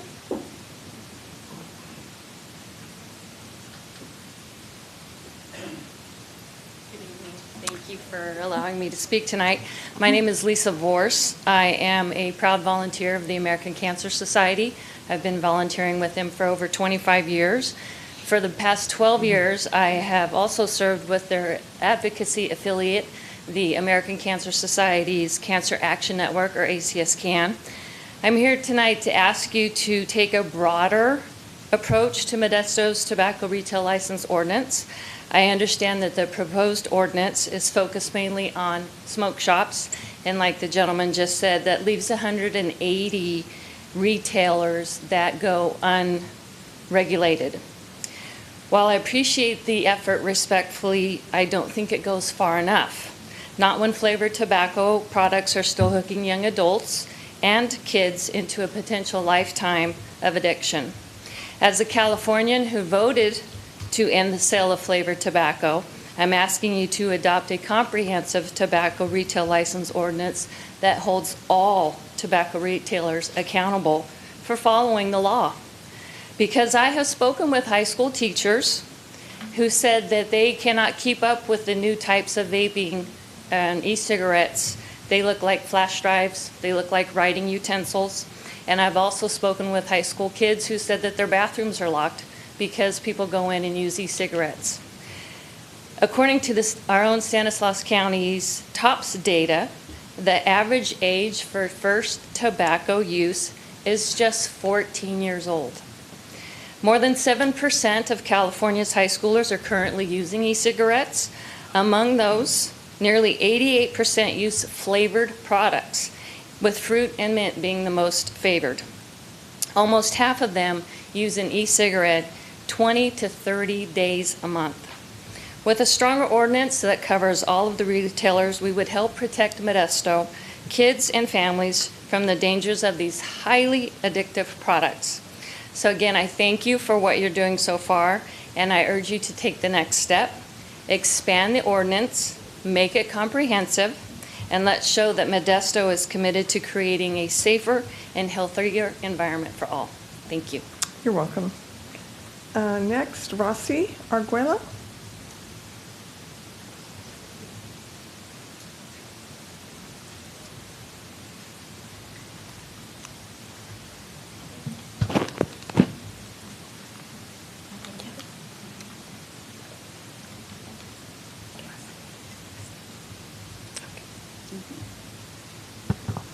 Buenas tardes, mi nombre es Rosy Argüello, soy madre de familia ciudadana activa de Modesto y miembro del equipo de acción Estanislaos, un proyecto de la Red de Acción contra el Cáncer de la Sociedad Americana contra el Cáncer. Y estoy aquí para reconocer el avance que representa la propuesta de ordenanza para regular los smoke shop. Sin duda es un paso importante, pero también estoy aquí para decir con firmeza que no es suficiente enfrentar el problema real que estamos viviendo en la sociedad. Como madre y como miembro de la comunidad, me preocupa profundamente que más de 180 puntos de venta de cigarros, como gasolineras, licorerías y tiendas de las esquinas, queden fuera de esta regularización, ya que son principalmente esos lugares donde los jóvenes tienen más acceso a los productos de tabaco saborizados, diseñados para engancharlos a la corta edad. Good afternoon, City Council members. My name is Rosy Arguello. I am a mother, an active citizen of Modesto, and a member of the Stanislaus Tobacco Prevention Action Team, a project of the American Cancer Society Action Network. I am here to recognize the progress represented by the proposed ordinance to regulate smoke shops. It is without a doubt an important step, but I'm also here to state firmly that it is not enough to address the real problem we are facing. As a mother and as a member of this community, I am deeply concerned that more than 180 points of sale, gas stations, liquor stores, and corner markets are left out of this regulation. These are precisely the places where young people have greater access to flavored tobacco products, which are designed to hook them from an early age. Regular únicamente 42 tiendas especializadas, mientras que se permite que muchas otras sigan operando sin control, es una medida débil ante una epidemia alarmante y peligrosa que está creciendo frecuente y frente a nuestros ojos y no lo vemos. El Departamento de Policía hace esfuerzos, pero sin las políticas públicas sólidas, estos esfuerzos no bastan. Regulating only 42 specialized stores while allowing many others to continue operating without oversight is a weak measure in the face of an alarming and dangerous epidemic growing before our eyes. The police department makes efforts, but without solid public policies, those efforts are not enough. Necesitamos una licencia integral para la venta minorista de tabaco, que cierren brechas aplicando estándares junto a todos los establecimientos y protejan realmente a nuestros hijos. Les hablo como madre, como ciudadana y como parte de una comunidad que merece decisiones valientes, urgentes y completas. Esta ordenanza es solo un paso, pero no se detengan ahí. Sigamos hasta lograr una regularización juntos y que abarque a todas las tiendas y dejen de normalizar el acceso de jóvenes al tabaco. We need a comprehensive tobacco retail license that closes gaps, applies fair standards to all establishments, and truly protects our children. I speak to you as a mother, as a citizen, and as part of a community that deserves bold, urgent, and comprehensive decisions. This ordinance is only one step. Don't stop there. Let's keep going until we achieve fair regulations that cover all stores and stops normalizing our youth's access to tobacco. Es incongruente que aquí como padres, hermanos, tíos, familiares, cada uno tenemos hijos, sobrinos, en los cuales están teniendo acceso en las esquinas y no necesariamente son en las smoke shop, son en las tiendas de conveniencia que están a 1, 2 o 3 cuadras de cada escuela donde están nuestros hijos. Y ahí no hay que cerrarnos los ojos, ahí está el verdadero peligro, ya que yo como vocera, como voluntaria de la organización, me doy cuenta porque las mamás me hablan de hijos que están hospitalizados por estar consumiendo este tipo de cigarros, donde no los consumen, ni los agregan, ni los compran en las smoke shop. Las agarran en licorerías, en las gasolineras y en otras tiendas de conveniencia, donde yo le pregunto al departamento de policía, ¿cómo es que van a estar cuidando los smoke shop una vez al año? I ask as a mother, you know, we all know that a lot of the kids have access to these flavored tobaccos and those things, but it's not only in the smoke shops. This also happens within gas stations, convenience stores, you know, and the children can get access in any corner to these products. So it is important to do something.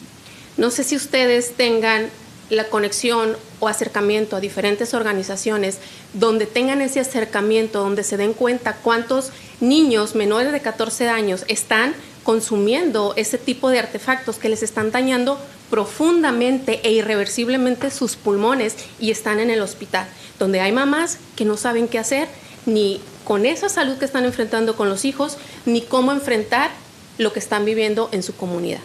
I don't know if you guys have any knowledge of how to address this. There are mothers that are seeing their children being hospitalized, you know, by the use of this. Children that are under the age of 14. Thank you. You're welcome. Thank you. Next is Lupe Delgado.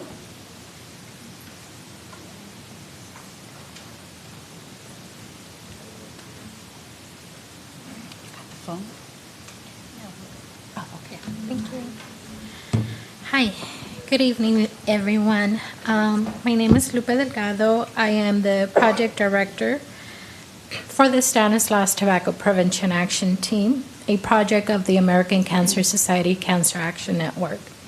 And today, I am here today because I want to provide letters of support.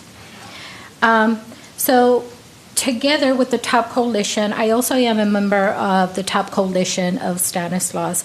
So today, together with the Top Coalition, we united 17 respected organizations behind a single letter of support, representing healthcare, education, social justice, youth advocacy, and small businesses who are interested in a comprehensive tobacco retail license.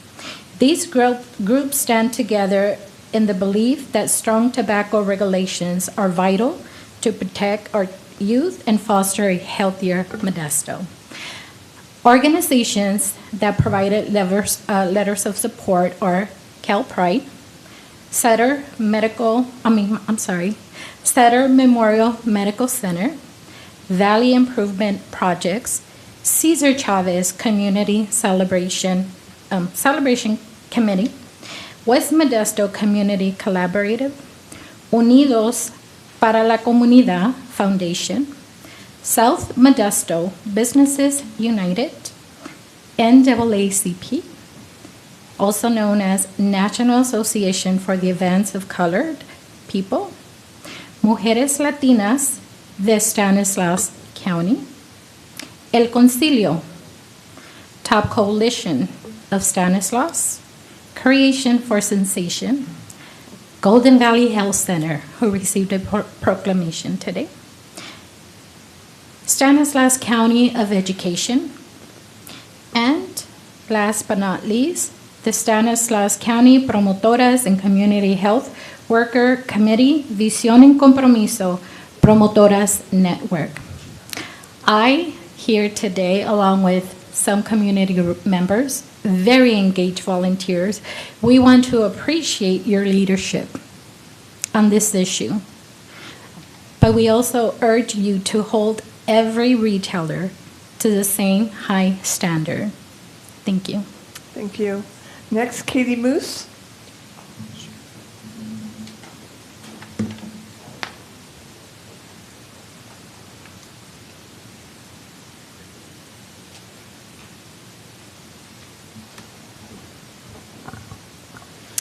Hi there. I'm Katie Moose. I grew up in Modesto. Oh, I'm getting beeped at. I grew up in Modesto, but I don't actually live in Modesto at this moment. I want to thank you for the ordinance that you're putting forward. It's very comprehensive in terms of the smoke shops and all the regulations that they have to follow, and it's definitely going to help, for sure, make Modesto a healthier place to live and a safer place to raise kids. I'm here with the tobacco prevention advocates that you all have been hearing from already. And we're concerned about high rates of tobacco and nicotine products among youth in Stanislaus County. And I recognize that that issue is slightly different than the issue that the police department is trying to address with this ordinance. You know, they're really going after these bad actors and these dens and trying to fix that problem, which is great. You know, we're kind of adjacent issue of we want to lower tobacco use rates among youth in this county. So thank you for letting us kind of air our issue and talk about this issue while you're looking at this smoke shop ordinance. The good thing about the ordinance is it's a lot like what we're asking for. It's a permit program with a yearly fee that allows the police department to do inspections every year and just make sure that places aren't selling flavored tobacco or selling to youth. But, you know, a little less restrictive, right? We don't need all the cameras and the security and all of that. So very similar but slightly different. And just letting you know that we have, with my organization, the California Health Collaborative, we have conducted youth purchase, like, undercover buys in Ceres and in Riverbank. And I'm talking about that because those cities are going to follow what you guys do. Like, Modesto can be a leader with a lot of these ordinances. So we're really trying to work with Ceres, and 10 of the stores, of the 38 stores in Ceres, sold to our youth that went in and to purchase these surveys, the tobacco products. And 4 of those 10 stores were not smoke shops. So reiterating, but yes, we need a more comprehensive ordinance. Thank you. Welcome. Next is Maria De La Torre.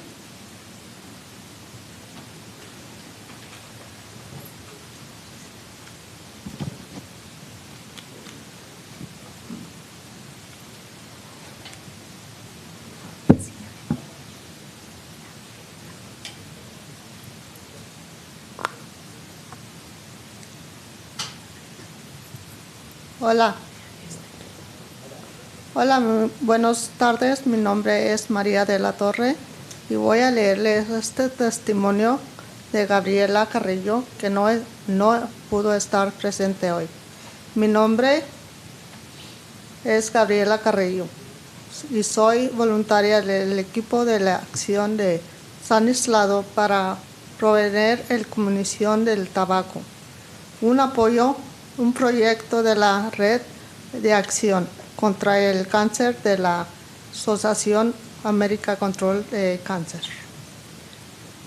Me dirijo a ustedes y en especial al consejero de mi distrito, Chris Rizzi, para pedirte que también tomes en cuenta, considerando la ordenación sobre el tabaco y cigarros electrónicos en todos los negocios que venden productos de tabaco, no solo a ciertos smoke shops. En el área donde yo vivo hay 4 tiendas que venden tabaco y uno de ellos como a 5 minutos de una escuela primaria de una junior high school. Hello, good evening. My name is Maria de la Torre, and I am here to read Gabriela Carrillo's testimony as she was not able to attend today. Hello, good afternoon. My name is Gabriela Carrillo. I volunteer with the Stanislaus Tobacco Prevention Action Team, a project of the American Cancer Society Action Network. I am addressing you, especially the council member for my district, Chris Rishi, to ask that you also include all businesses that sell tobacco products in the tobacco and electronic cigarette ordinance, not just certain smoke shops. In the area where I live, there are 4 stores that sell tobacco, and one of them is about 5 minutes from an elementary school and a junior high school. La propuesta actual solo está enforzando a los smoker shops, pero también los tipos de negocios les están vendiendo ilegítimamente producto del tabaco a niños y jóvenes. Tenemos que ver por el bienestar de nuestros hijos. Ya son el futuro de Modesto.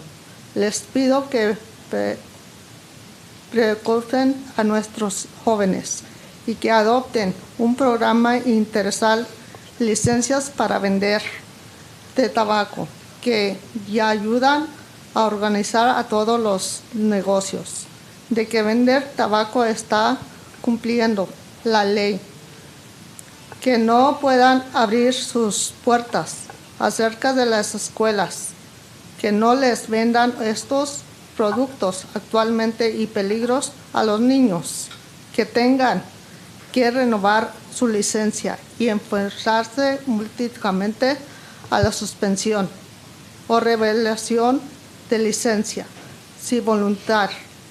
La ley entrega cosas. Estos ayudarían a crear un entorno saludable a todos. Gracias.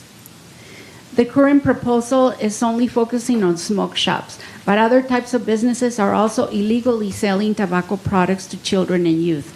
We need to look out for the well-being of our children, as they are the future of Modesto. I ask you to prioritize our youth and adopt a comprehensive tobacco retail licensing program that helps ensure all businesses selling tobacco are following the law, cannot be open near schools, then that they do not sell these addictive and dangerous products to kids. They are required to renew their license and face fines and suspension or revocation of their license if they break the law, among other measures. This will help create a healthier and safer environment for everyone. Thank you. You're welcome. Thank you. Next is Mo A.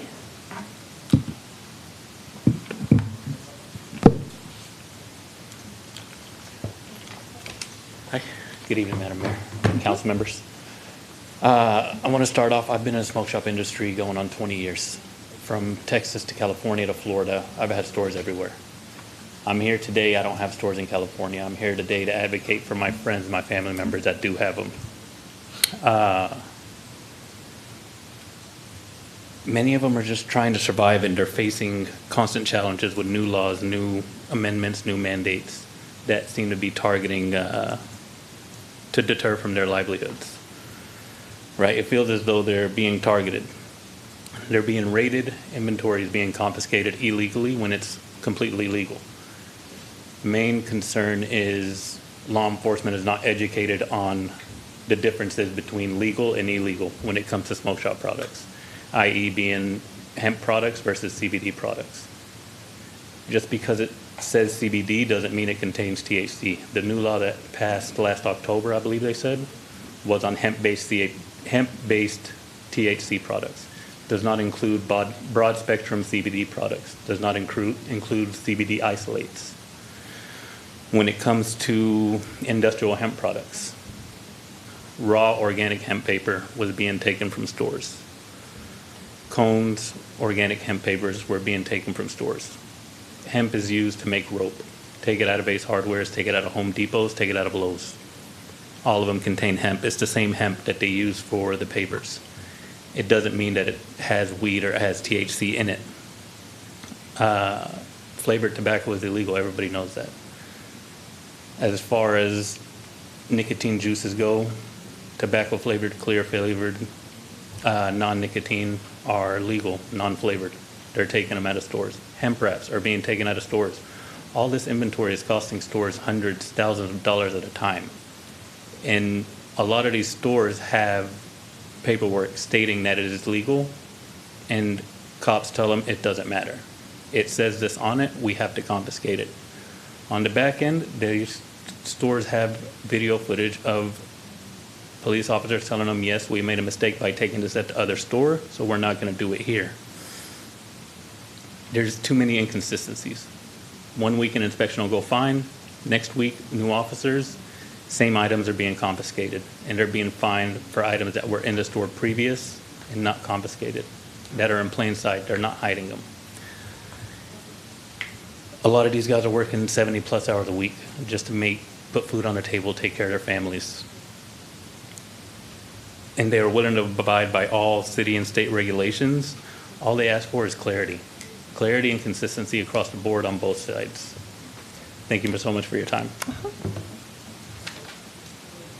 All right, Rosalba Ochoa?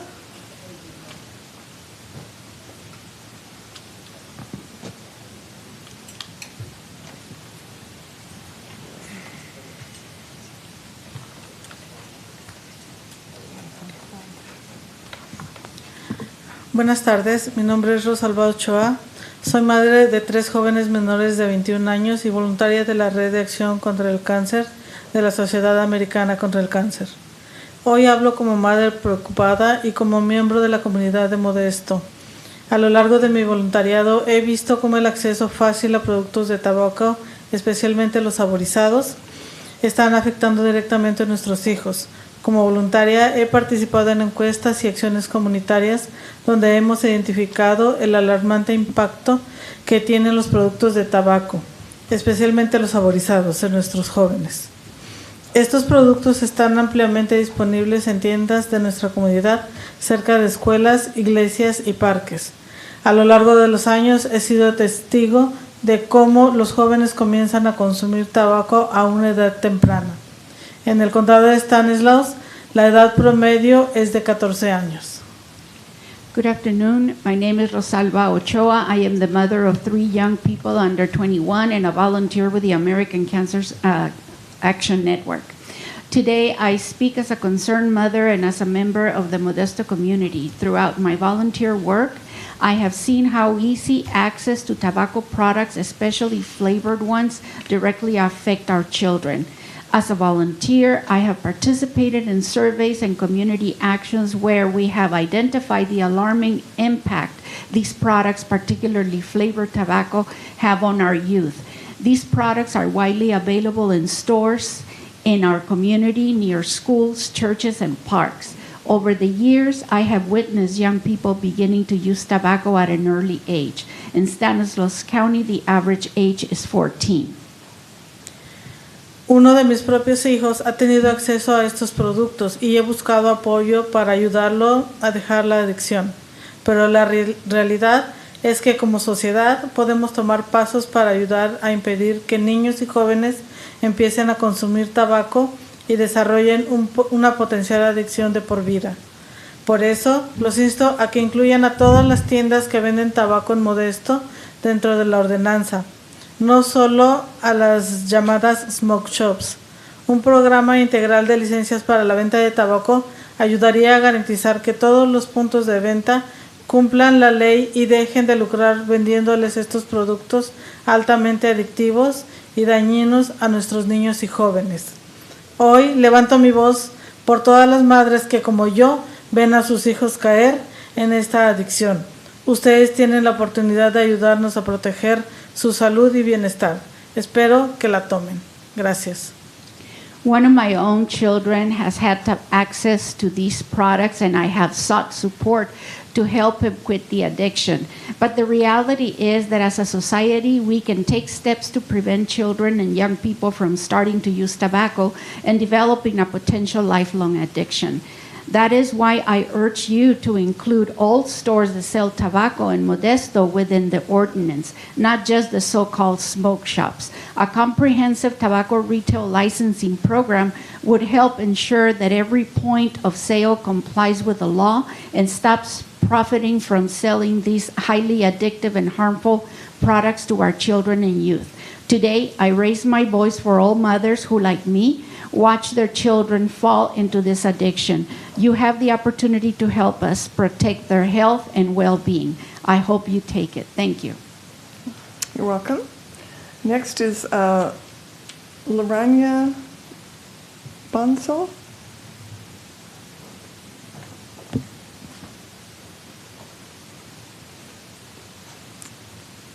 Hello. Hi, good evening. My name is Lavanya Bunsel. I'm a student at Modesto High School.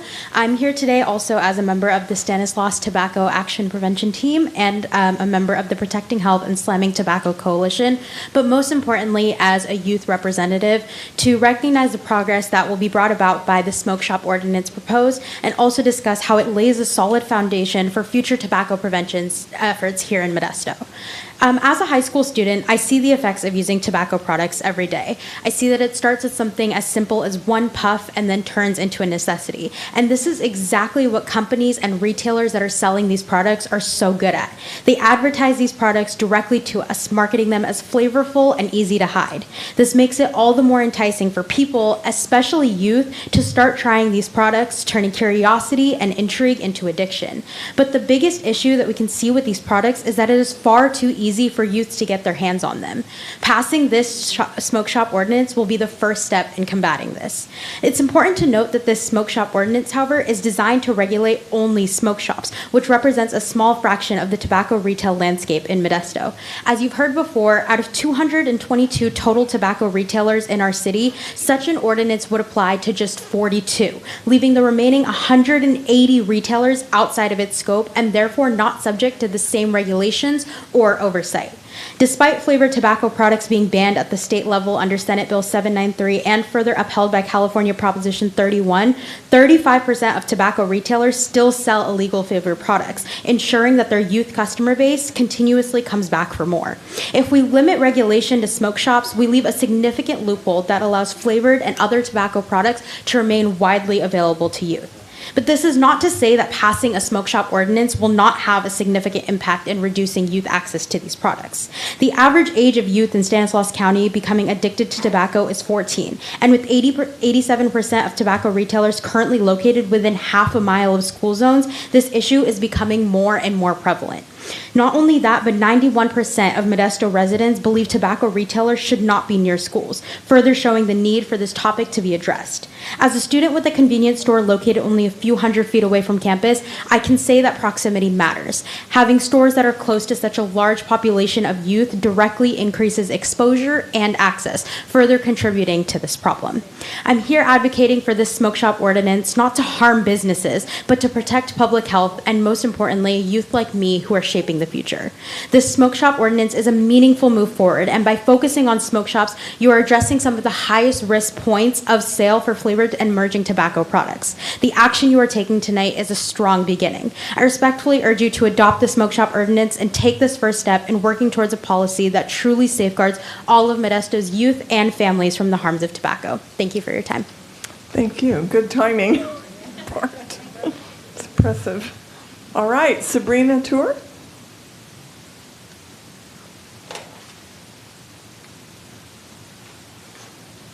I think these are students that know debate and how to do a speech. All right, good evening, Mayor and council members. My name is Sabrina Tour, and I'm a rising senior at Modesto High School, like Lavanya. So I'm here today as a youth representative and also the founder and president of Creation for Cessation, which is a youth-led nonprofit focused on tobacco prevention and cessation among youth. So Creation for Cessation and many other here that you've heard tonight sincerely appreciate your commitment to public health by focusing on smoke shops.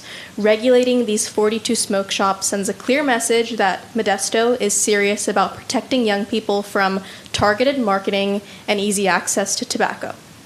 As a high school student, I too see the real effects of flavored tobacco products every day. A handful of my peers can't even get through class without vaping. These products are addictive, harmful, and still far too easy to get. Addiction, especially at a young age, can alter the trajectory of one's life. Here in Modesto, 87% of tobacco retailers are located within a half mile of a school, and 100% of school zones here have a tobacco retailer within a half mile. Modesto High has a convenience store frequented by students about 100 feet away from campus, and I can say that proximity matters. It directly increases exposure and access. Your groundwork efforts to regulate smoke shops effectively are critical, which is why I thank you for adding a provision in this ordinance that does not allow new smoke shops to be within 1,000 feet of schools. This is a great first step in ensuring the health of our youth and young adults. The smoke shop ordinance is critical at this time for addressing issues relating to illegal and emerging tobacco products, but please don't forget about 180 other tobacco retailers that sell illegal products that will remain unchecked. Young people are not limited to purchasing tobacco from smoke shops. They access these products from a variety of retail locations. Flavored tobacco products, despite being banned at the state level, are still widely sold in convenience stores, gas stations, supermarkets, and mom-and-pop shops, and they also need enforcement. I respectfully urge you to pass the smoke shop ordinance. The health and future of thousands of students depend on it. Thank you, Council and MPD, for taking meaningful action to protect Modesto's youth and taking this foundational step to protect health. I look forward to working together for full community protection in the form of a comprehensive tobacco retail license in the near future. Thank you for your time and consideration. Thank you. All right. I have Lavanya again. But, so we will go on. It looks like, yes. Okay. Reina Perales.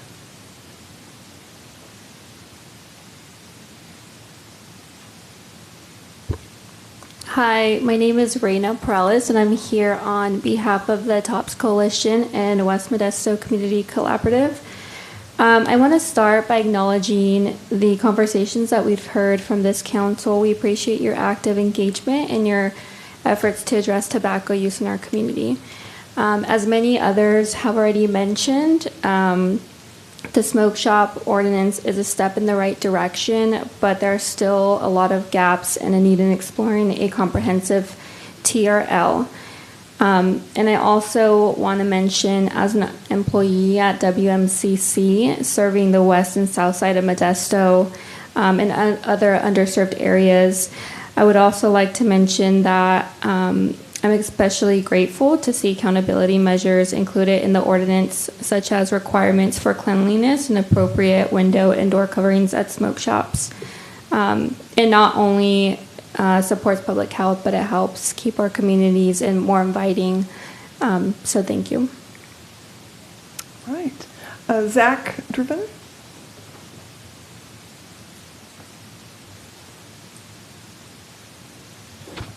Mayor Zwellen, members of the council, good evening. Thank you for the opportunity to be heard. I'm Zach Trevon, and this ordinance is long overdue. I personally have been working on this issue for about 3 years now, at a time when this problem was very much flying not only under the radar of leadership, but of law enforcement as well. And we've worked to provide evidence of the widespread illegal activity occurring across not only the city of Modesto, but the entire region.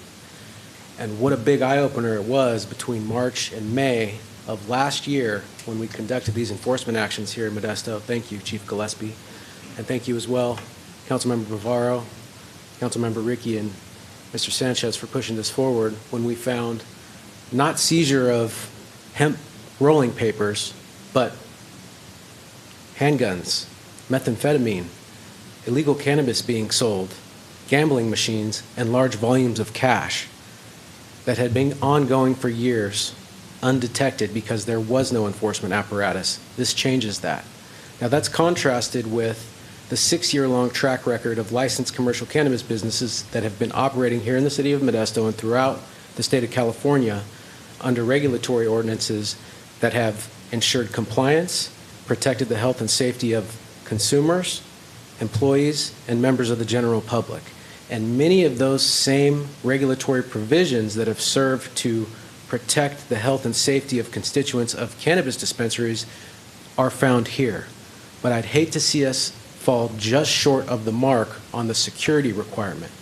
As you all know, one of the security requirements that has prevented any violent incidents from occurring at your cannabis dispensaries is 24-hour security guards, which I'm recommending tonight be included as a mandate as part of the security requirement that goes in.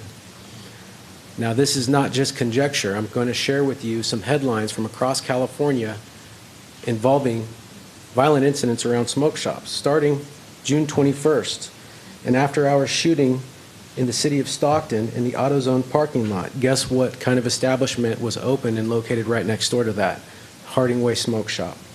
June 1 of this year, robbery attempt at Brentwood Smoke Shop resulting in shots fired. February 16th, car rams into Los Angeles Smoke Shop in a smash and grab robbery. April 16th, 2 Stockton smoke shops burglarized overnight. Burglary attempt at smoke shop in San Ramon leads to high-speed chase. January 29th, Victorville deputies seek gunmen who held up Victorville Smoke Shop. Novato Smoke Shop burglarized after security gate ripped off storefront by a vehicle. We know that these are heavily cash businesses. We know that they are hotbeds of criminal activity. We know that they have repeatedly circumvented the law because you have 7 incidents just in the last few months of continuing illegal activity. The security guard requirement will prevent these violent incidents from occurring at these places like they've been occurring across California. And thank you for the time. Thank you. Next is Carly Gonzer.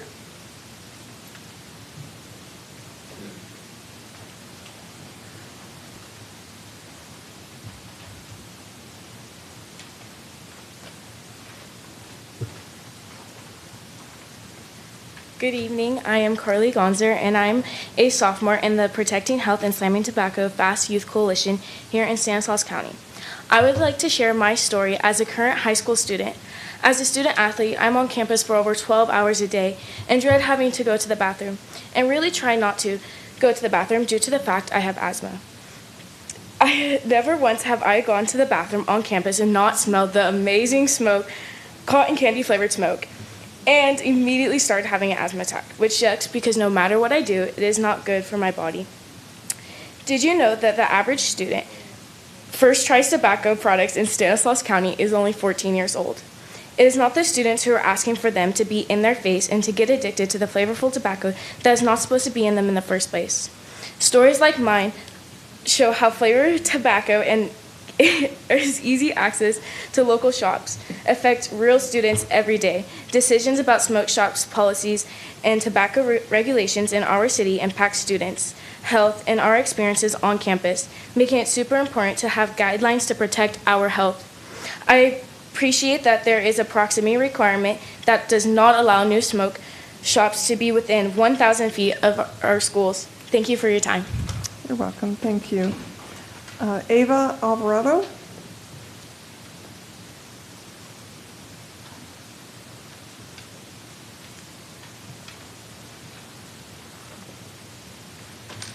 Good afternoon, City Council members. My name is Ava Alvarado. I'm a senior in high school with the Protecting Health and Slamming Tobacco Youth Coalition here in Stanislaus County. And today I would like to share with you my story regarding how tobacco has affected me in my school environment. One day last school semester, I was using the restroom during my passing period between my first and second class of the day. As I tried to leave the bathroom, myself and 4 other girls were stopped and told we could not continue to class. We were searched on our persons and in our belongings and held in the office for upwards of 50 minutes, during which we were spoken to harshly, when in fact none of us were the students smoking in the bathroom.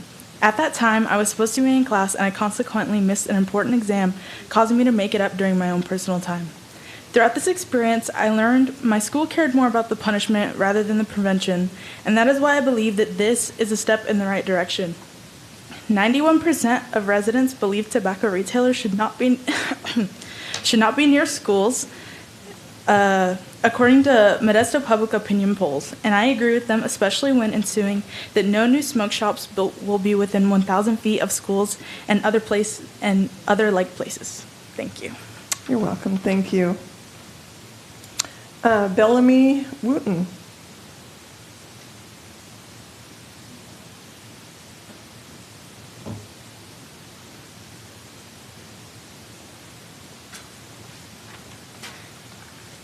Good evening. Thank you all for staying so late and working through dinner. My name is Bellamy Wooten. I'm a member of the TOPS Coalition of Stanislaus, and today I'll be reading a few quotes on behalf of Modesto youth. These quotes were collected during community outreach events in the city of Modesto.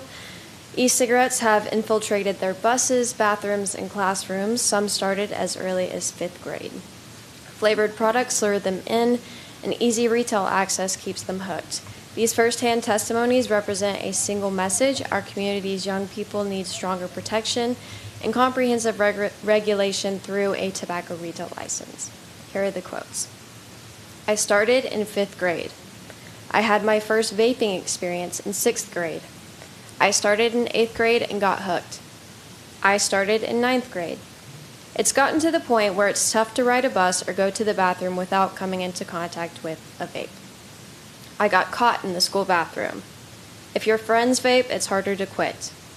I haven't been able to stop. I went to my teacher and she helped me quit using vapes, and I joined the track team. I'm a high school student who has met people who have become addicted to vapes after becoming interested in the flavors, and it's very sad to see. I purchased a vaping device at a store near my house. I noticed a lot of vaping and smoking in my school and community. We have a very big vape problem at my school. I was always skipping class to vape, still trying to quit nicotine after starting at 14. At my school, there are tons of people who vape. The teachers try to stop it, and they can't. These are just a few, so I appreciate your time. Thank you. Thank you. Thank you all for being here. Appreciate it. Are there any other members of the public that would like to speak regarding item 30?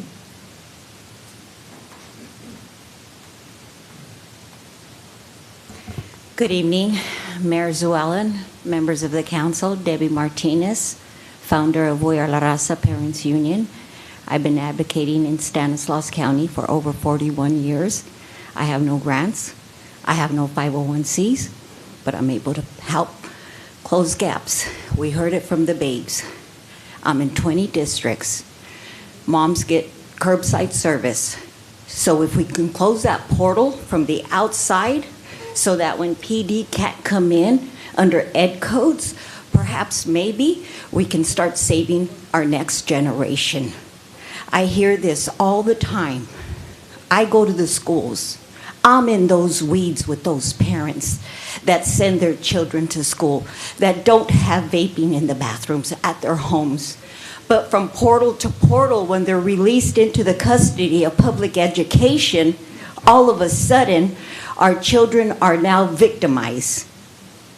Under their constitutional rights, Article 1, subsection 28, they have a right to enter into a public school that is safe, secure, and peaceful. That's not happening here in Stanislaus County. We need to do better. In May of 2018, I proved in federal courts that education, Modesto City Schools, racist, bias, lack empathy and compassion for our children of ethnic and color. Where's their hope if we can't come to the council and ask for the help? So what they're asking for, forget the adults.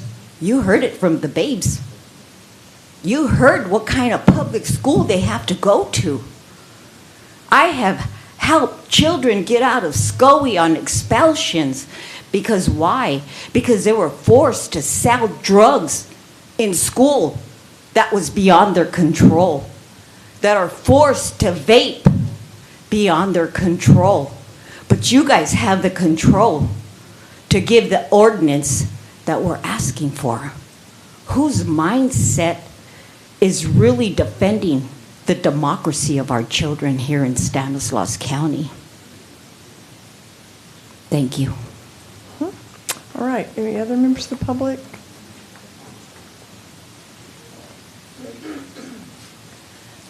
Good evening. My name is Clarissa Starks, and I'm a proud member of the Christian Love Baptist Church here in Modesto, located at 202 H Street here in Modesto. I've been a member of that church for 30 years now, since 1995. And I have to report that when a smoke shop opened up across the street from our church, it had a very detrimental impact on our community. I am so grateful that you are beginning to address this issue. I want to let you know what I have witnessed personally. I go to that church building several times a week for various meetings and Bible studies. I have seen people put a needle in their hand and shoot up right at my church door. I have seen people loitering outside that smoke shop 7 days a week, all times of the day and night. I have seen people walk through our parking lot and look into our vehicles and try to see if they can find something valuable to take. I feel that our smoke shop owners have no desire to protect the interests of our community. We have been there for over 40 years. We have been good community partners, and we are looking forward to you in assisting us. I don't feel safe when I come out of my church on a Tuesday evening after the women have had their Bible study. I don't feel safe when I see 20 people loitering outside of our building. Please do whatever you can and assist our police chief to enforce the laws and to protect the citizens of this community. I thank you so very much. Thank you. Right, are there any? Welcome. Mayor. Thank you. City Council, members of the public, I thank you for your service, by the way. My name is Ron Townsend. I'm 55, proud American, and I'm a resident of Riverbank, California. And I've been employed with a company for 25 years, ITG Brands. It's a tobacco company. And I'm a territory salesman for Riverbank, Modesto, Escalon, and Empire. And of course, Modesto is the biggest out of the four. And there's been, ever since it started December 2023, the flavor ban.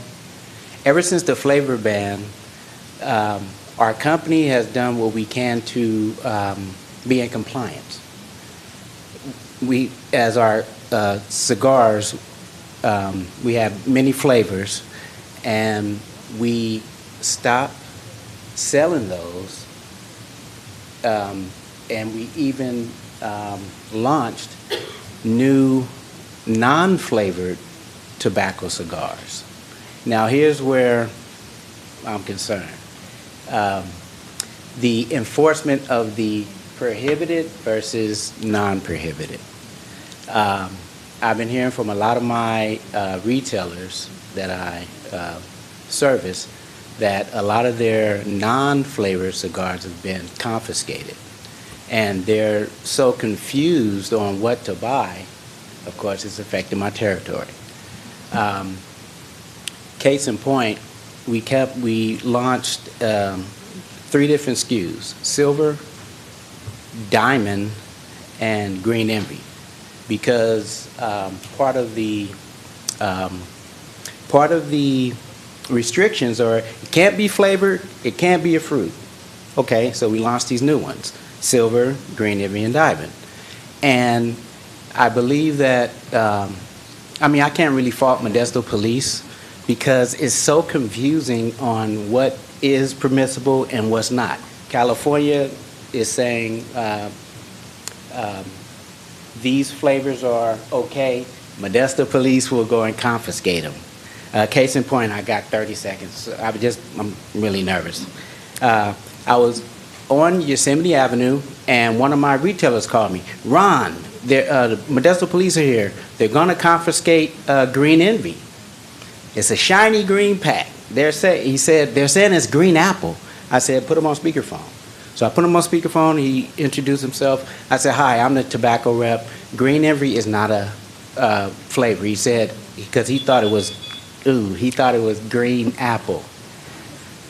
I just told him, no, the reason why is because the cigar is green. It's called a candela leaf. And how you process that is once it's ripe, you pull it and you dry it at a high rate of speed, keeping the green color. All right, you've exceeded your time. I'm so sorry. That's all right. But I just, Appreciate it. I just want a clear list because the lines are so blurred. And I heard that there is a new list that's coming out for California, and I would love to see it because I want to work with both sides to make sure that the smoke shops are not in violation. All right. Thank you for your time and You're attention. welcome. I really appreciate you. You're welcome. I will try to make sure that all my facts are straight. But anyway, I have a question about this. And this is in relation to the point that was made earlier about the cost of doing business, that some of these smoke shops actually factor the $20,000 fine into the cost of doing business, and they actually anticipate it, and they just figure, well, we'll just absorb that. That's just the cost of doing business, and then we'll pay it, and then we'll just go on from there. Well, what's to stop some billionaire from opening up a whole bunch of these smoke shops all over the place and hiring managers to manage them for him, and he never even sets foot in any of them? So in other words, who goes to jail? If you were talking about upping the ante and putting people in jail. Well, who is it who you're going to put in jail? In other words, if this billionaire who owns a whole bunch of these smoke shops never sets foot in any of them, and he hires all these managers to manage them for him, so let's say that, oh, well, one of his managers just got arrested. Oh, well, that's just the cost of doing business. I'll just hire somebody else. You're never going to get to the source. You're never going to get to the person who is the cause of the problem. So my question is, how are you going to get to that person? So maybe you need to have a regulation that smoke shops have to be privately owned. They cannot be corporate. They cannot be corporate entities. And that way, if you do have to arrest somebody, you are arresting the owner. You're not arresting some manager who's, just a hired hand. You're arresting the owner of that shop. Because, otherwise, these guys keep hiring more and more managers, and you're never going to solve the problem. So you might think about putting in an ordinance that they all have to be privately owned, no LLCs, and all privately owned smoke shops to prevent that from happening. Thank you. Thank you. All right. Good evening. Good evening.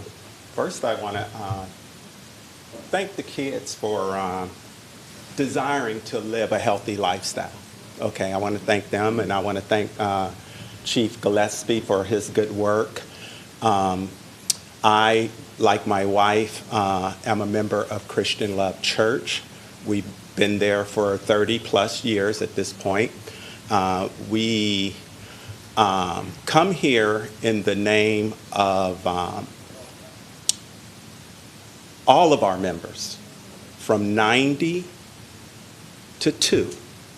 All of which desire to live a healthy lifestyle, first of all, I want to say. And I thank the chief because he said something very early. He said fronts for illegal activities, because that's what we have over in District 2, okay? So this is, I'm not trying to pick on, I'm going to call him, I want to say Brother Alvarez, but I don't know if he's a man of faith or not. But as a man of faith, these smoke shops, liquor stores, quite frankly, we should be a protected area too. As far as, I know Jeremiah is one. I know he's a man of faith. How would you like it if it was a smoke shop or a liquor store in front of your church? because that's what somehow after the pandemic ended up at our doorstep. And it has been a trouble ever since. We've seen people shooting up right at our door. We've seen people smoking. They put their hoods over their heads. Now, we can say that it's not the smoke shop selling the dope. I don't really know, to be honest with you, okay? But what I can tell you is that I'm an eyewitness to see them go into the store, get paraphernalia, come out and do what they do in a doorway right there at the smoke shop, okay? We need help at the corner of 2nd and 8th Street and that entire block. And I'm asking Mr. Gillespie to help us, and I'm asking all of you. Thank you for your time. Thank you. All right. Hi. Hi there. Good evening. My name is Venus McDonald, and I'm here today not only as an employee of a local business, but as someone directly affected by the inconsistent and unclear enforcement of the California flavored tobacco ban. I'm also here to speak out against the proposed conditional use permit ordinance being brought forward by the Modesto Police Department. While this idea of a CUP system is being presented as a solution, it's being proposed by the same department that has failed to provide clear guidance despite multiple outreach efforts on my part. I have contacted 3 state departments, the Modesto Police Department and the Governor's Office, to ask some reasonable basic questions, such as if a product is labeled sweet, does that automatically categorize it and fall underneath the flavor ban? As of today, I have not received not one single response. I can show you emails I've sent to the attorney's office, the OYP office. I mean, like, nobody responds. And at our smoke shop, we've been visited twice by local officers. During the first visit, items were flagged and confiscated as non-compliant. Yet when asked about other products, the officer told me they weren't sure. That alone should have stopped enforcement until further guidance could be issued. Officers returned again later and flagged different items such as rolling papers, confiscated them, and gave us another fine. Why weren't these items addressed at their first inspection? Why is enforcement happening inconsistently and without transparency? This kind of inconsistent, unclear, and seemingly selective enforcement erodes trust. It also raises serious concerns when the same enforcement actions are being used to implement a slow, expensive, and inconsistently applied cup system. Furthermore, not all smoke shops are being treated equally. Some smoke shops are being judged based on the activity or reputation of others, rather than their own conduct. This is unfair. Many of us are legitimate business owners actively trying to comply with all state and local regulations. We should be evaluated individually, not lumped together. And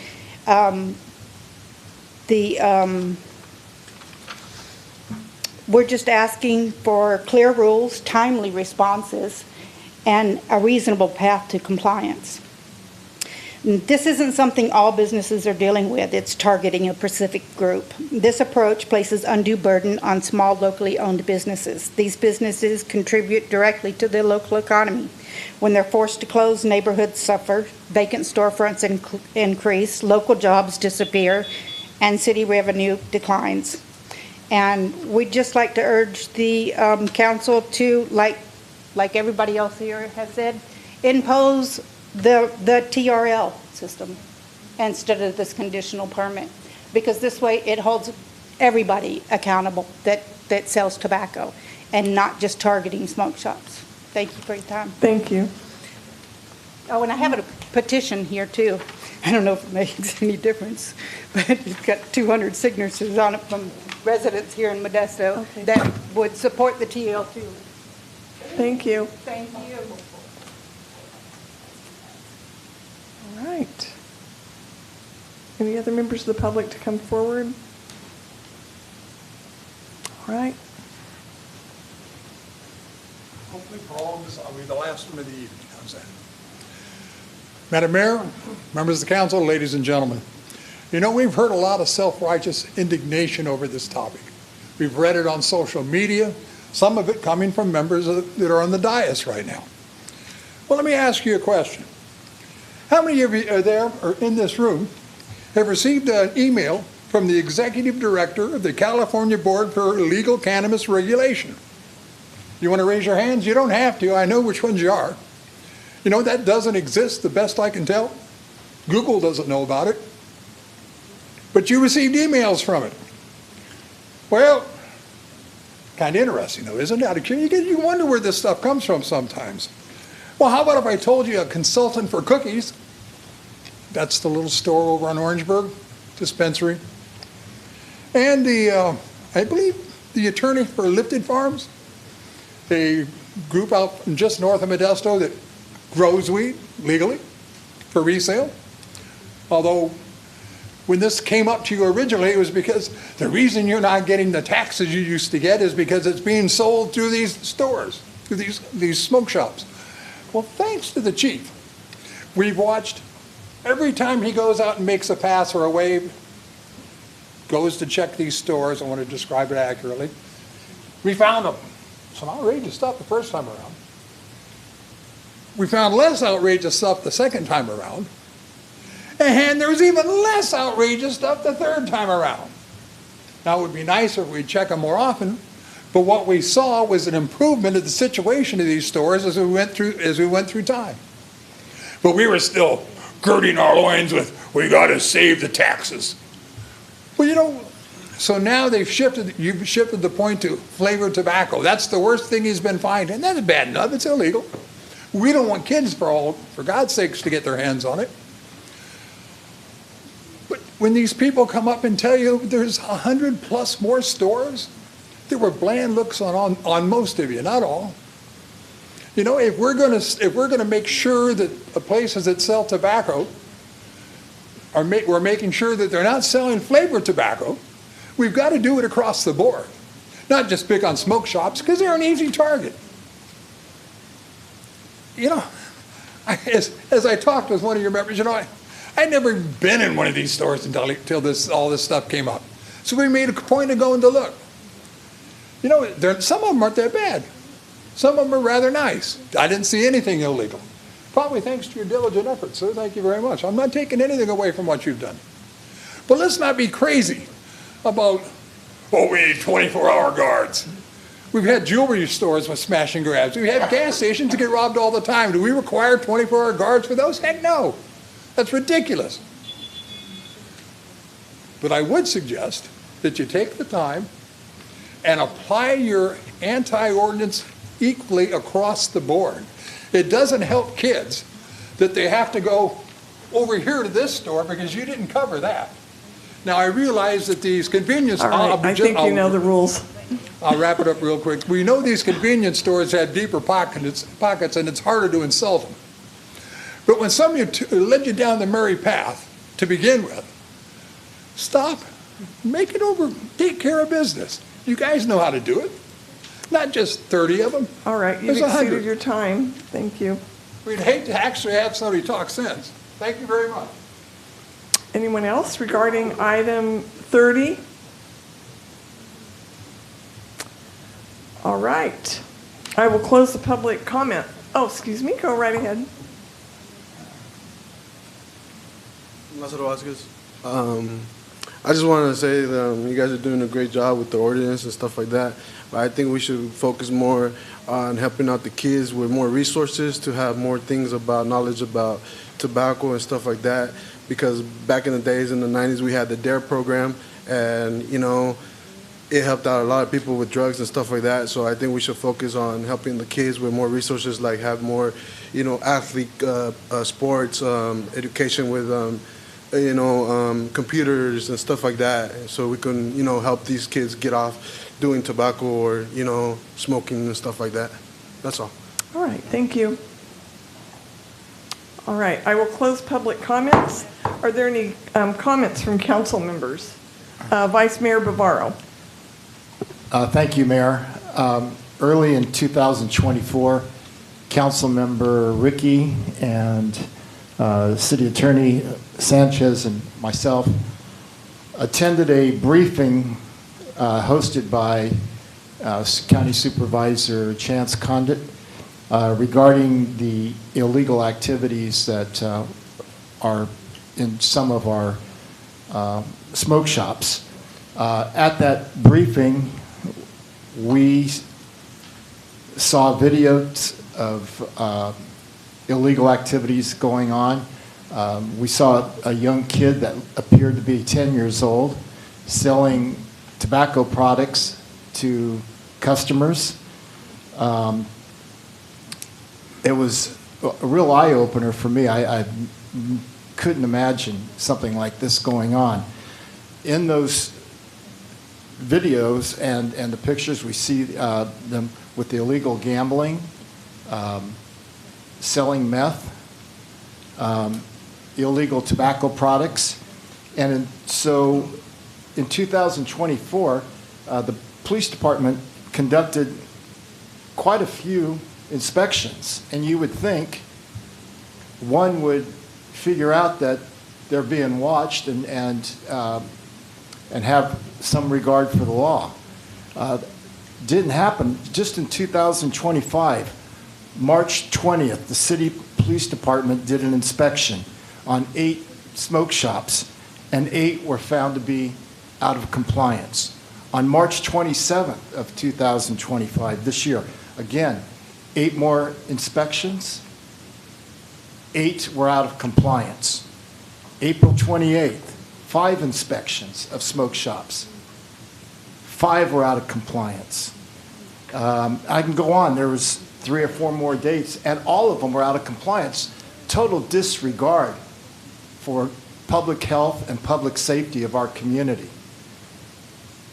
So I would just like to say that I'd like to say thank you to the city attorney who has spent a great deal of time in, as well as the police chief, in putting this ordinance together.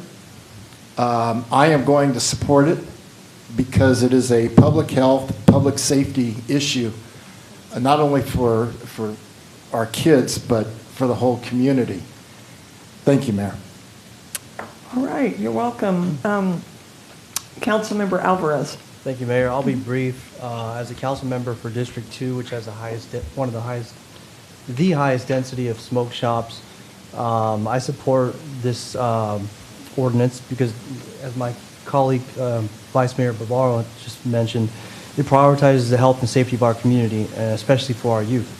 And by promoting responsible business practices, reducing exposure to harmful substances, and helping prevent crime and nuisance activity around these establishments, the City of Modesto is making our community an overall better place to live, work, and raise our families.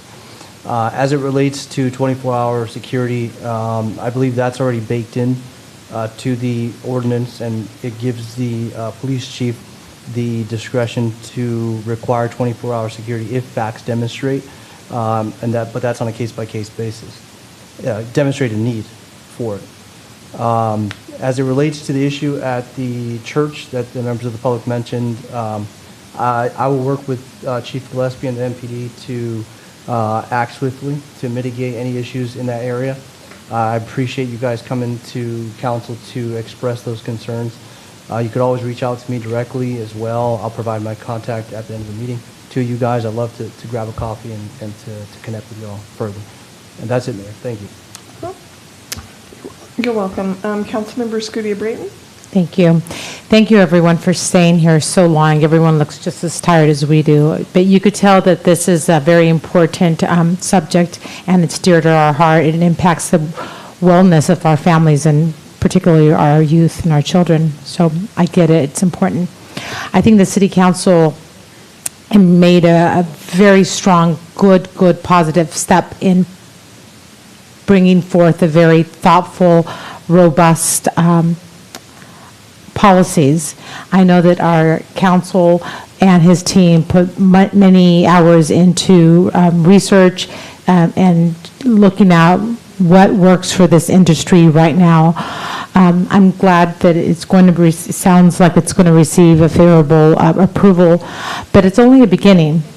And I believe we approached it in that manner. It's better to get out of the gate solid and with a really solid foundation that we could build from. And I think that's what we're going to walk away tonight, having a solid foundation that we've heard what you all said and makes total sense, and we're not disagreeing, but I definitely will be supporting this initiative that, again, puts us on a solid foundation so we could build from that and all benefit from it. So again, thank you for spending time with us today and helping us get this through the gate.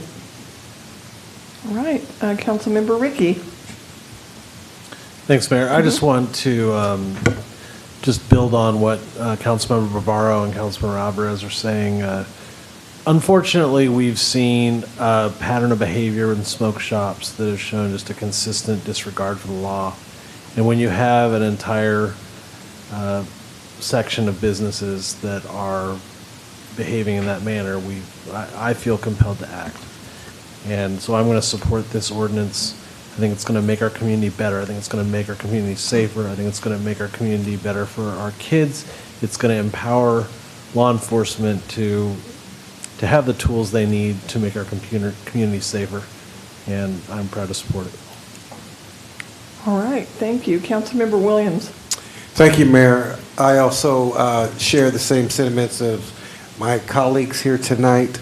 The one thing that I had noted when talking with the Starks and actually visiting that area, it is really, really bad, and it is less than 1,000 feet from the school over on 2nd and H, because 1st and H is where Modesto High is, and I look forward to seeing that situation taken care of. Also, I do want to let you all know that I am very, very concerned about some of the mom and pop stores that have some of this flavor tobacco things as well, and look forward to working on that next. But tonight I am in favor of what we are doing on this ordinance. Thanks for being my echo, Jeremiah. Huh? Thanks for being District 2's echo. Yes, sir. 45 years. All right, thank you everyone for your comments. I'm especially grateful for the young people that came this evening and spent time with us and stayed. So at this time, I need, there's two things to vote on. First is a motion introducing and waiving the first reading of an ordinance amending Title 10 of the Modesto Municipal Code to add Chapter 3, Article 8, smoke shops, and amending Title 4 of the Modesto Municipal Code to add Chapter 24, smoke shops, establishing regulations and requirements for smoke shops. Do I have a motion? So moved. Motion by, excuse me. Oh, I'm sorry. I left off part at the very end. It says establishing regulations and requirements for smoke shops, including permitting and enforcement within the city. So moved. Motion by Vice Mayor Bavaro and second by Councilmember Ricky. Will the clerk please call the roll? Vice Mayor Bavaro. Aye. Councilmember Williams. Aye. Councilmember Scutia-Brayton. Aye. Councilmember Alvarez. Aye. Councilmember Ricky. Aye. And Mayor Zwellen. Aye. Carries 6-0. Next is a resolution adopting the application fee, annual permit fee, and reinspection fee for the smoke shop permit program. Do I have a motion? Move to approve. Second. Motion by Councilmember Ricky, seconded by Vice Mayor Bavaro. Will the clerk please call the roll for this item? Vice Mayor Bavaro. Aye. Councilmember Williams. Aye. Councilmember Scutia-Brayton. Aye. Councilmember Alvarez. Aye. Councilmember Ricky. Aye. And Mayor Zwellen. Aye. 6-0 passes. Are there any matters too late for the agenda? Seeing that, I'm calling this meeting of the City Council to be adjourned.